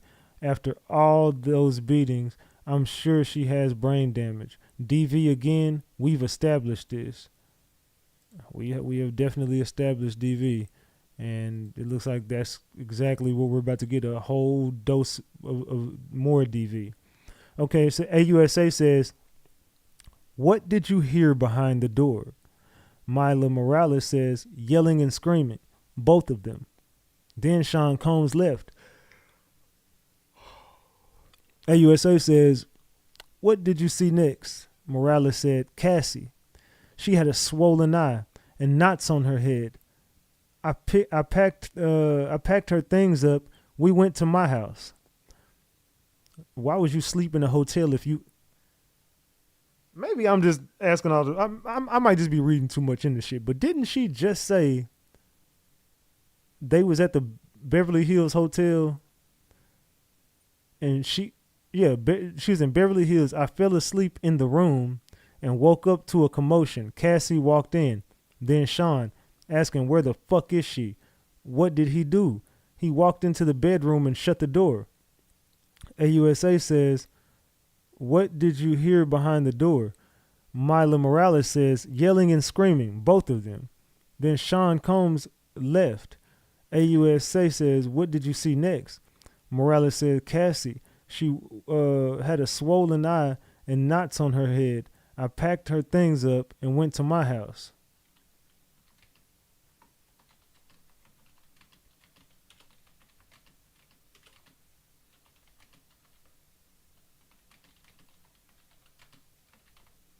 Now, why the fuck you wasn't sleeping in your house to begin with? Why the hell? What are you talking about? I was in Beverly Hills sleep. Knots. I said, poor Cassie. Cassie, I'm so sorry you went through all of this by the hands of a monster. You have support now, and justice will be served. I said, never hit a woman.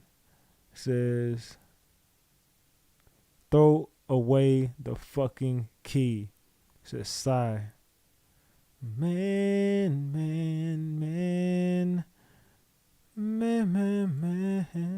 I could have sworn we established this day one. AUSA says, then. Oh, hold on. My bad. Let me go back up to AUSA says, then. Mila Morales says, my doctor friend came and examined her to see if she had a concussion. AUSA says, "What were you afraid of?"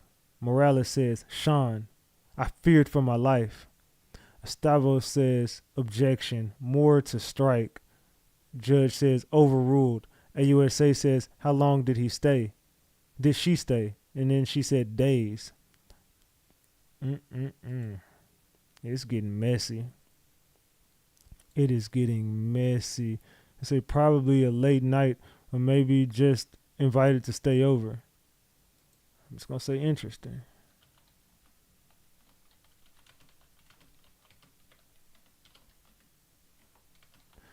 Interesting, but I'm listening to it. I'm here for it. Oh shit!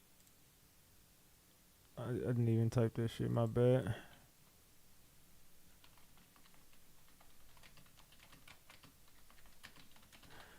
I just put I'm here for it. All right. So let's see if they got another update. AUSA says, "Have you done interviews about this?" Mila Morales says, "A couple." AUSA says, "Were you paid?" Morales says, "No." AUSA says, "Do you provide evidence?" Morales says, "Photos of me and Kim Porter, early 2000s." AUSA says, "Were you paid?" And Morales says, $1,000, $1,000. No, she was paid $1,000 for. I don't know what the fuck are you. I don't know what the hell. What is going on here? A picture of her and Kim Porter.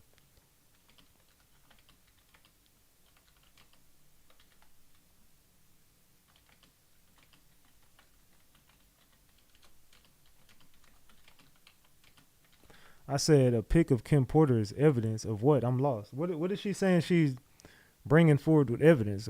She was paid $1,000 to do what? You was paid $1,000 to do what?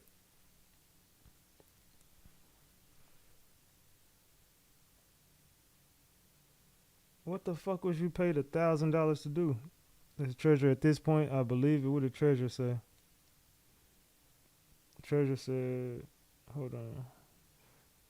Oh, I don't know what the hell she said. I don't see nothing. Oh, she said, did Cudi show up? Probably not. What do you mean did he show up? Cudi already off the stand. Cudi already left the stand. He didn't did his testimony. Kid Cudi already done got off the stand by now.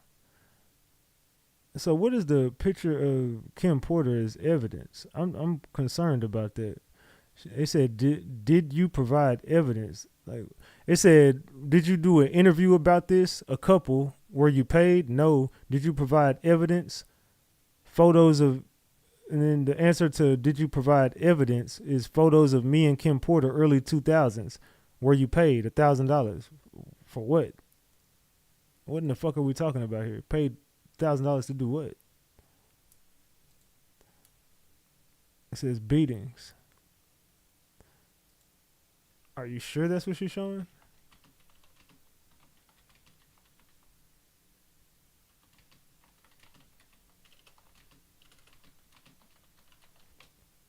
Are you sure that's what she's showing? Pictures of Cassie being beat?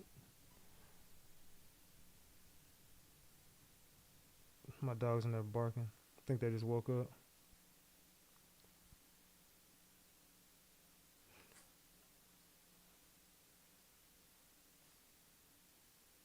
Somebody said I'm shallow. Huh? I'm shallow by asking what the picture. Stop. Get your ass over there and lay down. What are you doing?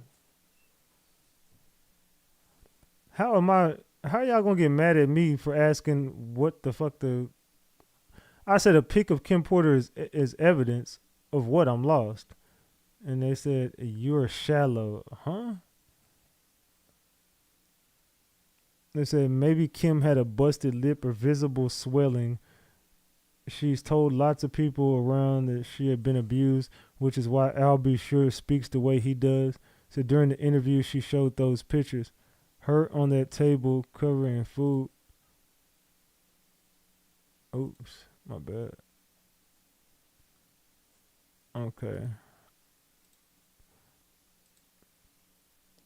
her on the table covered in food. I ain't seen none of her interviews. I'm asking a legitimate question of what? I'm lost. I don't know nothing about this. AUSA said no further questions. How do you just end it on that? That's you didn't even get into it. They said no further questions. Cross. Estavos, they got another woman to do cross. Estavos says, did you assist Miss Ventura for any of the red carpet events? Mila Morales says, possibly. In some music videos, Black and Yellow. Combs Estavos said, we have photos. 647, please.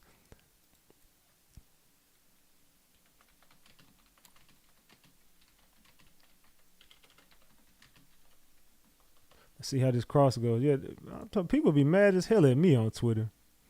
Boy, Twitter be mad as fuck at me. And see, I got likes on this shit. I asked a legitimate question. I was like, a pic of what is evidence? Kim Porter is evidence. Where's the show the crowd? Why y'all just leaving? I don't know. Said not 100% sure she's showing proof of what she's saying.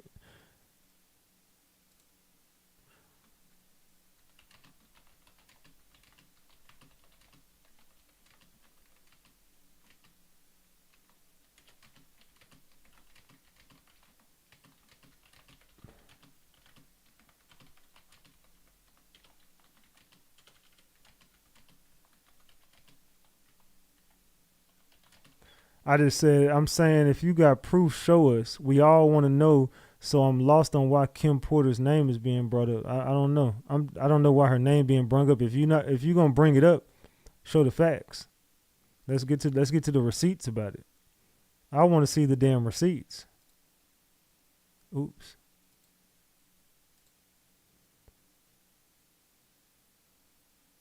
I said, let's see how this cross goes. It's like they are trying to argue that he is not a violent, possessed, demonic monster. So let's see where they go with this. As usual, Cross is going to say, you weren't in the room to see it, so how can you say he did it? It says, so many knew or witnessed Cassie being abused, yet not one leak in the mainstream media until her lawsuit. How was Cassie supposed to leave when people saw her abused but never said anything? When the people around you don't support you, how do you expect the rest of the world to? That's a very valid point. That's a valid point. Cassie was in the Wiz Khalifa Black and Yellow. Continue, Estavo. It says, you know what it is. Some of you want all details. She was in Wiz video? When? I'm be real, I didn't know she was in that damn Black and Yellow video. I'm gonna go back and look at that shit now. Yeah, I'm gonna go back and look at that now because a lot of shit throwing me off with this Diddy case. Let's see. All right. Hey, they mad as hell at me on Twitter right now. It just is what it's gonna be. I said, gotta wait.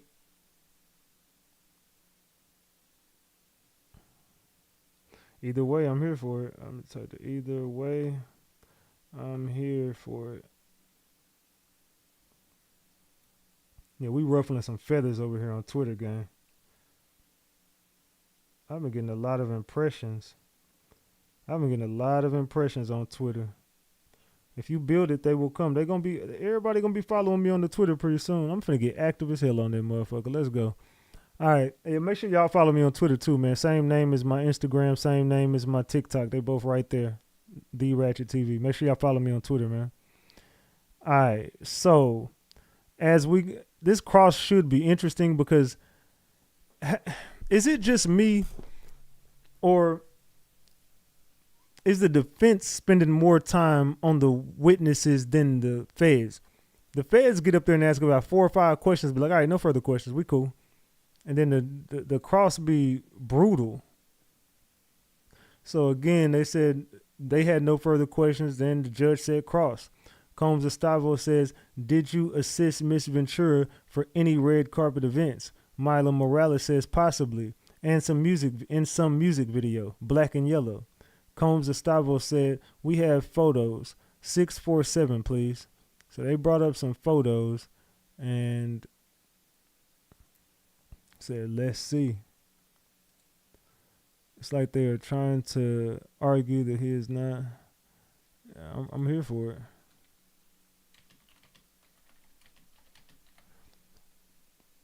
So far, can y'all tell me in the chat, who do y'all think is winning so far? How many votes we got on that last poll? We got 1,200 votes, and we only got 800, almost 800 likes on the video. Can I get 22 people to double tap their screen and get the likes up? Also, we need 100 subscribers to get to 186,000. We almost at 186K. So if you wouldn't mind, go ahead and subscribe to the channel. Turn your notification bell on all notifications so you can always get the drop whenever I drop. So let's see how this damn cross goes, man. Hold on.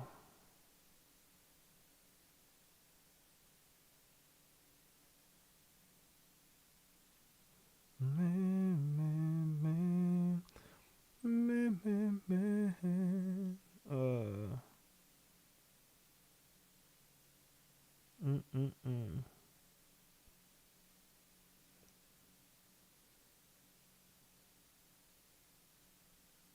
Let's see. All right. Let's get back to it. All right, let's see. Let's see how this damn cross goes. I'm here for the cross, but let's see. Can we get an update over here? We do got an update over here. We got a few updates. Let's check in right here. Oh, my bad. Are we good? All right. Let's check in over here real quick, man. It says Mila Morales is now on the stand answering questions from the government. Morales is a makeup artist who worked for both Sean Combs from 2000 to 2005 and Cassie Ventura from 2007 till 2018. Morales and Ventura were close, with Morales describing herself as a big sister to the singer. Morales said she would do Ventura's makeup for photo shoots, music videos, and fashion magazines. These photos would all be checked by Combs, Morales said. Sean always made sure the look was perfect. The government is arguing to exclude defense photos of Cassie Ventura that is believed are too revealing and could suggest that she is sexually promiscuous. Prosecutor Maureen Comey said the photos could suggest sexual stereotypes that are inappropriate at this trial. The judge has excluded one photograph that seems to show Ventura holding a gun to her mouth, allegedly. Whoa. So they said Cassie had a strap to her mouth, and it says the defense argues that the photo it wants to introduce to help illustrate what her career was like at the time. It's at least some of the photos were part of a photo shoot for Ventura's album. So they trying to say, man, look, they trying to show some fucked up photos of Cassie. I told y'all they was going to expose Cassie throughout this trial, and the defense is going to continue to expose her because she's the star witness. So all you got to do is try your hardest to get in the jury's minds that we going to discredit this girl's story. Her story is not going to be credible by the time we done with it. So photos from a video shoot. Combs Estavo says the goal was that she looked put together. Mila Morales says yes. Estavo says these photos show your artistry. You reposted them on Instagram. Morales says yes. Estavo says you were in her hotel room, though you lived near. That's the exact same question I asked. She said yes. I asked the same question.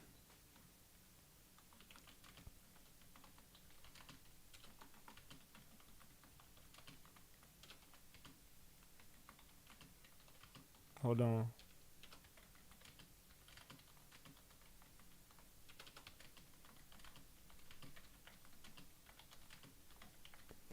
That's the same question I asked. Why was you sleeping in a hotel and you lived right there? You lived right over there and you were sleeping in the hotel. Estavo says, you met Miss Ventura's family? Mila Morales says, her father. Estavo says, you called a doctor and a lawyer? Morales says, the lawyer lives in San Francisco. Estavo says, you provided emotional support? Morales says, yes. Are they arguing that Mila is good at her job? To cover up the bruises, somebody dropped the photo. I said, where are they going with this? I see where they're going. What's the pic? Where's the pic? I said, what's the point, Morales? Cassie needed the support. Her daddy needs to... Now, Siri, I don't know what the fuck is going on. Her daddy needs to come to the stand, too, because he did a crack job protecting his young daughter. Where the fuck he been at? Says, hold on. Yeah, I'm trying to see where they're going with this. The line of questioning, Estavo's good, though, so I'm expecting Estavo to come up with something. Estavo is good.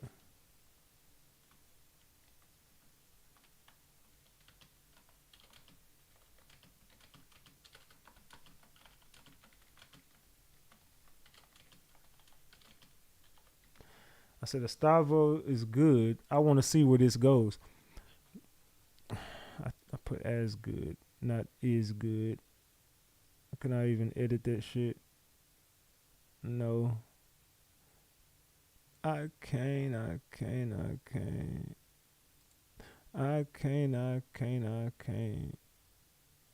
fucked up. It's all good. They'll understand what I was saying.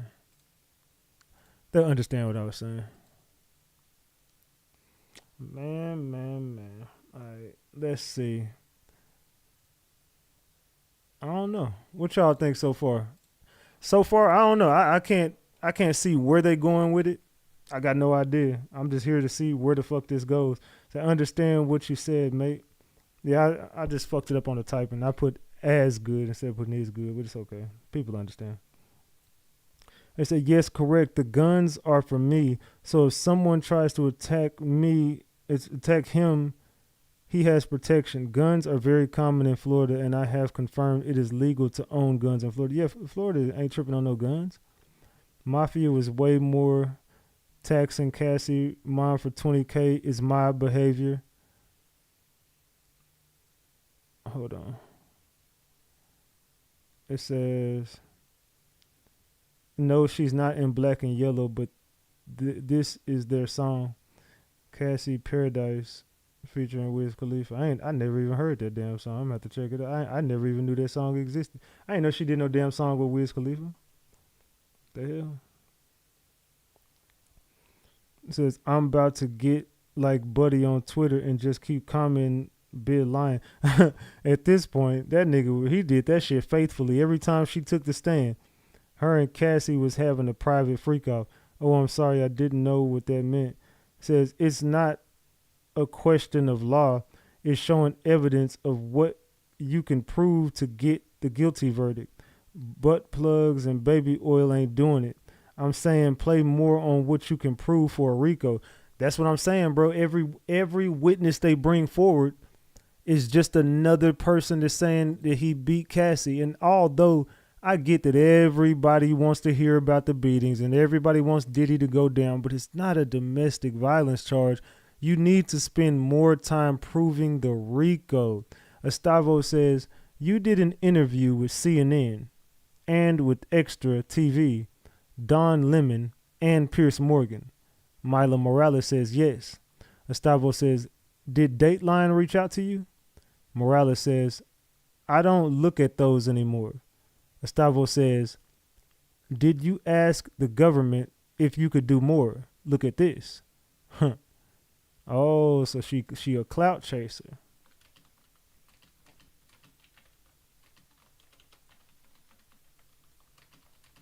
Got it. Okay, so she a clout chaser. I got it. I knew that they was going to expose this girl sooner or later. The truth going to come out about her.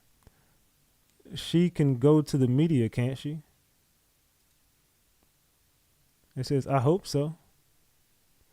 Yo, welcome to We Missed You This Morning. It says, not if she was paid, though. Crime goes to cops first, not the media outlets or civil lawyers, correct? You about to get your answer. Money grab. Depends on the motive. Exactly. You finna get your answer real quick. This finna be a money grab. Mark my words. This girl want money. Estavo says, so you asked permission to speak to Dateline. Morales says, of course I asked. Gustavo says, after the incident, neither Mr. Combs or anyone from his company ever approached you.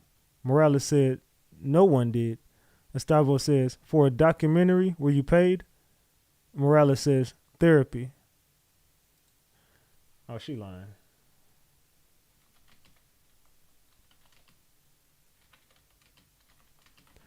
She lying. Go ahead and cook her. She finna get cooked. This girl a clout chaser. She wanted to do interviews. She wanted clout. She wanted fame. She wanted money.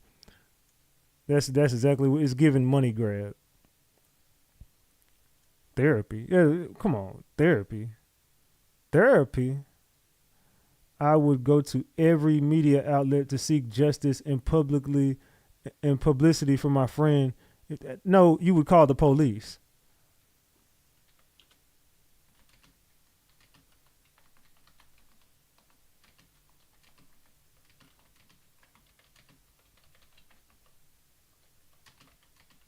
I said, so do interviews, but don't call the police. Got it.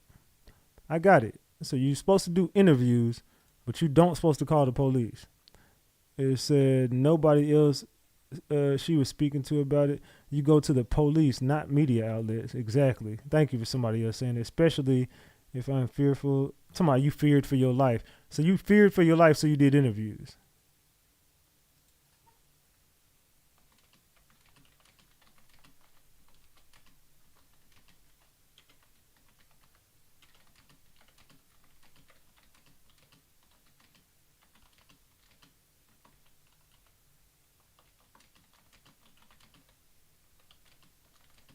Hold on, y'all.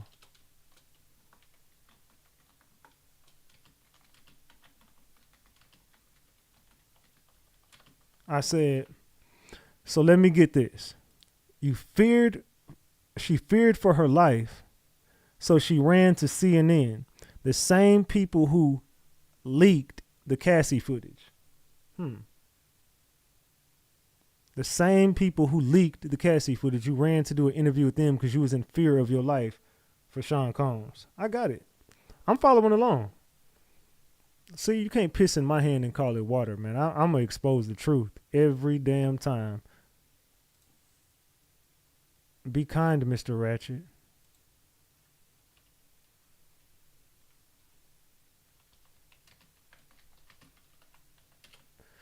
So I'm very kind. I just said what I said. Get her ass off the stand. She lying. Cook her ass. Cook her ass. Let's see. Combs Estavo says, you sold the photos to CNN for $1,000. And she said, yes. No further questions. Judge says, next witness. Oh, man. I knew it. I knew it.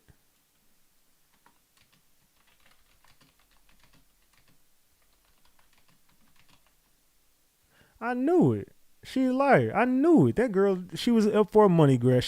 She sold the photos to CNN. She sold the photos to CNN. She probably leaked the damn video too.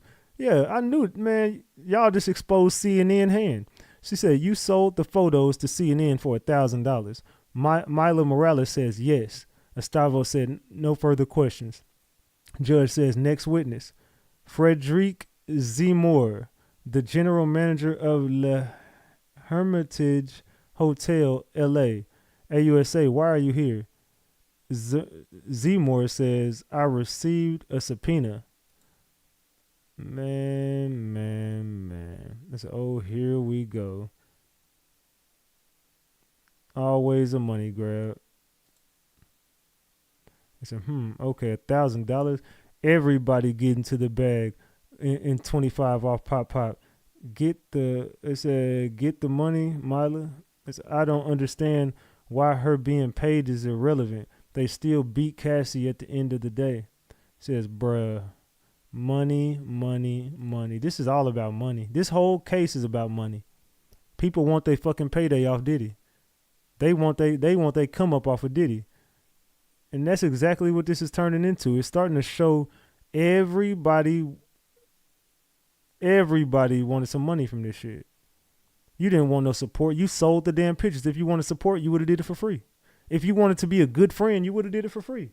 Why did you need to get paid to expose the photos of your friend who you want justice for? That's why you're doing the interviews for justice, but I didn't get paid to do the interviews. I got therapy. No, you sold the pictures for $1,000. So where the fuck is the therapy at? Talking about, I did it for therapy. Did you make money off these interviews? No, I didn't get paid for the interviews. Oh, okay. So what did you do the interviews for? Therapy. So did you sell the pictures to them for $1,000? Yes. Thank you. No further questions. Get your goofy ass off the fucking stand. Get your goofy ass on. Get your goofy ass on. Ratchet, it ain't looking good. It ain't looking good for who decked out here. It ain't looking good for the defense, or it ain't looking good for the prosecution. Let me know in the chat. So we got 800 likes on the video. I need everybody to double tap that screen. We got 800 likes on the video. I need 200 people to double tap that screen. We need 100 people to subscribe to the channel to get us to 186K. We almost there. If you want to support the channel, we got 135 on the screen. We're still 66 away from 2 honey buns for the day. We're going out to New York, so if you want to support the New York trip, please support the New York trip by sending a Cash App, Super Chat, Super Sticker, all that. I appreciate it. AUSA says, are you familiar with the hotel's reservation system? Zemore says, we have a system called Opera. We enter in personal preferences. AUSA says, how long do you keep them? And Zemore says they stay forever. The fuck is Opera?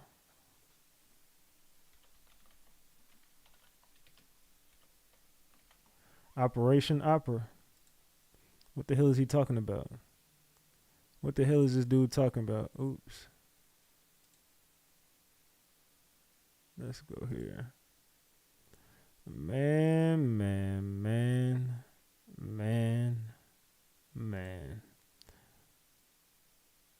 Let's see. They keep all guest info, payment info, and sneak all the comments for us in the profile, aka difficult guests, etc. Says almost every hotel besides Hilton uses Opera. It says, let me guess, Baby Oil and Astroglide. Forever, that's a mighty long time. Let's go, sir. On standing on business. It said forever. Forever, ever? Forever, ever? It said, where's the RICO? Exactly. That's what I want to figure out. That's what I want to figure out. Where the fuck is she gonna get to the RICO at any point? Are we gonna talk about the RICO? Does she have any information on Diddy's criminal enterprise?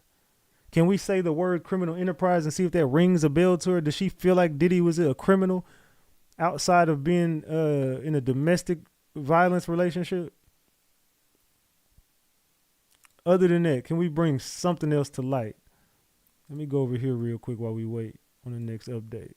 While we wait on the next update. Defense attorney Ana Estavo asked makeup artist Mila Morales about work she done for friend Cassie Ventura. Estavo previously told the judge she wants to demonstrate that Ventura had a thriving, vibrant career.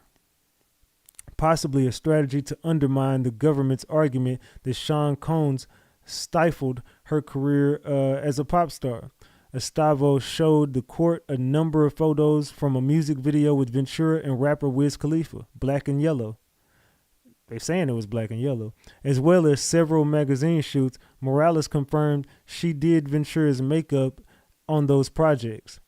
Makeup artist Mila Morales says she was napping on a couch during the Grammy Awards weekend in 2010 when Sean Combs entered the suite in search of her friend Cassie Ventura, shouting, "Where the fuck is she?"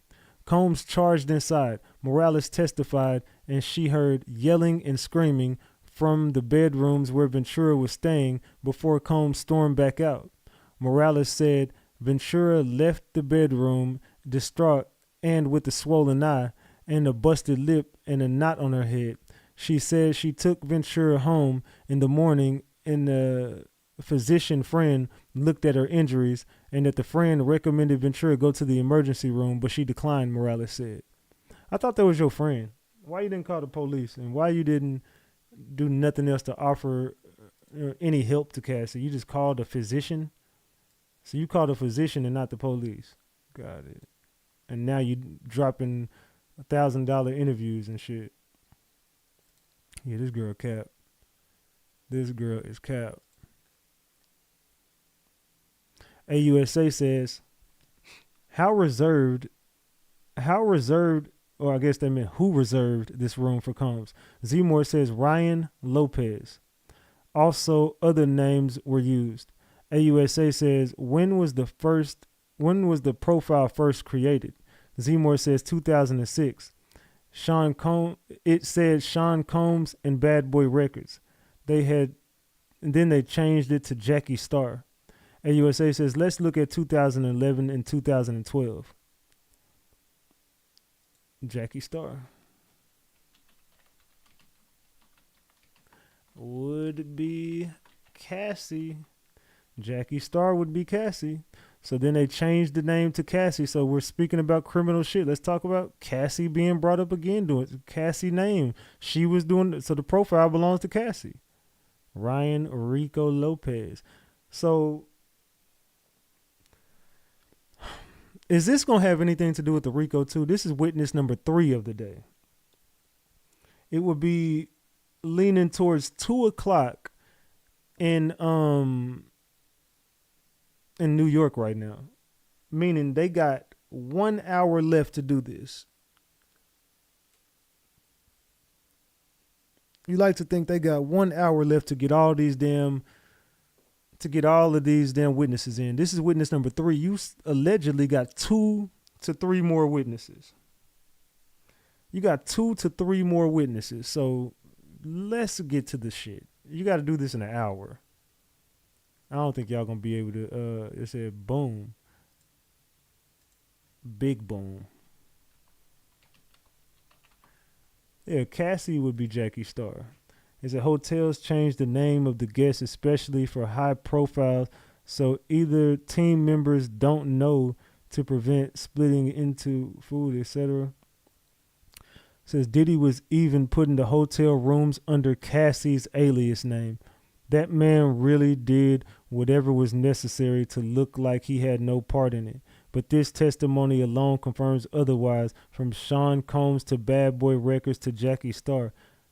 So now that her name is on it, now he put it under her name. So now he put it under her name. You people can't, boy, you can't make this shit up. People think Cassie can't do nothing wrong. Salute to Cocoa Butter for gifting out that membership to T. Marie D. I appreciate you for gifting that membership to T. Marie D. Salute, salute, salute. We still need 175 likes on the live. 175 likes to 1,000. Let's go. Let's go. It's a big boom. It said, go ahead and get your law degree and rep for the hood. I'm on your live as well. You on point. Salute, man. Salute to Kobe. Salute. All right. Salute, salute. So we know that Cassie is involved with the hotels too, but we've been knowing it. We know that she checked in the hotels and had freak offs on her own without Diddy. Someone said, but now we have more witnesses and actual proof.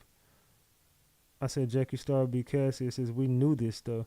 Oh, they getting mad at me over here. I guess they getting mad at my damn comments. Let's see.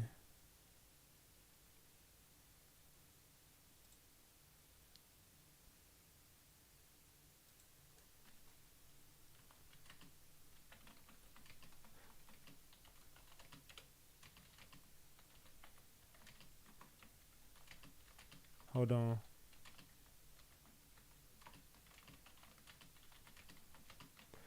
I said Cassie was going to hotels with or without Diddy. We know that as well. It's saying Ryan Lopez would be. Did he really take a random first name and threw it in Lopez's last name and went by his name only to make it under Cassie's? Or did Cassie do it? How do we know? We don't know who the fuck put it in those names. It was Sean Combs first. And switched to Cassie. Yeah, they gonna be mad at me. They said, you see how it was Sean Combs and then changed to Jackie Star? He dogging everyone. I think, been dragging everyone in it so he could save face. Let's see. Let's see how it plays out. Oh, yeah, they getting mad at that damn comment. They did not like that one, boy. Because I said Jackie Star would be Cassie. They do not like that one. Man.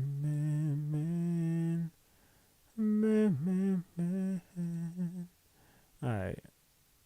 Let's see. It says profile created using Diddy's name and BBR.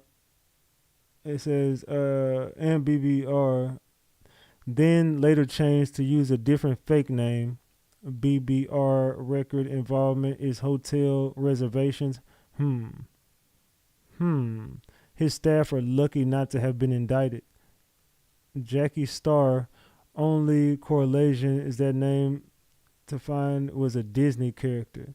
I wonder if Cece got that name from something else like Pop Pop did. She play on that name Frank White with Frank Black. Continue, AUSA.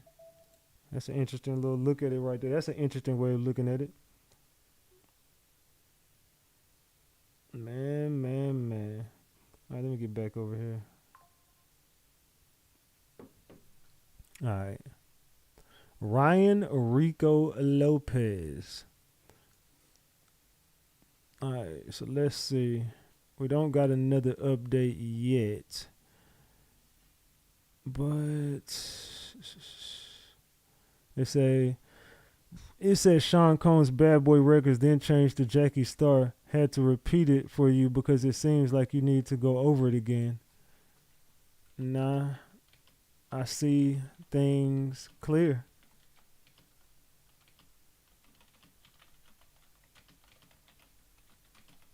But we know Cassie would set up freak offs on her own. I got it. Yeah, they talking about I had to repeat it for you because it was Diddy first. But we also got proof that Cassie was setting up these freak offs with or without Diddy.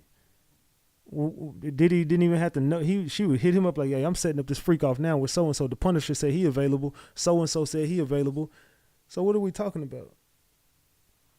Get over there and lay down. Oh. Man. I guess everybody's going to be mad at me today. It's okay, though. It's okay. I don't care. All right, hold on. Let me get over here real quick while we waiting. Man. Defense attorney Ana Estavo just concluded her cross-examination of Mila Morales, a makeup artist who worked for Mr. Combs and had a sisterly bond with Ventura. Morales previously testified that she feared for her life when she saw Ventura's injuries after Sean Combs struck her while the women were sharing a hotel room in 2010. She explained that her fear prevented her from talking to Combs or calling the police about the incident, and that neither Combs nor his employees ever approached her about it. Defense attorney Ana Estavo asked makeup artist Mila Morales about work she'd done for her friend Cassie Ventura, told the judge she would demonstrate. I already read those were black and yellow. I already read that one. So that's the only update on that end. Yeah, I don't know, man. I honestly don't know. But this dude, we finna see how credible his testimony is. AUSA says, this reservation, what's the bill? Zmore says, it's over $20,000. $2,000. It says only charge if Christina Quorum approves. It says $2,000. Only charge if Christina Quorum approves. AUSA says, what were the instructions? Zmore says, put the room out of service for cleaning. Like the room hot, set it up for 75 degrees.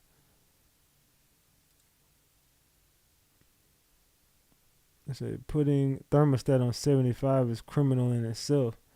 They said he liked the room steamy. Hey man, I need my room steamy, dog. Put it on 75 degrees. Salute Ratchet. Thanks for covering the trial. It's a shit show. RG4L. Salute to you, Binky, for that 10 piece. I appreciate you.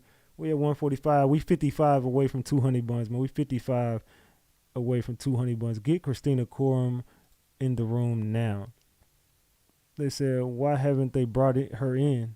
It's a good question. I want to know if KK, she should have been one of the biggest witnesses, a very big key witness.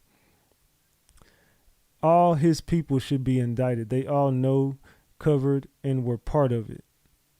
They said putting a thermostat on 75 is criminal. KK has a lot of explaining to do. Bring her on the stand. She seems like she's been running the show.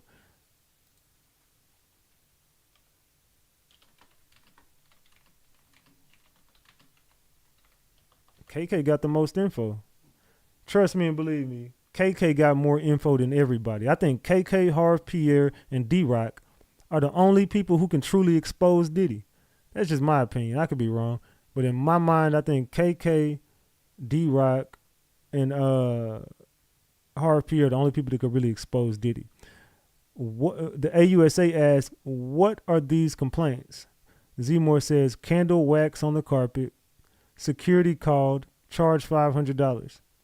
AUSA says, no further questions. Cross-examination, defense, none. Next witness, Special Agent John Croft. That was a waste of time. Yeah, they gonna get up out here early today. That was a fucking waste of time right there. They just called in the next damn witness. You don't have it. Let's go over it again. It said Sean Combs and Bad Boy Records. They then changed it to Jackie Star. Almost like Diddy changed the name for the room using someone else's name. Or Cassie did it. I'm staying with that. We don't know who the fuck did it. They didn't say. We don't know who changed the damn name to her damn name. They sound like you mad at me. I did not think of that. Could be true. You're not unreasonable for this thought. Thank you. Because I said, but Cassie was going to hotels with or without Diddy. We all know this as well. She was definitely doing this without his permission. So go ahead and get your law degree. Oh, I read that one. And it switched to Cassie. Mind you, he forced her to set these hotels up with those names. Seen that in text messages already. No, he didn't. He never forced her.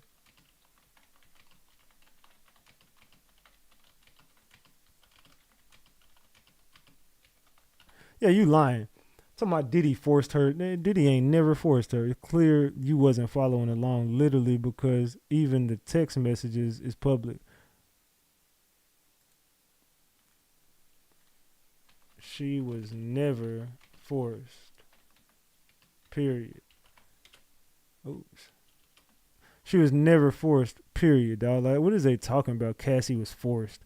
Cassie wasn't forced to do shit, but that comment thread is going up. We got 2,000 views on that damn comment right there. Yeah, they like that one. All right, so they called John Croft to the damn stand. They called that boy John Croft. Josh Croft to the stand.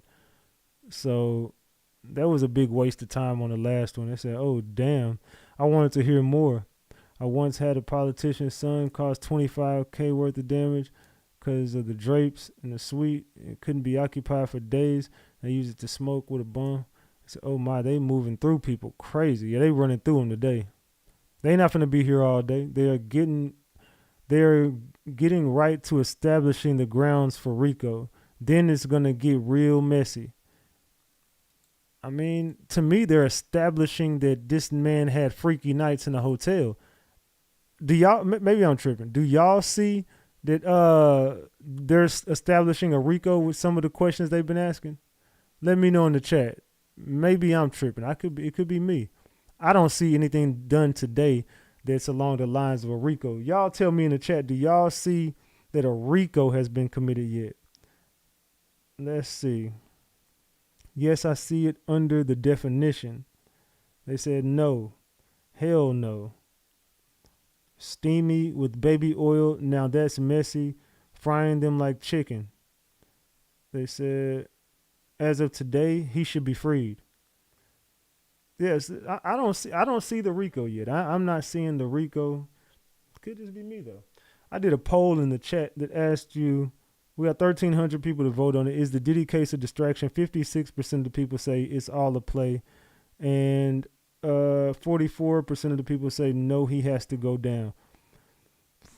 I said, can you do a poll? Let's see. Yeah, I'll do one.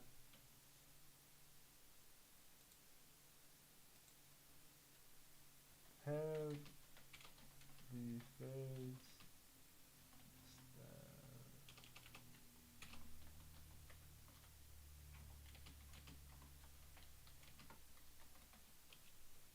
hold on. Damn it.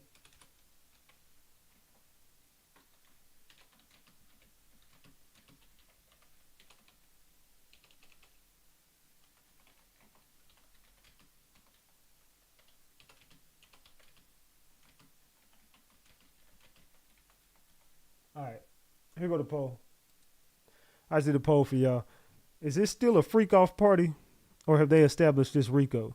I asked you a question. Have the feds established a RICO yet? I fucked that up. I put yay. I meant yet. Y'all get it. Y'all know what the hell I'm talking about. Have they established a RICO yet? Y'all let me know in the chat. Is this the RICO? Have they established the fact that this was a RICO yet? Let me know in the chat. Or is this still just one big freak off party? AUSA says, where do you work? Agent Croft says, HSI, Homeland Security Investigations. I extract data from computers. AUSA says, what is your training? Agent Croft says, the SANS Institute. AUSA says, what does that stand for? Agent Croft says, I don't really know. They are opaque in that way. So you don't know where you work. So you do not have a clue what your work stands for. Got it. Okay, I got it. He doesn't know what the fuck. He said he works for the SANS Institute. They said, what does that stand for? He said, I don't really know, fam. We some mysterious motherfuckers. I don't know what the fuck that shit mean. Even I don't know what the hell that means. All right, well, we got it, brother. We got it. You don't know what the fuck you talking about. All right. So, they said, what is on the computers now? That may be an interesting witness. They said, ooh, this should be interesting. They said, what do you mean you don't know? They said, this is going to be juicy. They said, huh? They said, okay, opaque. Tech, my word, let's go. They said, according to Google, the SANS institution stands for Sysadmin Audit Network and Security. It is a global organization focused on providing cyber security training and the certifications to individuals and organizations. They said, you don't know, but you working for them? Yeah, I don't know what the fuck that's about. It's about to get real. Dude said, I don't know, child. Yeah, this Diddy case is crazy as hell. It's about to get real. Yeah, I'm not really sure what the hell going on. This dude just said, I don't know what the fuck my unit stand for. I just work there, fam. I don't know. I'm just here so I don't get fined. So at this point, fam, I'm just here so I don't get fined. Let's get back to it. Man.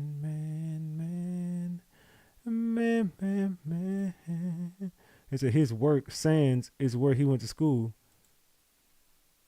But he don't know what the fuck it stands for. I just said that's odd. He don't know what it stands for. That's pretty damn odd. You work for a place and you're like, okay, well my initials at the place is this. Okay, so what the fuck what does that mean? I don't know. Shit. I just worked there. no fucking idea. No fucking idea what I do up here. Nah, facts. Oops. Yeah, this dude talking about I don't know what they said. Yo, what you trained on? I don't even know, bro. Yeah, exactly. Like, so what you trained, bro? I don't know, fam. I'm just here. What you training up here for? I don't know. Shit, I just got the job. Cyber security. See if we can pull this up. Why you can't pull this up? If it's that easy for us to have access to the shit, how you don't know what this means? Cyber security training, certification degrees, and resources. The SANS promise everyone who completes SANS training can apply the skills and knowledge they've learned the day they return to work. SANS Cyber Defense, the most trusted source of cyber defense and Blue Steam training, certification and research, courses and certifications, resources and tools, latest cyber defense news and updates. So this is just say I work for cybersecurity, bro. How the hell hard is it to say I worked at cybersecurity? I also went, and I could not tell you off the top of my head without Googling it, to be honest. High school and college were probably also a while back for him as well. I guess. I'm just like it. Whatever. I ain't gonna argue with you. Sweetie. So this dude work up at SANS. He don't know what the fuck it stand for. Let me move my screen. Alright. So the government is now questioning its fourth witness on this packed day. Frederick Seymour, the general manager of Emitage, whatever, Beverly Hills, a luxury hotel. Seymour is being asked about hotel records showing reservations that Sean Combs made over the years. Man. Frank Black made those reservations over the years. Big Frank Black. All right. Let's see. Do we got another update? Something tell me we might not get another break today. I think they might just end this shit once they might call the next witness and just end it. Say he just there to collect the check and speak bullshit. Feds losing this case kind of bad. Say we need to hear from B5. We need anyone other than the people they calling. If y'all want to convict Diddy, y'all need every witness other than, it's not really odd, just didn't find it necessary. That is pretty odd, but we'll like it, comment, and move on. But the feds is losing this case bad.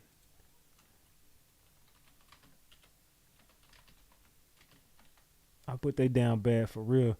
The feds is losing this case so far to me. I did do a poll out there. Let me get back to that poll I just did.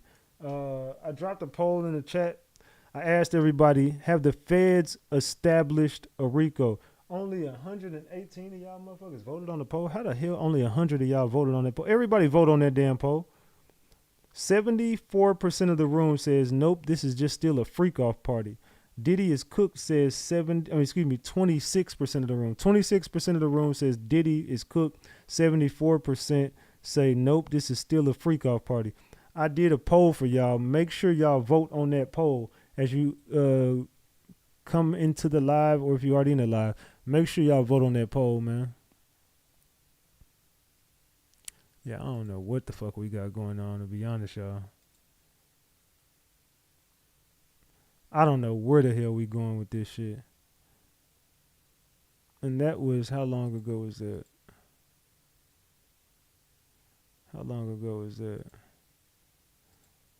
Give me a second. Man.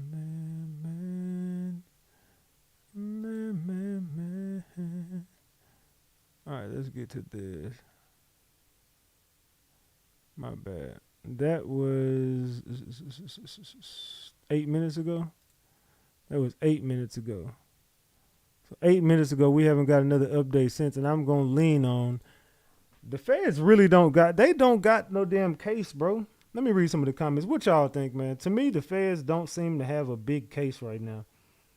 At least by the witnesses they calling, they haven't established shit. They say go down for what? Being a freak. I did not know that was a charge. They said, to be honest, it's not normal for the world to be reading about the federal court in real time. For all we know, all of their court trails might go this way. Problem is against Diddy. What you mean, fly guy? What do you mean by that? Sand should be industry, whatever, that he is familiar with. I said, celebrities use fake names all the time for hotels. Nothing to see here. He definitely doesn't qualify as an expert. They said, if he made reservations over the years, what does that prove? I thought D-Rock made the reservations. He was doing everything else. They said, noting from nothing means nothing, I guess.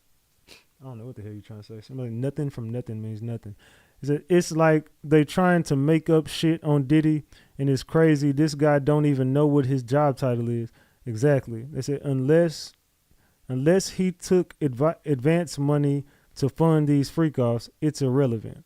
They throwing freak-off in our face and everything else at this point. This has to be a hot baby oil mess. Diddy is going home. Yeah, this is just to embarrass Diddy. This has done more embarrassment than damage to him. I mean, I don't see a fucking charge here that he can be convicted of outside of the maybe bribery and arson if you want to convict him of the Kid Cudi shit. They say, what tools do you use? Agent Croft says TX1 and digital collector. AUSA says, whose laptops did you extract? Agent Croft says, Cassie Ventura.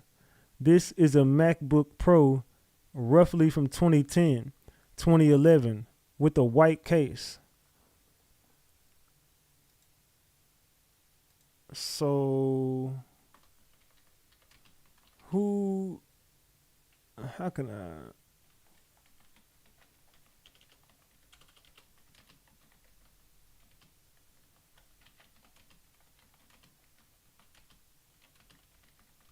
I said, so who extracted Diddy's devices? That's who we need.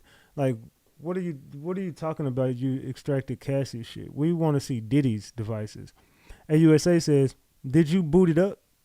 Agent Croft says, I got to the MacBook's factory default screen. AUSA says, but you got data? Croft says, yes. The hard drive had data, not overridden by the factory reset. Okay, so they got some footage from the Cassie. They got a tad bit of footage from Cassie, and let's see where this goes. It says super keen to hear more of this. This might be important, but we're gonna see.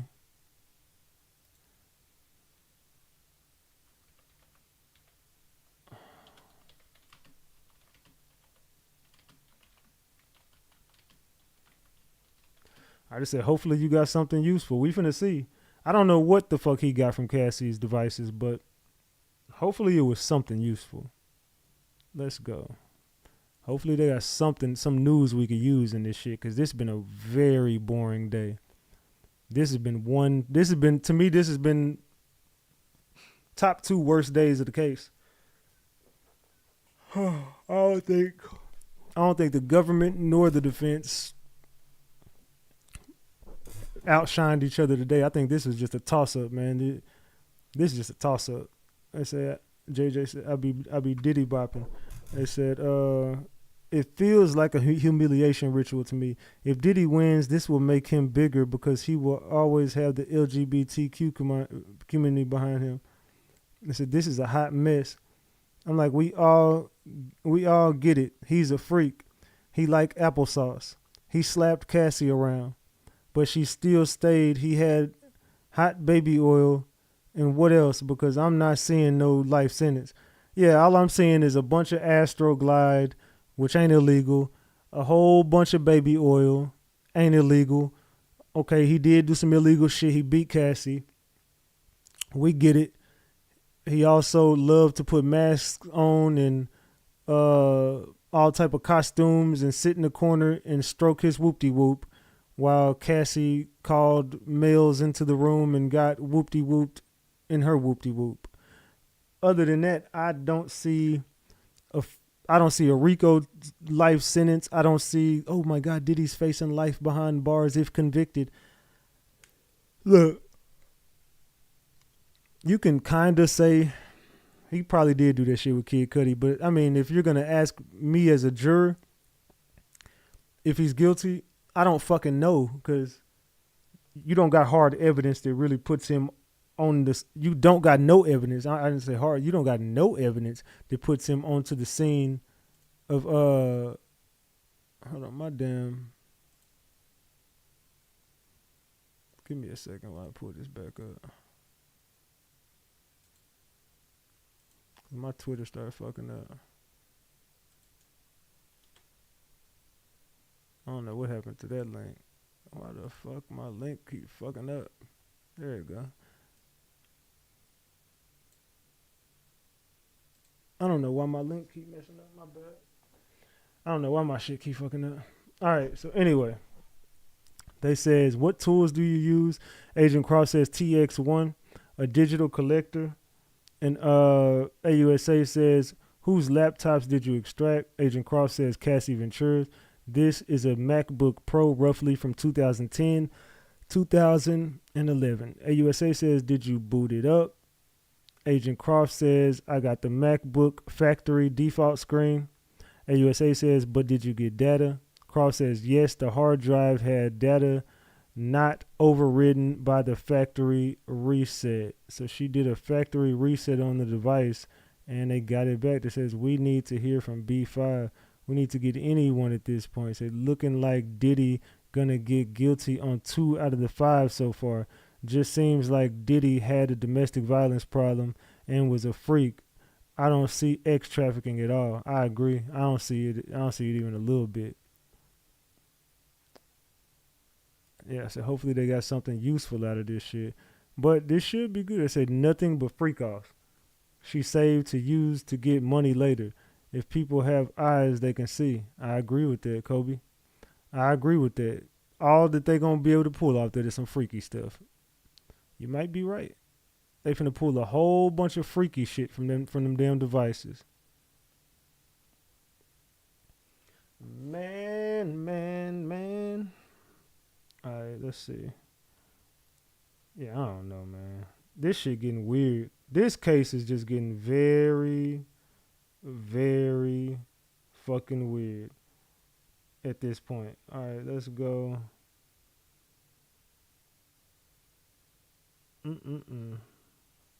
That was 6 minutes ago.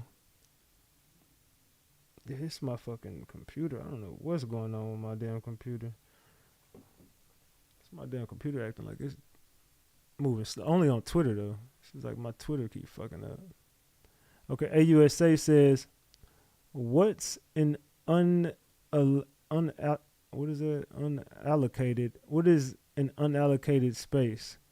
And Agent Cross says something not viewable, something previously deleted. AUSA says, explain how computers store data. Agent Cross says, you have a table of contents. A file can still be stored in unallocated space. Bro, what the fuck did you find?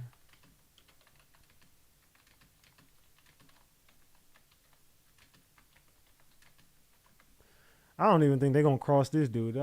They don't really got a point to cross him either. Like, who cares? This dude ain't even really talking about shit. Can you tell us what the fuck you seen on the device, please?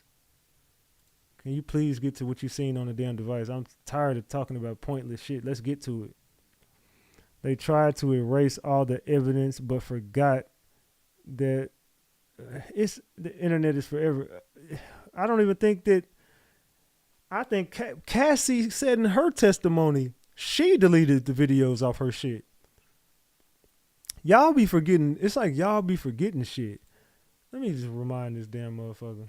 Cassie admitted that she deleted the videos from her device.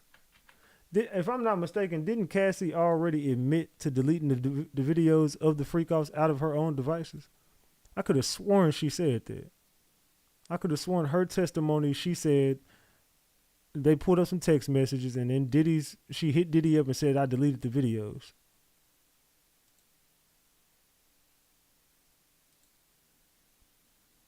Yeah, can we get to the fucking point? Let's get to it. I'm really tired of wasting time at this point. I'm ready to get to the facts, man. I want to get to the meat and potatoes. I want to get to the meat and potatoes of this shit. You talking about unallocated spaces and shit. I don't even care about none of these terms y'all talking about.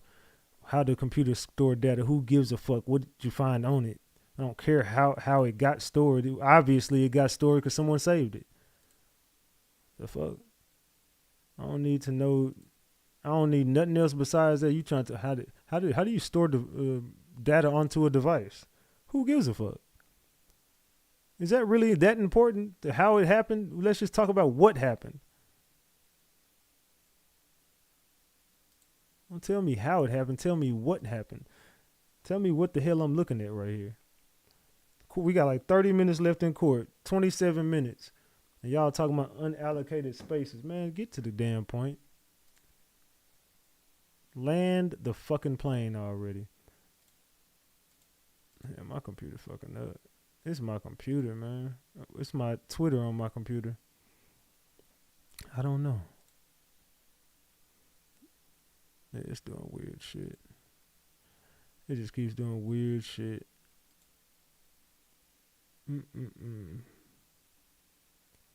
Well, hopefully at some point we're going to get to this damn RICO.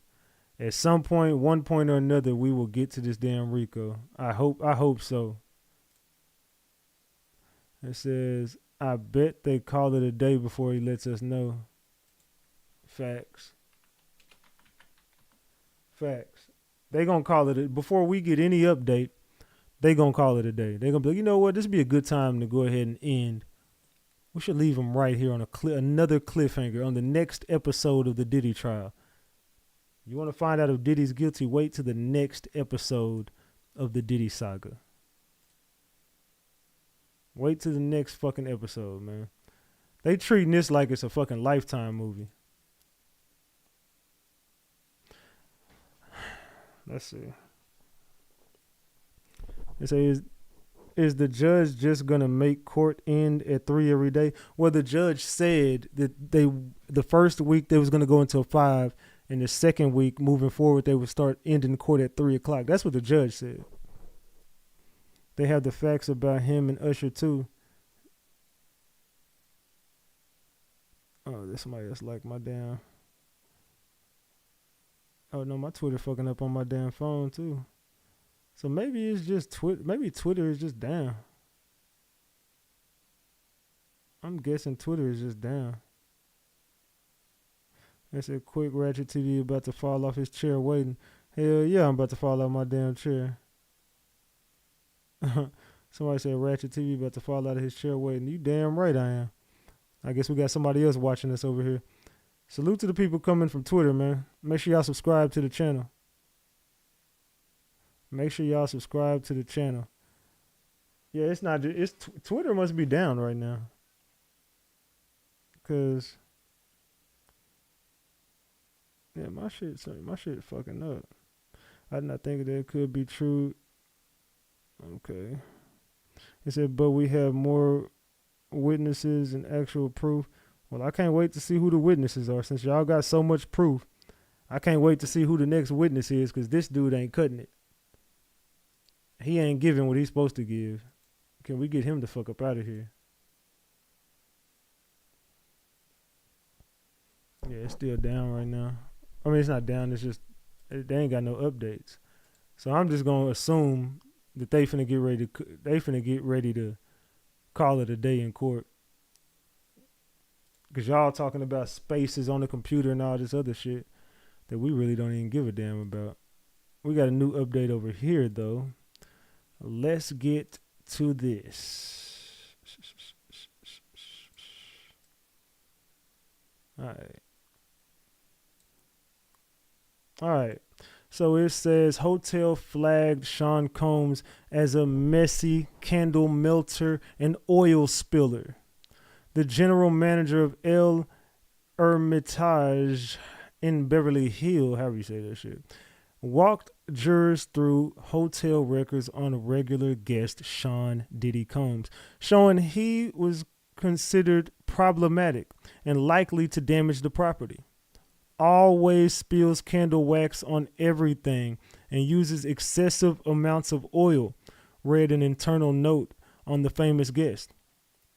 The same notes instructed employees to charge Combs an extra $1,000 for expected damages and to mark the room out of order upon departure for deep cleaning.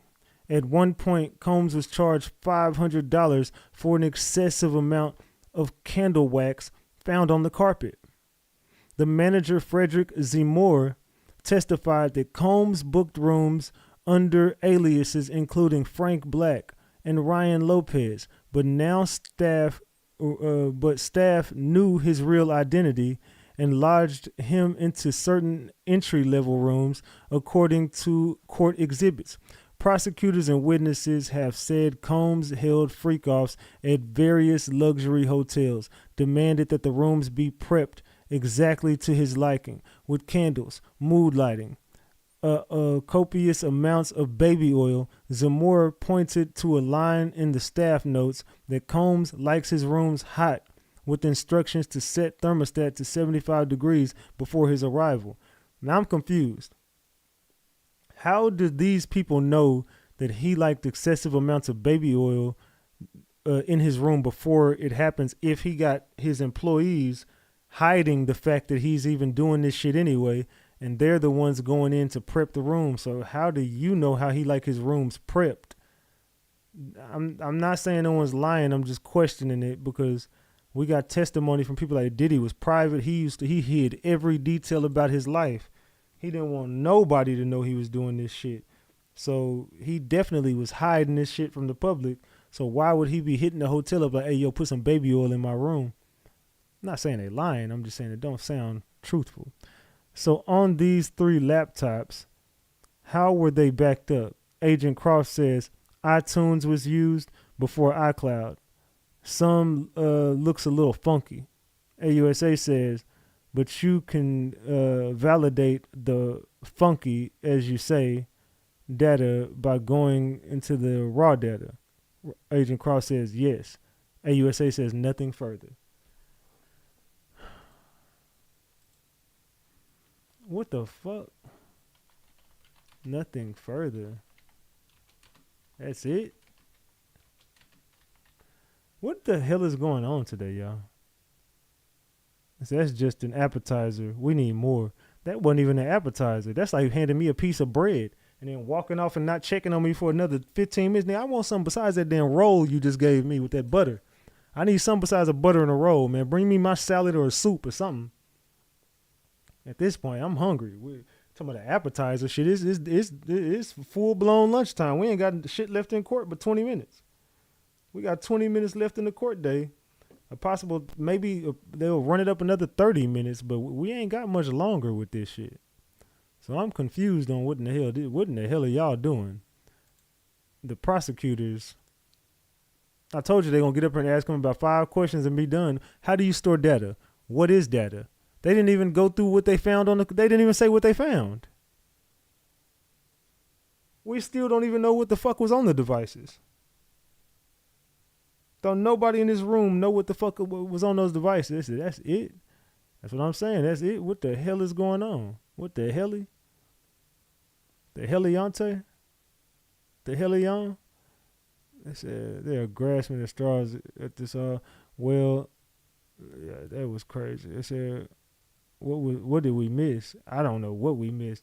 They just said this is how you store data. What is this type of data? Nothing further. Get off the stand.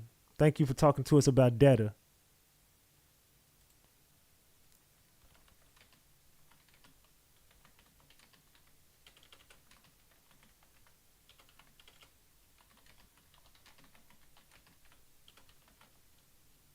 I just said, well, at least we learned about data today. I mean, I'm glad we learned something. I guess we learned about how data was stored onto a computer, and I don't fucking know. I said, that's just an advertiser. We need more. What did somebody say to that bullshit? Said that was a nothing burger. Hell no, it wasn't no damn advertiser. I tell you, it's like eating fucking bread and butter. Oh, 3 laptops backed up with iTunes and or then iCloud. Say, oh, they are saving the best bits for later. Leave it with Diddy, and they have evidence that he tried to wipe. They said they got evidence that he tried to wipe, but they said it was on Cassie's computer. So who got Diddy's devices? Can someone help me understand the purpose of this witness if they didn't go into the detail that was found? They said the property was saving it for later on.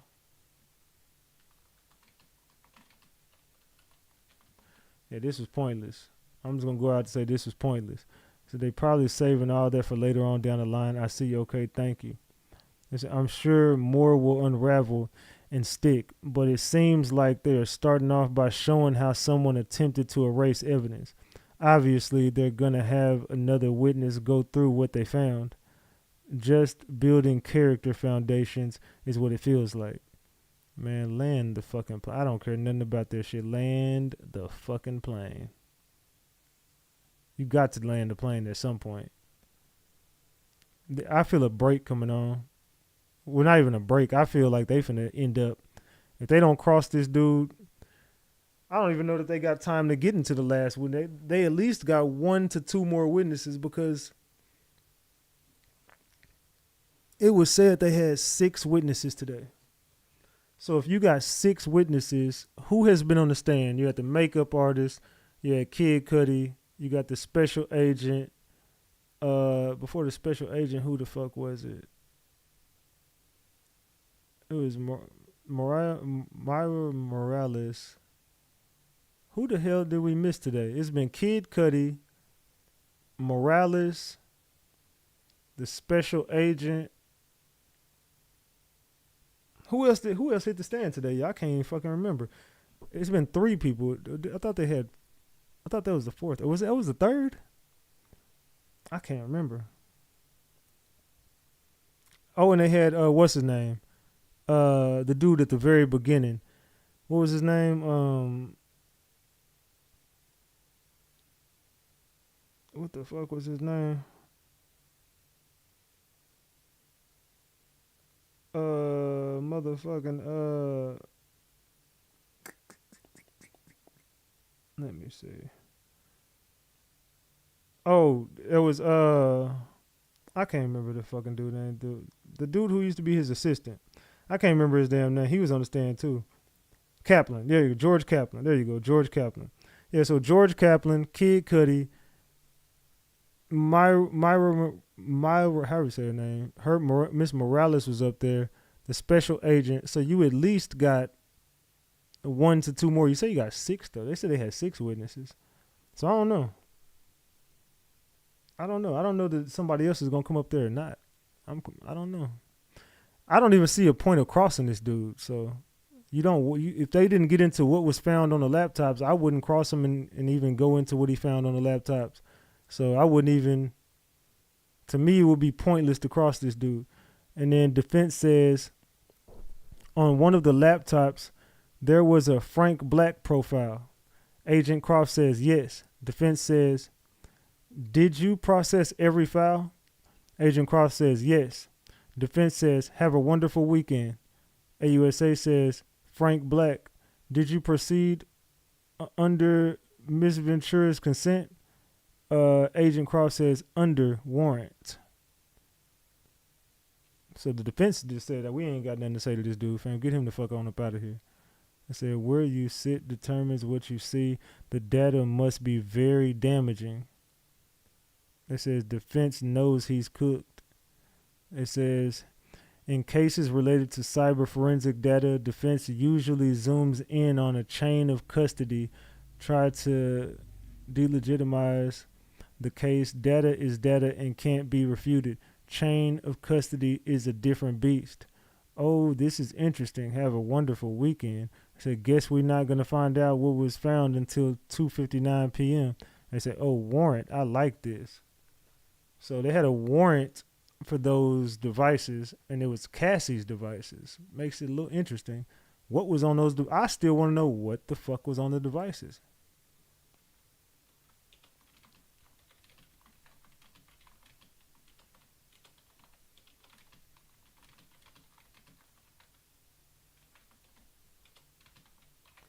Said we will never know what was on those devices. Shaking my head.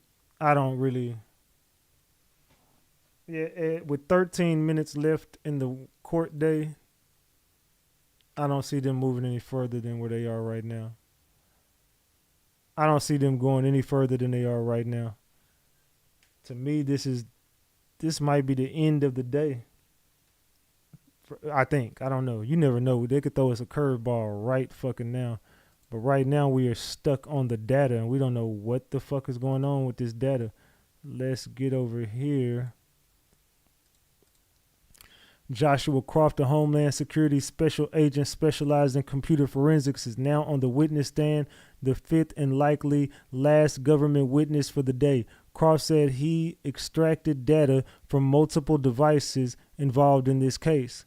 He laid out his methodology, which was quite technical, in detail for the jury. He gave a broad overview of what he found on different laptops, signs of damage or being erased to factory settings. For example, as Croft went over this, Sean Combs scooched his chair up to the defense table, his blue spiral notebook in hand, and bent his head down to write in it. So whatever, something was on those damn devices. We just don't know what. We don't know. We have no idea what was on those damn devices. But I think we will find out. I know we'll find out. See, and this is another reason why I got to get up to New York to get in this courtroom so I can give us, next week I'll be able to give us way more in-depth detail about what's going on, because I'll be inside the courtroom listening to every fucking part of it with my handy dandy notebook out. So come next week, we definitely going to be covering this case. Y'all know I'm not lying. Big Ratchet going to be right in that damn courtroom. Judge says no more witnesses. Jurors are limited to release. They said he's about to release anybody early. Any objections? They got laughter. Don't read anything about the case. Go for a walk. Watch the Knicks avenge their game one loss. More laughter. And you must tattle. We're making great progress. All rise. So that is.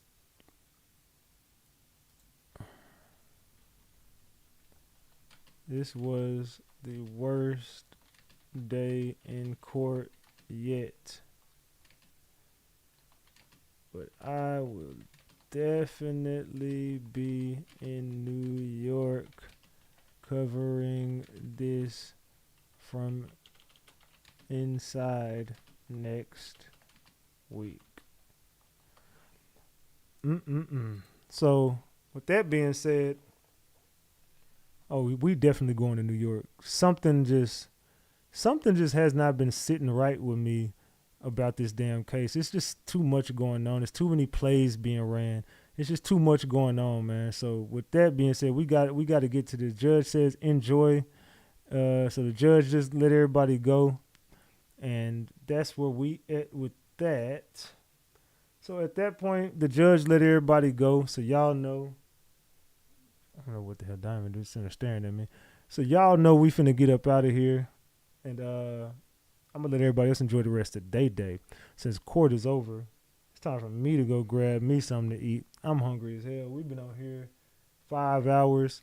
Yeah, I'm going to get the hell up off here. And y'all get in the comment section and y'all tell me what the fuck is going on in this Diddy case, man. Somebody please tell me what the fuck is going on. But, yeah, I'm finna get ready to get the hell up off here, man. Salute to the gang. I love all y'all more than y'all will ever know, man.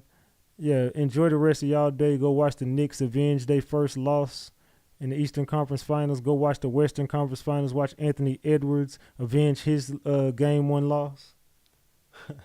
Salute to everybody in the chat, man. I love y'all more than y'all will ever know. It's your boy Big Ratchet. That's Ratchet Gang, and this is Ratchet TV. I see y'all in the morning, same time as always. I'm out.